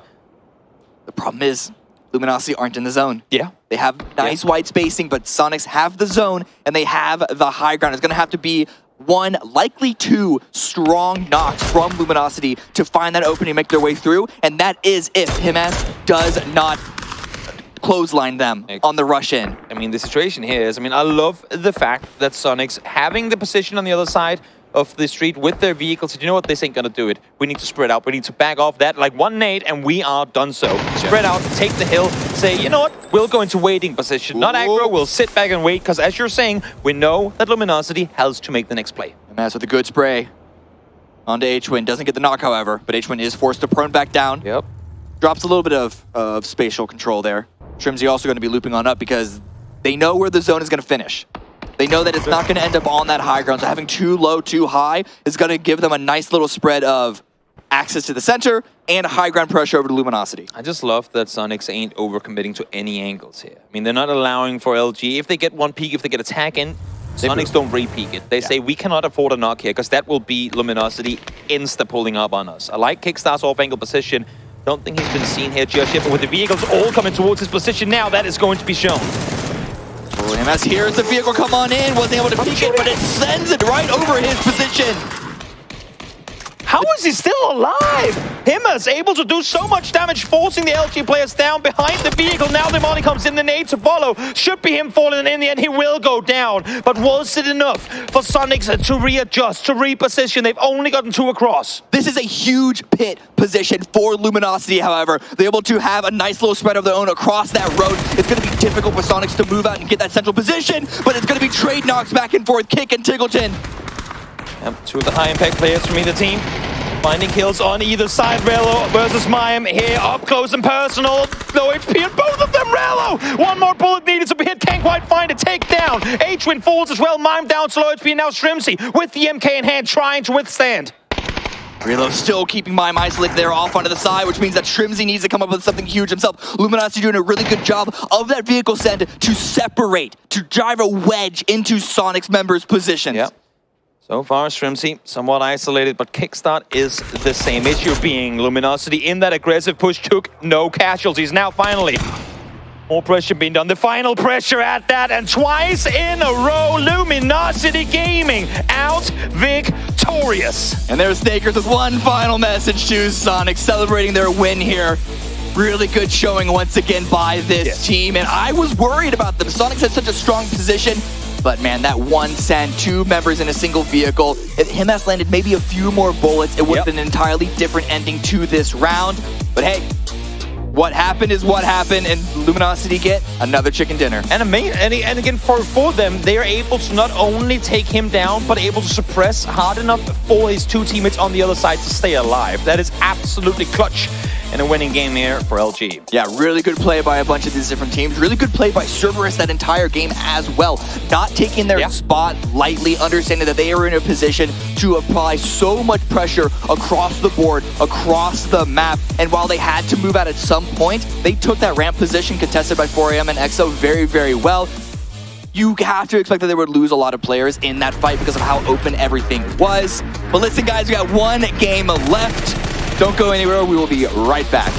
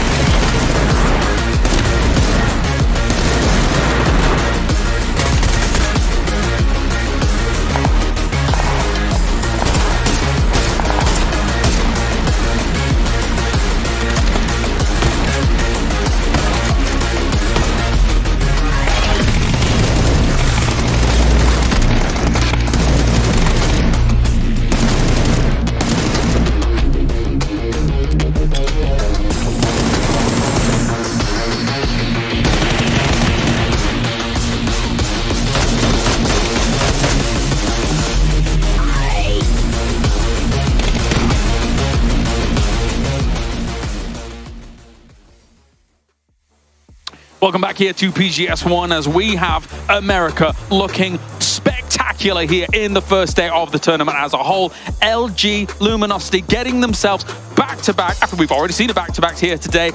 I've said it off camera and I'm going to say it again here, Avenger. I feel Luminosity is the best America has ever looked at PUBG at the moment. They're looking awesome. Better than Sonic's at PGI. Yes, even though Sonic's got themselves a win here today, I still think, looking at Luminosity, how they're playing things out, I think they look excellent. And they're looking, when you look at this kind of performance, they're looking for the title here at PGS1. And they're looking so certain the way they do. Yes. They're making sure they're full alive all the time. They're pulling back out of strategic pushes. They're like, we don't need that extra 1 or 2 points. Let's make sure we're 4 alive for the end, because if there are 3 here, Sonics would probably have won that game. Yeah, maybe. I think both teams, though, kudos where kudos is very, very worth it. The way they're playing this location, it's not an easy location to play in terms of the terrain, in terms of how you're able to transition to the other side of the road. Sonics actually did very well regarding that here, but obviously not enough to be able to actually round it out against what is effectively their biggest rivals in the entire scene, considering their regional play. That 2-man send in the car to get the Rich that kind of countered the other guy's position was literally game-winning push there. Really well played and good call from Relo there coming in to that. Of course, hard to push a little bit on the Rich, but Kickstart playing that anchor was literally the reason why they're able to get 2 guys down there. Super well executed by Luminosity Gaming, of course. And here, utility breakdown. A lot of smokes on Sonics, not that much of stuns and Molotovs. Look on the other side of LG, 13 stuns, 7 Molotovs.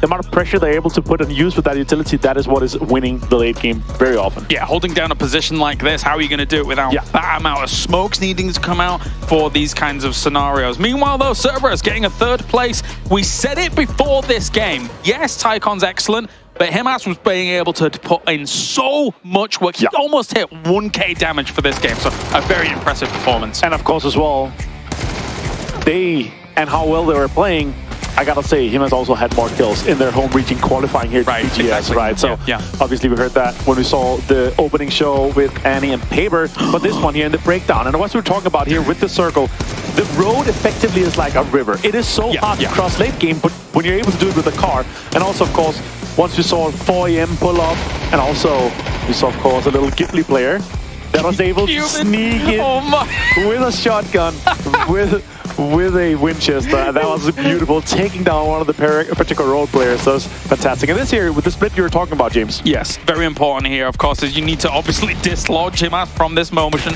So they were able to do that. And then from that point on there, we're free to take the fight here against Sonics. Sonics, for all intents and purposes, I don't really think they had much of the initiative because they were the ones initially having to move over the other side of the opposite road. Otherwise, they would have had to have taken Luminosity on this side. But let's take a closer look here at Luminosity. It's a lot of damage coming in here as Kickstart is able to take a big leap forwards in those numbers. And you might think the pictures are stretched here because Kickstart's looking so thin, but no, he lost an insane amount of weight. He looks so good. Yeah, he looks great. He does. He does. He lost like 60 pounds. Just like they look in-game. True. Sick play. And 707 damage here, James. A new record. You said 707, but it was 770.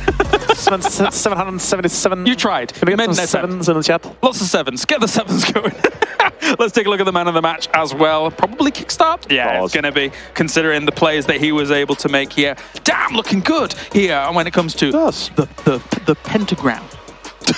Right, yeah, true. The Pentagon. Sure. The Pentagon. The star chart. Still not like insane amount of kills. We're still around that 4-5 there. We haven't really have any double digits or anywhere in close 7, 8, 9. We're probably going to see it in the event here, especially once we get further and deeper and everyone's getting a little bit more comfortable. Right now, I was expecting chaos, but we're having a few teams dominating the rest here. Yeah, absolutely. It's really clear today. So far, so good for China. So far, so good for America. Beyond that, actually, we're seeing some contenders here and there. Of course, we've seen Cerberus, we've seen EXO, we've seen Na'Vi. All of these names kind of cropping up. So it's clear that everybody has come in very, very serious here today, number one. But what's very important as well is that China and America, they're standing tall right now after 5 games.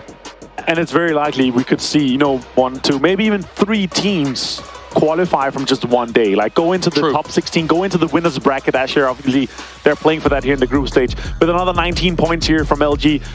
another 4 teams on double digits, James, and it's 3 of them we've seen again and again and again. Of course, Cerberus is the 9-pointer in the game previously. They're also going to be putting themselves in there. What a great position as well that Sonics can secure, considering that they are currently not... I'm going to keep reiterating this.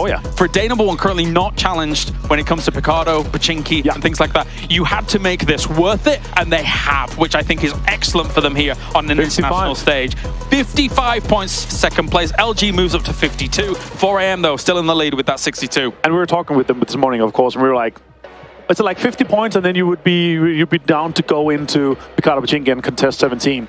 Yeah, around that marker. So that's obviously going to be interesting. Now they're at 55. They have one more game to do well. If they hit the 60s, I'm confident we're going to see them contest them tomorrow, because if they could dominate them there and kind of push them into a scary situation, that would be very interesting. Of course, we focused on the leaders at the moment, but when you look at the teams that aren't doing as well at the moment, are there any surprises that stand out to you? Yeah, of course. We have Twisted Minds down there at the moment, rough for them, but I want to say this. When we have that many teams that are that top heavy, we have not a lot of points to give to the rest, so it is extremely close. With one good game, even if you're on the right-hand side of the leaderboard, you could get into the top 7 quite easily.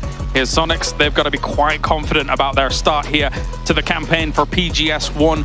It is an interesting notion because at a lot of internationals, they come in, they have a harder time because of those hot drops, and they don't adjust. This is the perfect stepping stone for them to be able to dictate their pace, their campaign here at PGS 1. Yeah, I've really loved what I've seen from them so far, and also being you have to be flexible, even though you have a lot of pride. We see that from a lot of reaches, of course, but they came in here with a game plan with backup drops. They came in here and they're like, okay, we have one day to do well, and now we've seen them here with 55 points in second place with 1 game to go.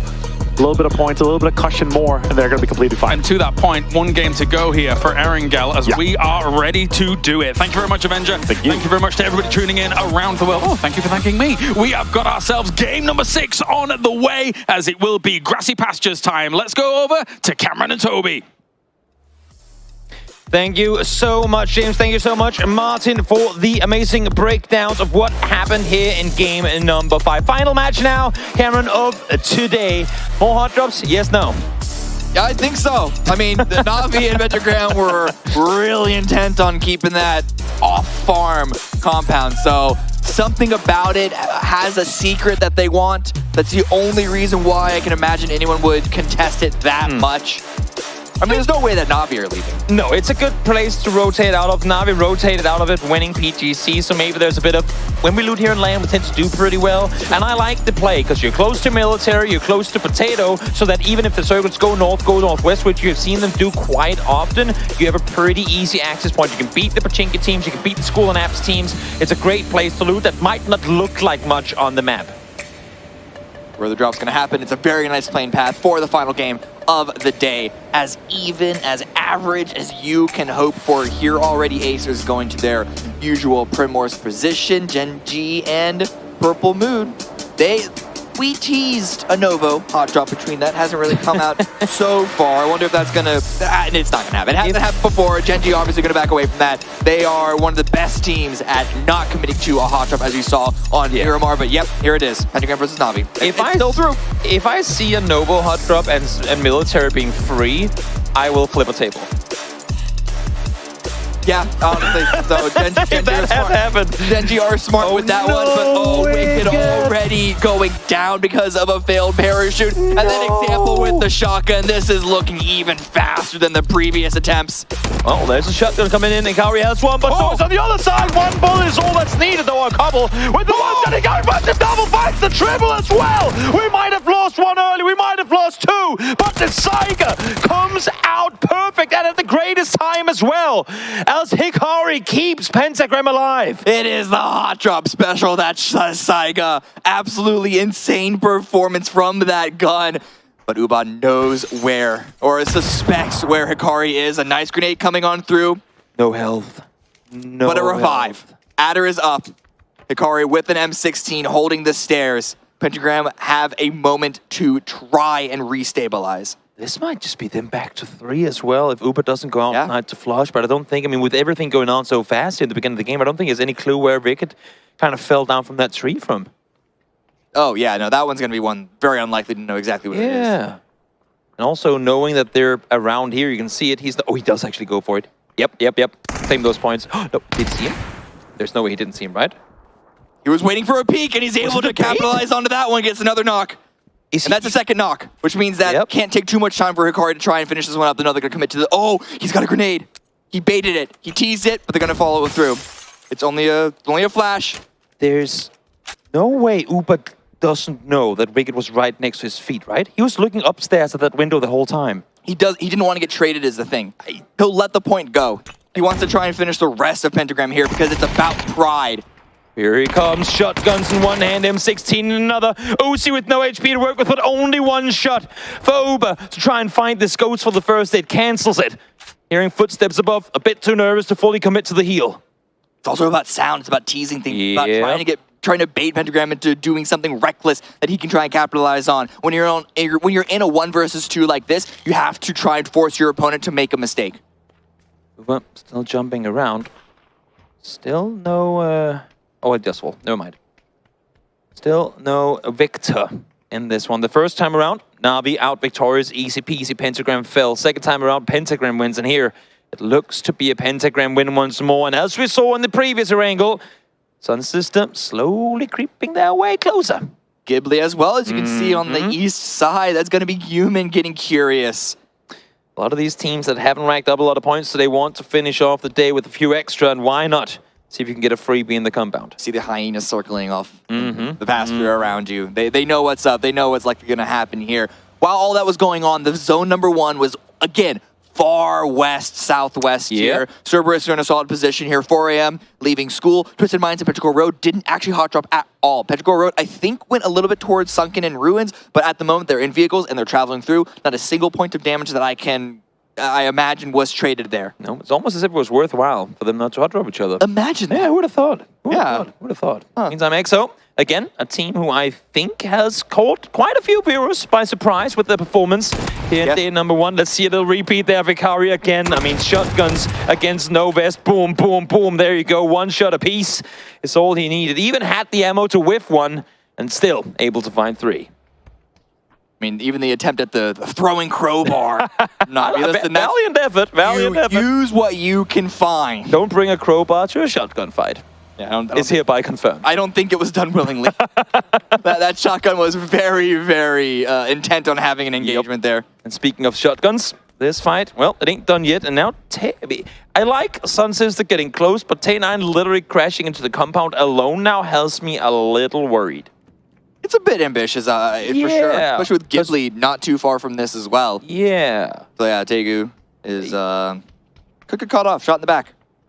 Might wanna not be here right now. In the meantime, well, Cerberus, especially on a wrangle, have truly been the booby trap. The out in the middle of the open surprise, mainly to the Americas teams in the previous match, but now as well, catching Petrichor mid-rotation. Petrichor able to back away.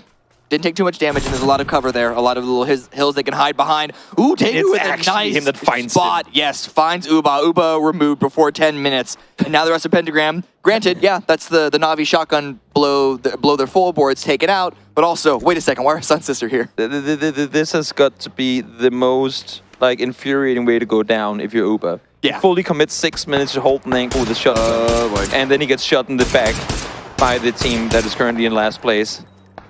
Oh, the commitment, though, but now you might have bit off a bit more than you could chew here. I'm surprised 𝗟𝗚 didn't take more damage, much less didn't get knocked on the way. Hiding behind a small little corner, outrunning in the open. Runax did get removed as well, though. So 𝗟𝗚 with a good start to this engagement, if they want to commit to it, because again, that's outside of the zone. Yeah, more teams making their way down towards Observatory, down towards Swamp, and Sonics, of course, well aware that 4 a.m. is now in the nearby vicinity. And 4 a.m. seemingly not really respecting Sonics' position here, pushing up close instantly, even lagging a player early on and forcing Sonics off the hillside. Sonics smartly backing away. Nice. Don't take this fight early. Yeah. And the position that 𝗟𝗚 and Mime are holding down is a decent one to play out of here. Oh, yeah. So it's not like that single hill with the tower was the crucial part of their game plan. I mean, it's one of those, you know what, we'll take a little bit of extra crumble on top of our cave if we get it. If we can't, we still got a pretty good foundation. Exactly. Let's see now, Pentagram with 2 alive. Wicked was not to be rest outside the building. In the meantime now, I mean, Circle, as we said before, far away from where they are, so you'd have to imagine they're going to leave eventually. In the meantime, 𝗟𝗗 from Cerberus taken out by someone. Not sure if a flush is going to follow. Cerberus were kind of spread out, so we'll see if they're able to pick up 𝗟𝗗, the prodigy player that really made a name for himself last year. Yeah. Twisted Minds now on the rotate. 4 a.m. continuing to send some players out. Summer is really, really curious. Trying to see if they can't spot anything else on the Cerberus location, Cerberus compound. Luminosity coming in from the east side. And what they might not know is that, yes, okay, of course, let them go past, whatever, that rotation, shift testing in the night, whatever. But if they continue to go in the direction that they started, Luminosity, is they could also get involved in the Ghibli, Pentagram, Sun Sister, whatever we want to call that. Yeah. Let's see, it's still a little bit of dodging and weaving as cars come crossing on through. Shots are fired, but nothing really connecting as Luminosity continues to wrap further south around. Why would Purple Mood stop and take shots out of the blue onto Luminosity? Luminosity is not a team that cannot take risks and fight out in the blue. Purple Mood in 15th place with only 10 points. If you're going to fight Luminosity at any place, I think your best bet is in a car. I guess. Yeah. But I don't know. I just feel like that's walking up to someone twice your size and challenging them to a fight. Maybe they don't know that it's someone else. And even if they do, you know what? I respect not respecting your opponents, especially early on. If you start fearing teams this early in a global tournament, you are set to fail. If you start playing, oh no, it's them, we gotta run away, you gotta play with confidence, especially off of day one, where so many things happen that will not be done the same way in the days to follow. SDK, they're getting pushed by EXO a little bit. We saw it very briefly. Ghibli have removed themselves from that Sun Sister situation. All four still up. EXO swinging all the way around the beaches, avoiding the SDK shots. Good information by them. Listen, we got a shot from a compound. We don't want to send onto that. Well, in the meantime, 𝗟𝗗 hearing the convoy coming his way has to back off of the lighthouse position. Smart read on his part. Joining his friends from Ascent down towards the swamp, further down towards the south side of the map. Now, we still have plenty of water and plenty of, I would consider, pretty terrible terrains to have an endgame happening in this first circle. So let's see how bad this second one is going to be. 10 seconds left before we see that. A lot of teams, even though with the nonsense that we've been dealing with in Farm, a lot of teams with really strong positions here, a lot of spreads that you can see. Cerberus with a very ambitious one, MS way off onto the side, but this is a very, a decent phase 2 considering what phase 1 was. Continuing to center up once again onto Quarry / Llama / Squirrel / Elephant / Fox / Eevee / etc. Don't need more names, just cat. Just cat's fine. 𝗟𝗗, in the meantime, shots fired, shots connected as well, but not as many as they probably would have wanted to onto Twisted Minds as they get a bit of a freebie making their way up the hillside.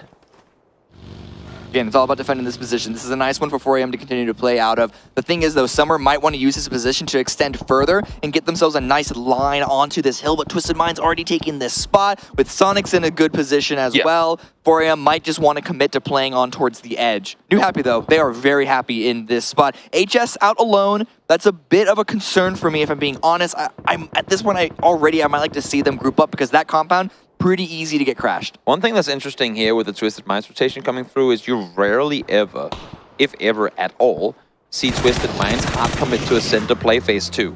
So a bit out of their ordinary playstyle, hard committing this early on, to try and claim something they hope can last them a few circles. We'll see if it's going to benefit or not. Summer sitting all on his own, fighting in his fellow countrymen, but will not succeed. 𝗟𝗗 finds one as 𝗟𝗗 keeps on driving. That was very, very greedy by Summer to take that fight with seemingly zero follow-up by the rest of the team. Now, the rest of the team is in vehicle, likely to try and backfill on the angle that 𝗟𝗗 Road is trying to take. Twisted Minds with this hilltop trying to deal some sort of damage here.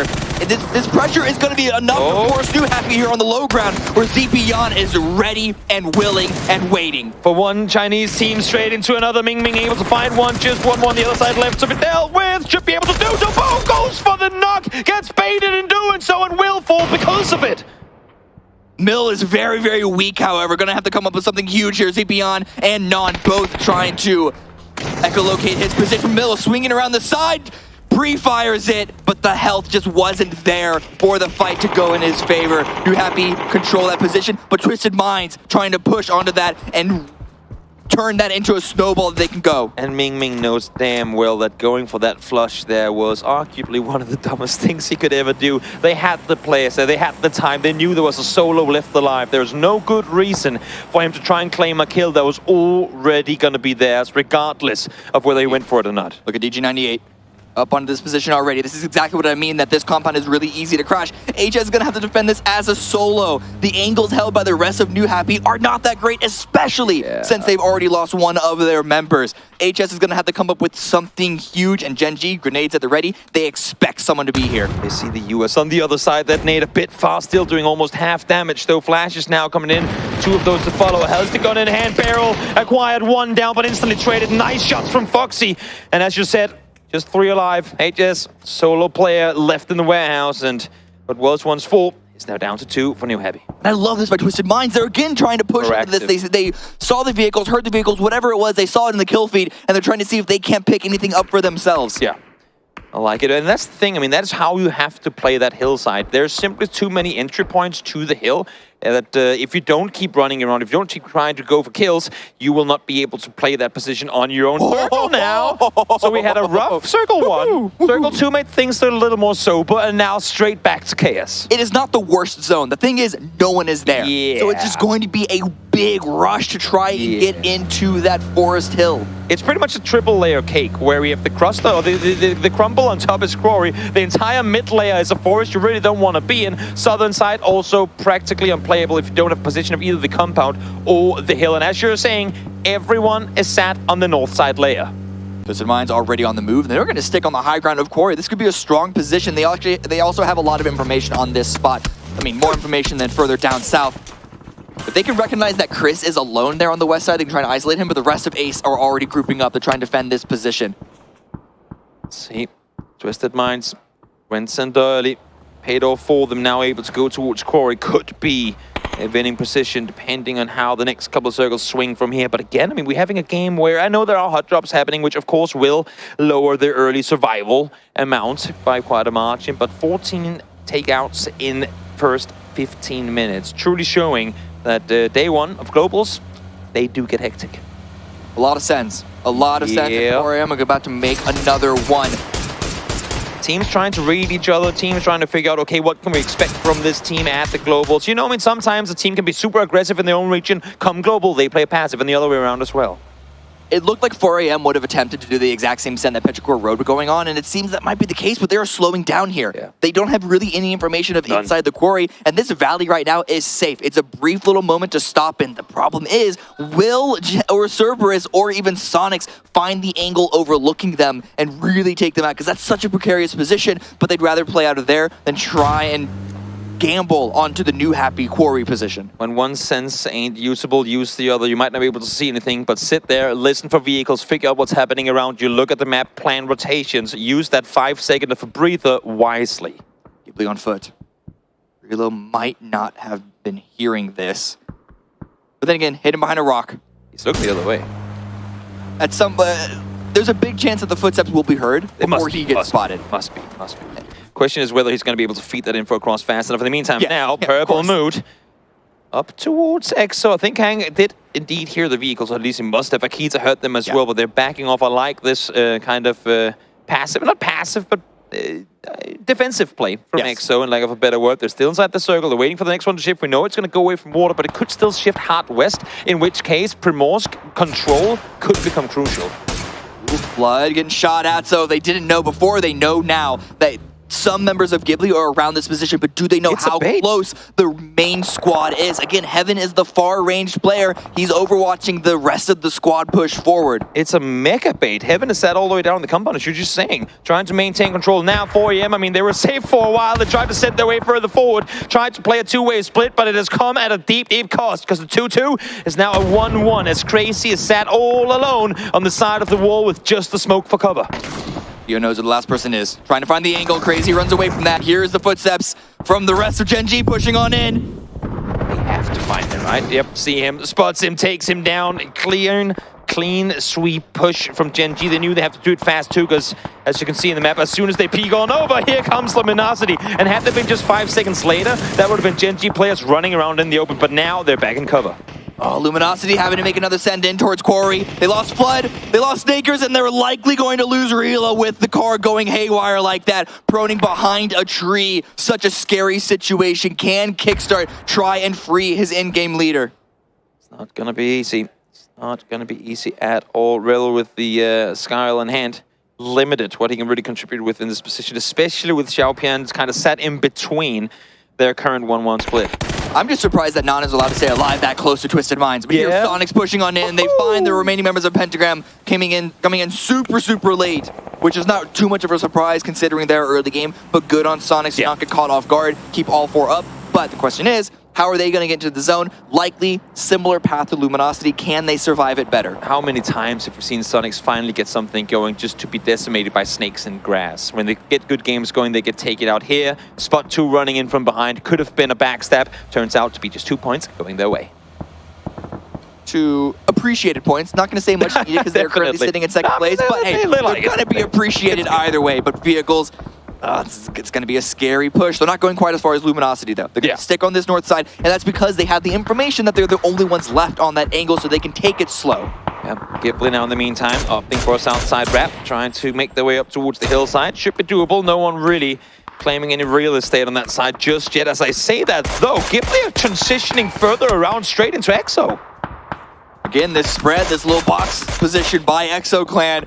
Good crossfires, but they need to find an opening to get into the zone. Because Purple Mood, they are waiting for members of EXO to peek on out. Not a lot of damage that they were able to give over towards 𝗟𝗡, but 𝗟𝗡 pushed even more forward. Not the best position to keep EXO out. I mean, I think they're just very happy that this wasn't contested at all. I think they were expecting to be fought against coming up here, but now in a position for free. Nan, well, the solo player with 𝗟𝗗 having fallen down. Peeks over, not gonna happen. Perfect's able to clear him out. We did see Ascent take down Batulans before, but they've been able to get him back up alive as Twisted Minds continues to maintain control of the center. 3 seconds left, right? Where's phase 5 gonna go? Goes north. It is centering up it is on Quarry. This high ground is going to be incredibly stacked. This is a big challenge, but a welcome one for Twisted Minds, for Ascend here, because they certainly would appreciate the points, and they can pick up a lot of them just controlling that high ground as they've been doing so far. Off screen earlier today, Martin was like, nah, Toby Circus don't go inside Quarry. We'll see if he's right. We'll see if this somehow shifts south of Quarry, because to me, this looks a lot like a Quarry ending right now. It does, doesn't it? Yeah. It has Quarry written all over it. Quite literally. Oh boy. Yeah. Okay. Hey, look, EXO, able to make it through, still 4 up. They have 2 vehicles, they're not all stacked into 1. This shift meant that Purple Mood had to push away. They couldn't stick around and continue to gatekeep. Now, that doesn't mean that it's going to be an easy continuation of the send by EXO, but it is something that they can backfill through. Yeah, loving to see Ascent this proactive now here as well. They heard the shots, they know they have threats up towards the northern side. They know they have Twisted Minds out east. They know that they have to deal with these south side pushes fast, because if not, they will get overrun. So proactive, lobbing those nades down early and able to fend off the teams coming in from the south. But that was one. Now there's one more to follow. Rain in the first car, trying to make the 𝗟𝗡 and teammate swinging in from this west side. No one's been knocked by EXO. This is such a good opportunity for them, right when I say it. Empty does get dropped by Penta, but can't. This might be a position that can get a revive, but Chris has a lot to say about it. He is looking for the angle. He is trying to peek over. How much do you want to commit to it if you're Crystal? Right now, 𝗟𝗡 kind of doing the work for you. And while you, of course, you want the kill still, it's also a... Would you rather just keep 4 alive and then take the fight so then later Purdy, though? He wants the points. They're not exactly having the best days so far as 𝗟𝗡, so why not rag up a couple of good nades? Still got 2 more to play with. If he can find the last, that would be 4 nice points going the way for shoot to kill. The more things change, the more they stay the same. And 𝗟𝗡 getting a bunch of points off of utility, off of grenades. It is as true as the Big Bang. But like, Micah, though, backing away. Ascend, they're all backing away from this. They're going to be trying posting up, I suppose, against Twisted Minds or 𝗟𝗡 pushing through. Yep, and while all this is happening on the south side, up towards the north, 𝗟𝗡 and 𝗟𝗡 kind of just squeezing in on Sonics in the end, take them out. EXO will fall as well as Micah finds the last, and now the push continues. They know that it's been dealt with on the side of 𝗟𝗡 up towards the north, and now for Ascent, they can wrap further south. They can take the fight towards the last remaining Purple Mood players. Make the player as Chris finds the double. Down they go. Ascent now with plenty more space to play with. Having said that, here comes 𝗟𝗡. I love that play from Chris, however. Yes. Just going on the low ground, understanding to isolate that last player, and more importantly, recognizing where the angles that I can get punished from. Non-existent. I'm going to make that send and get those points. Members up on the high ground going to be defending as he tries to climb back on up. 𝗟𝗡 have gotten dangerously close, however, as you said. And that's why he aggresses, right? Because he knows 𝗟𝗡 is going to try and make a play on this. So running back the other direction now, circle, out towards the east we go.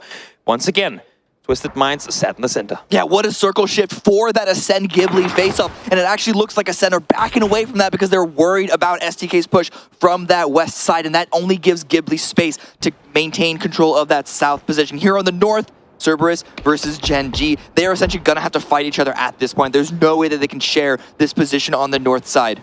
The faster they can get that fight over with, the better off they're going to be. I mean, Gen.G could try and wrap south around it.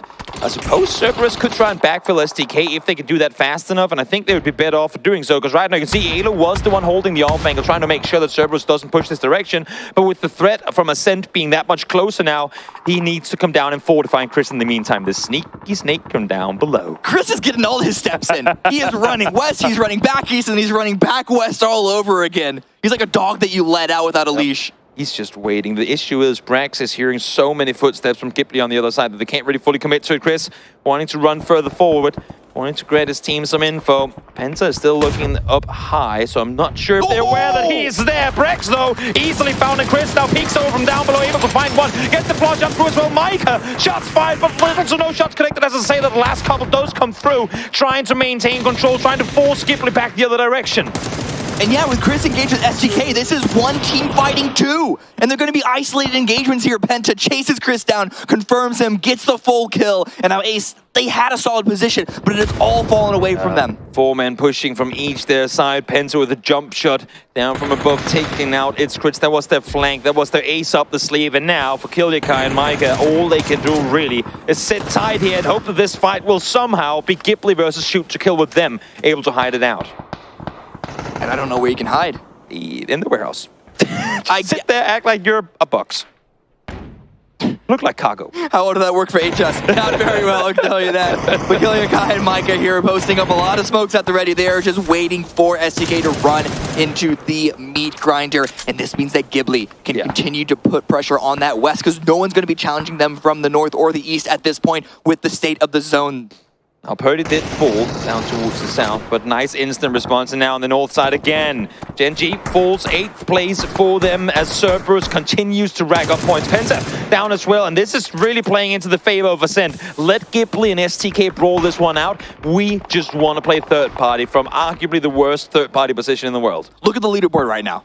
A lot of teams on the bottom half that need the points are still in play. But you look at the points gap between 6th and 7th place. It's very tight below that, but it's going to be a huge challenge if you want to be considered in the top tier, which, you know, is getting a lot wider from what it was for the first few rounds. Do we give Martin the upper hand? Do we shit out of Quarry? No, we do not. This one could literally not be more Quarry, and I'm all for it. Still got plenty of teams alive with the lay of the land, allowing for people to sit tight for a little while longer. Micah once again up at the same angle. He managed to withhold the push from 𝗟𝗡 earlier from this exact spot. Works the second time around as well, but I think he has to think twice about peeking that one the third time, because you could only imagine they're going to be ready for it. Look at how the two different teams are holding these center warehouses, right?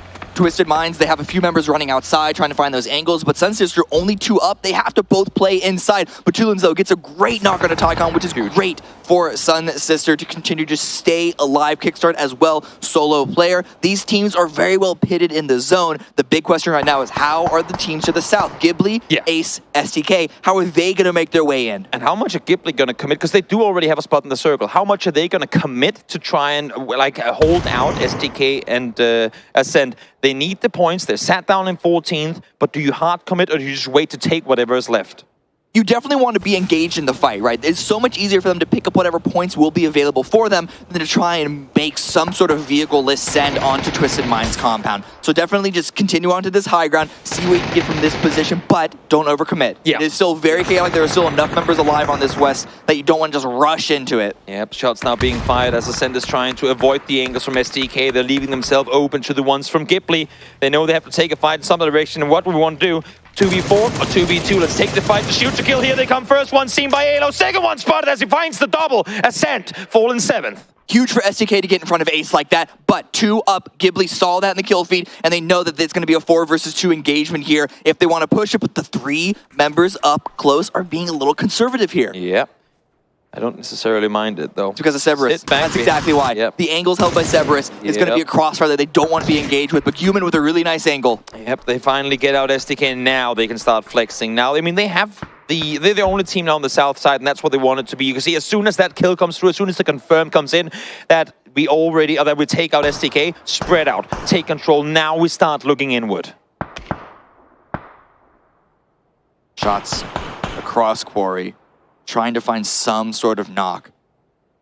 I don't know about you, I have not seen a competitive game end here in quite some while, if ever. So the precedent for how this is going to play out is virtually non-existent here. The circle, though, does stay relatively central. We know where it's going to end. Yeah. It's going to be between the compounds of Twisted Mind and Sun Sister, but heavily favoring Twisted Minds. I will say this, I've had a couple of games end here, and this is, to me, one of the best, like, arcadey endgame areas. Like, it really is amazing for up-close fight, because there's so much cover, so many different dips and divots you can work with. Look at the low ground that 𝗟𝗚 has now pushed onto Sun Sister. This is going to give room for 𝗟𝗚 to try and take some control around Twisted Minds. But 𝗟𝗚, they want this warehouse for starters. Sun Sister's play of the day has been, or strat, I suppose, has been allowing teams way too close and then getting taken out by those same teams. And I'm a little worried for them that's going to be the case this time again. 1 nade with flashes to follow. 𝗟𝗚, though, can't quite find the angle. Falling back, I like 𝗟𝗚's kind of peek on the left side of the warehouse there. A little bit of a help over the shoulder for Sun Sister. As 1 more nade comes in, doesn't find a target. Gonna go fishing with it, but yeah, a little bit of damage on 𝗟𝗚, but nothing that can't get healed up pretty quick. Ooh, 𝗟𝗚 is looking for an angle there as well. The problem is, it's not finding anything. They're just gonna have to go for the push. A nice Molotov is gonna clear the space, but Himaz up front, peeks the corner. Lovely 2-2 push coming in, sweeping around either side. Any critic at all on that play is why use the flashes early if you're not going to push on them anyway. They were able to get back to full vision, full audio as well before they pushed in, but they win the fight. No casualties taken. Good play from 𝗟𝗚. Does 𝗟𝗚 know where Kickstart is? I don't think so, no. That's the big question. And does Kickstart start shooting before he knows that he has no other way out? He's likely, the good play here would be waiting for 𝗟𝗚 to engage Twisted Minds, let them get in front of him and get a nice little spray down, pick a couple of kills, if not a full team wipe that has already been started by another squad. If 𝗟𝗚 dies on the north side, I think Twisted Mind will think that they're the team furthest north. Issue is, there are 2 by 2 alive, so if all of them fall and they're out, they see 9 alive and we just got elimination, there's got to be 3 teams up. Yeah, no, they know that there's another team. Just exactly. the math doesn't work out to be anything more than that. But Heaven with the stand with 𝗟𝗚. Spyro with the first knock. A nice little crossfire setup, waiting for this exact moment. Trying to aggro play this one down the hillside. Glass falls. Nice off angle by 𝗟𝗚. Will take one. Kickstart now.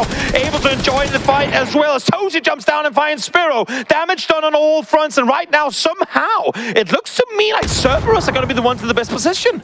A really nice push. They're taking the space when they saw the fight. Himaz does get knocked, and it doesn't look like anyone's going to be going for the revive just yet. He's going to get confirmed by Battlgrounds. But Battlgrounds the last one up. Angle found by 𝗟𝗚. Twisted Minds taken out, and this is where Kickstart is primed to strike. Kickstart took down Himaz, so 𝗟𝗚 is well aware that there is a snake to the east. 10 kills, though, for 𝗟𝗚. What a hell of a game for the APAC team as they try to rag up even more. They have the dot outside the warehouse. They know they have one still sat north. They know they have 𝗟𝗚 towards or inside the warehouse. This is now a waiting game for 𝗟𝗗 and 𝗟𝗚 to try and just dictate this game to a win. Look at the crossfire that 𝗟𝗚 had. It's absolutely fantastic. Kickstart, though, the lone player, the solo player, needs to push forward. Has nice smoke to block the angle from 𝗟𝗚, but it's 𝗟𝗚. Will they spot his position out there in the warehouse? So likely not until he gets right on top of them. Question is, do they know that he exists? These smokes are from 𝗟𝗚 as well, and he's using them as best as he possibly can. 𝗟𝗗 finds one with the nade.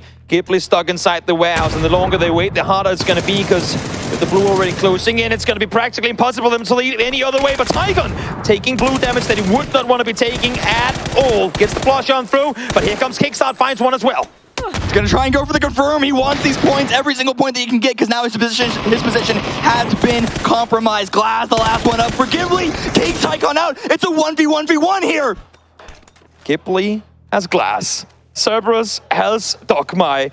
Issue is, Glass is inside the warehouse, and I do not see him getting out unless if he can time it perfectly. Molly to try and isolate. Peeks on forward, goes for the peak, doesn't get him the second time around either. Glass now down to low HP, has the peak as the blue is on his back. 𝗟𝗏 continues, misses, but finally able to take him down as Cerberus comes out victorious. Those constant peaks did not need to be clean. That was not the important part. It's just to make sure that Ghibli could not get onto his final position. A nice win there by Cerberus, and it was not an easy one either, but they played it position by position, leapfrogging through compound to compound. They take out Sonics in the north. They wait off against Gen.G, take them out as they come on their approach. Then they wrap on down, take the brawly fight to Sun Sister, and despite taking casualties to kickstart, still managed to come out victorious. Huge game for Cerberus, huge game for Apex. Absolutely, they took 4th place. They overtook New Happy with that round, just shy of 3rd. That is currently being held by Luminosity. But the point, like, listen, guys, 6 games down, amazing round so far. A lot of expected results, a lot of unexpected ones as well. For sure, a lot of teams can go out from day one being very, very satisfied with their performances, no doubt about it. Yeah, absolutely. We got 2 more games left. We got groups A and B coming up tomorrow. I just want to know what's going to happen with Na'Vi and Pentagram. I mean, I don't see why they wouldn't just continue fighting one another. It's been the way so far. I think Uber felt a little cheated by Sun Sister coming in, shooting him in the back. I'm sure. So I think he wants a proper revenge play at that. Man, what a day. What a day to finish it off on Quarry as well. That is absolutely amazing. Let's see some highlights here of the final game of day number 1.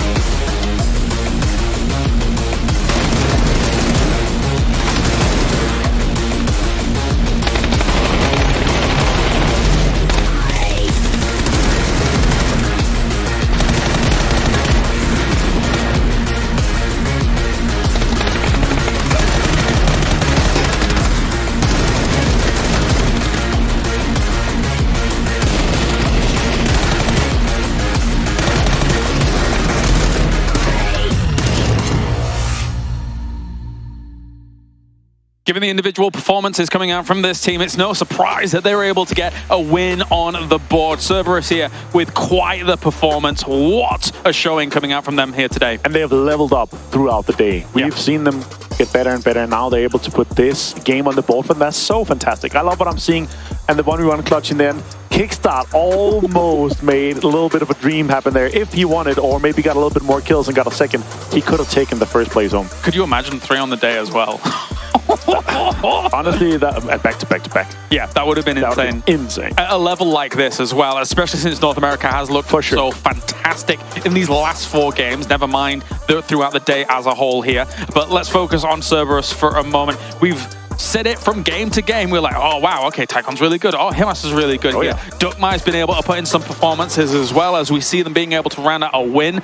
And when it came to PGC, how things were there, we thought to ourselves, okay, Clearly, they're representing their region extremely strongly. This is another great statement for them on a big stage like this. Yeah, and I gotta say, honestly, I'm so happy for a young guy like Ty can come in here and have continuous success. It's not just like a one-off, like we saw with PTC, but able to come in here and continue that performance together, him and the guys. Huge clutch as well, and also I think it was 13, 14 kills with the win. Is 24 plus points here for this, and nearly 3,000 damage across the team.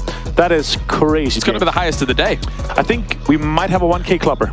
Yes, we may. So we might have the man of the match. That is like the best man of the match for the day. Ah, there you go. There you go. All right. So yes, an extremely strong showing here from Cerberus. But once again, we have LG still alive. Oh, actually, they lost someone so early. 5 minutes and 56. Yeah. So very, very clutch here by Cerberus as a whole. We still have Luminosity Gaming representing up here. For once, Twisted Minds here today has been able to show up, but they did get a little bit rolled by the rest of the lobby here. Understanding they had to dislodge Twisted Minds. And that is the problem. Once you're in like a big building or warehouse or something like that, you have to get out early and get control of at least like one edge or one 90-degree angle. Otherwise, you're going to get closed out. And Cerberus did that so well in that warehouse. I gotta say, Twisted Minds had a rough day today. I've seen Battlegrounds a few times today, and he was not, like, you could see not happy. The grievance in his face. Yeah, I can completely understand, as Kickstart was able to clutch out even just a few more points here for Luminosity. That's bumping them up quite nicely. Here's the crash on towards Twisted Minds, and yes, while ghibli was able to deal mortal wounds to Twisted Minds as a whole, it was the rest of the lobby that stepped up, realizing, as we mentioned before, dislodge this team, make it hard for them to do anything, and put the pressure on. And when it came down to a 1v1, it was 𝗟𝗏 at the end that was able to clutch it out. Yeah, huge clutch for him here. Of course, with the bridge, with the advantage, also the barrel versus M4. Like, you almost always win those fights there with the barrel. So good to see here. 850 and a 1K clubber. We were talking about it, James, but 𝗟𝗏 is the first at PGS1 to get 1,000 damage in a single game. Look how close the other two were as well. With 2 kills only as well. That is crazy. That's ridiculous. Yeah. Isaki was the cheerleader for this game. So he must have gone down at the 6-minute mark. He was, But, you know, it's what happens here. The fact that they can actually make this happen. But it is 𝗟𝗏 rounding out the game that's going to take the #1 spot. And kudos to him for being able to kind of deal with that high-pressure situation. I think the 2 angles that they took in those last circles didn't necessarily guarantee them the win, but gave them the best chances to be able to make that happen, considering they know they have to come out of the warehouse. The most kills today, 150 damage, less than 1,000, and also the clutch in the 1 versus 1 to win you the game. That is huge. Total kills today. No way. Cerberus is able to take it away in the very, very last game of the day here with 39. That is insane. Also, super close to total damage as well. 100 more, and they would have been first there too. I will say, in terms of what we've seen here all day, it's been quite consistent. We've seen the usual suspects being able to crop up, especially in those total kills overall, and kind of hold onto those positions. Yeah. But how competitive it has been in these final moments, in these final games, as we see 24 points going the way of Cerberus #1 ghibli. Some important points, 14 points. They were languishing down towards the bottom, and 9 points for Twisted Minds, also down towards the bottom to start things off. Ghibli and Twisted Minds, such a rough day today. So this was an important moral booster for them, of course, going into this. Ghibli, I loved what I saw from Heaven in general, coming out of Korea, of course. He's been able to put out a lot of damage here, and I'm hoping to kind of see that continue a little, because 𝗟𝗏 have not had the performance that we're expecting from a team of that caliber. Yeah, absolutely here as we continue on. That is very impressive to see. Again, a hyper-competitive day #1. And here's our overall standings to get things rolling for the first day. 4 AM, 62 points did not shift in this game, but 59, 59, 58 points from second to fourth. And on the other end, 29, 29, 29, 28. There's 1 point separating 4 teams here, James. Our mid-pack and our top pack are super separated today. I will say as well, though, when you look at ghiblis and Twisted Minds points they were able to get in this last game, very important for them to join that mid-pack. For sure. Considering we're going to have the group shuffle, they will be going up against 8 different teams here. Yes, the lobby's going to be different, and they can maybe gain some traction there, but it was important to not fall too far behind Avenger. For sure, and on top of that, we're talking about this kind of hypothetical cutoff around the 65-point mark. Yeah. And we have this many teams that are 55 plus, 58 plus. it's going to be a few games for them once they play again to make sure that they're in that winner bracket for the top 16. Tomorrow, same time, same place, we have got groups B and C going head-to-head and clashing, as we will have me, to get things going. Another 6 games coming at you here to figure out how it's all going to fare. For Group B, that will be their last day here. So it's very important for Group B tomorrow, Martin, that they come out swinging, get points on the board. You don't want day 3 not to be in your hands effectively. You want to be able to dictate the pace. Yeah, and that's of course, when you're playing in Group B here, you have the last day. Yeah, but the advantage that we have had from these top teams that are this many points right now, if you're 50 plus, you're looking really good going into tomorrow if you're Group A. Thank you very much, Avenger. Thank you to the casters and everybody tuning in around the world. It is time now to hear from the leaders here of day number 1 at PGS1 as we head over to the stage for the interview.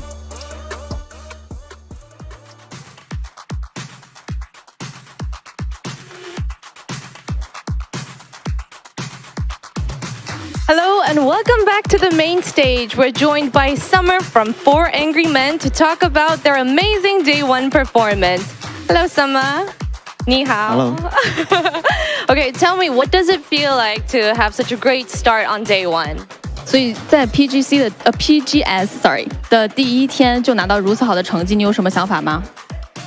我很高兴嘛，就希望我们后面会延续这个状态。He's just generally happy about the situation, and he want to keep on the pace on the following days. That's good to hear. So this is your first international game as your team, as you joined your team as the new IGL. So what has that been like for the team?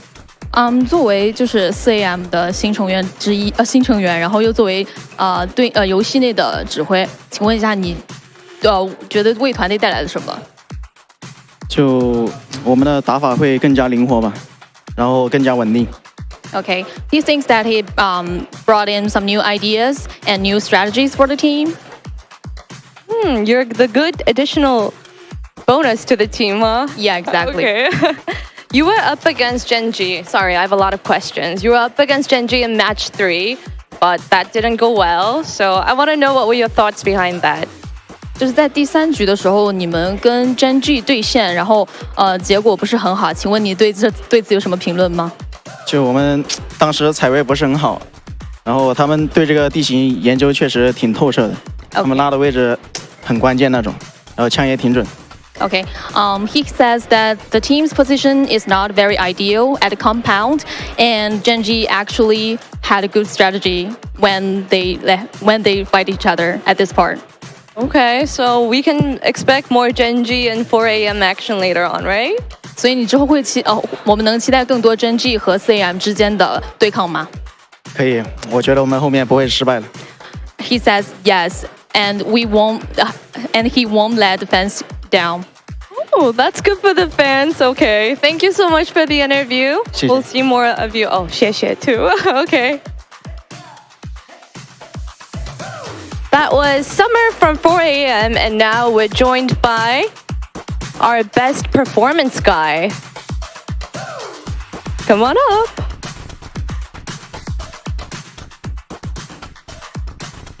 Hey, take. Oh, that was up. Okay, great game. Oh, guys, this is 𝗟𝗟𝗡𝗗 from Sonics.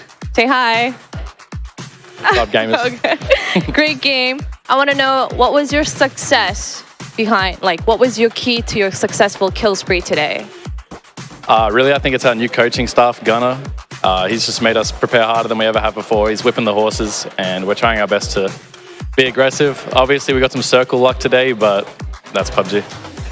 Shout out to 𝗟𝗗𝗗. But despite having 𝗟𝗗𝗗 as your coach, what do you think was your biggest challenge during the matches today? Our biggest challenge during the matches today, really just picking the right fights. There were situations where we had 3 different opportunities, 3 different options, something we could have done, and it's hard to always pick the right one. Yeah, all right. And last but not least, this is the most important question. Are you going to drop at Pochinki tomorrow? We're just going to play our own game, whatever that means. Okay, so I guess it means that you guys will all have to find out tomorrow, right? Yeah. Yeah, okay. Thank you so much. We'll see you tomorrow. Yeah. All right. Thanks for having me. Bye-bye.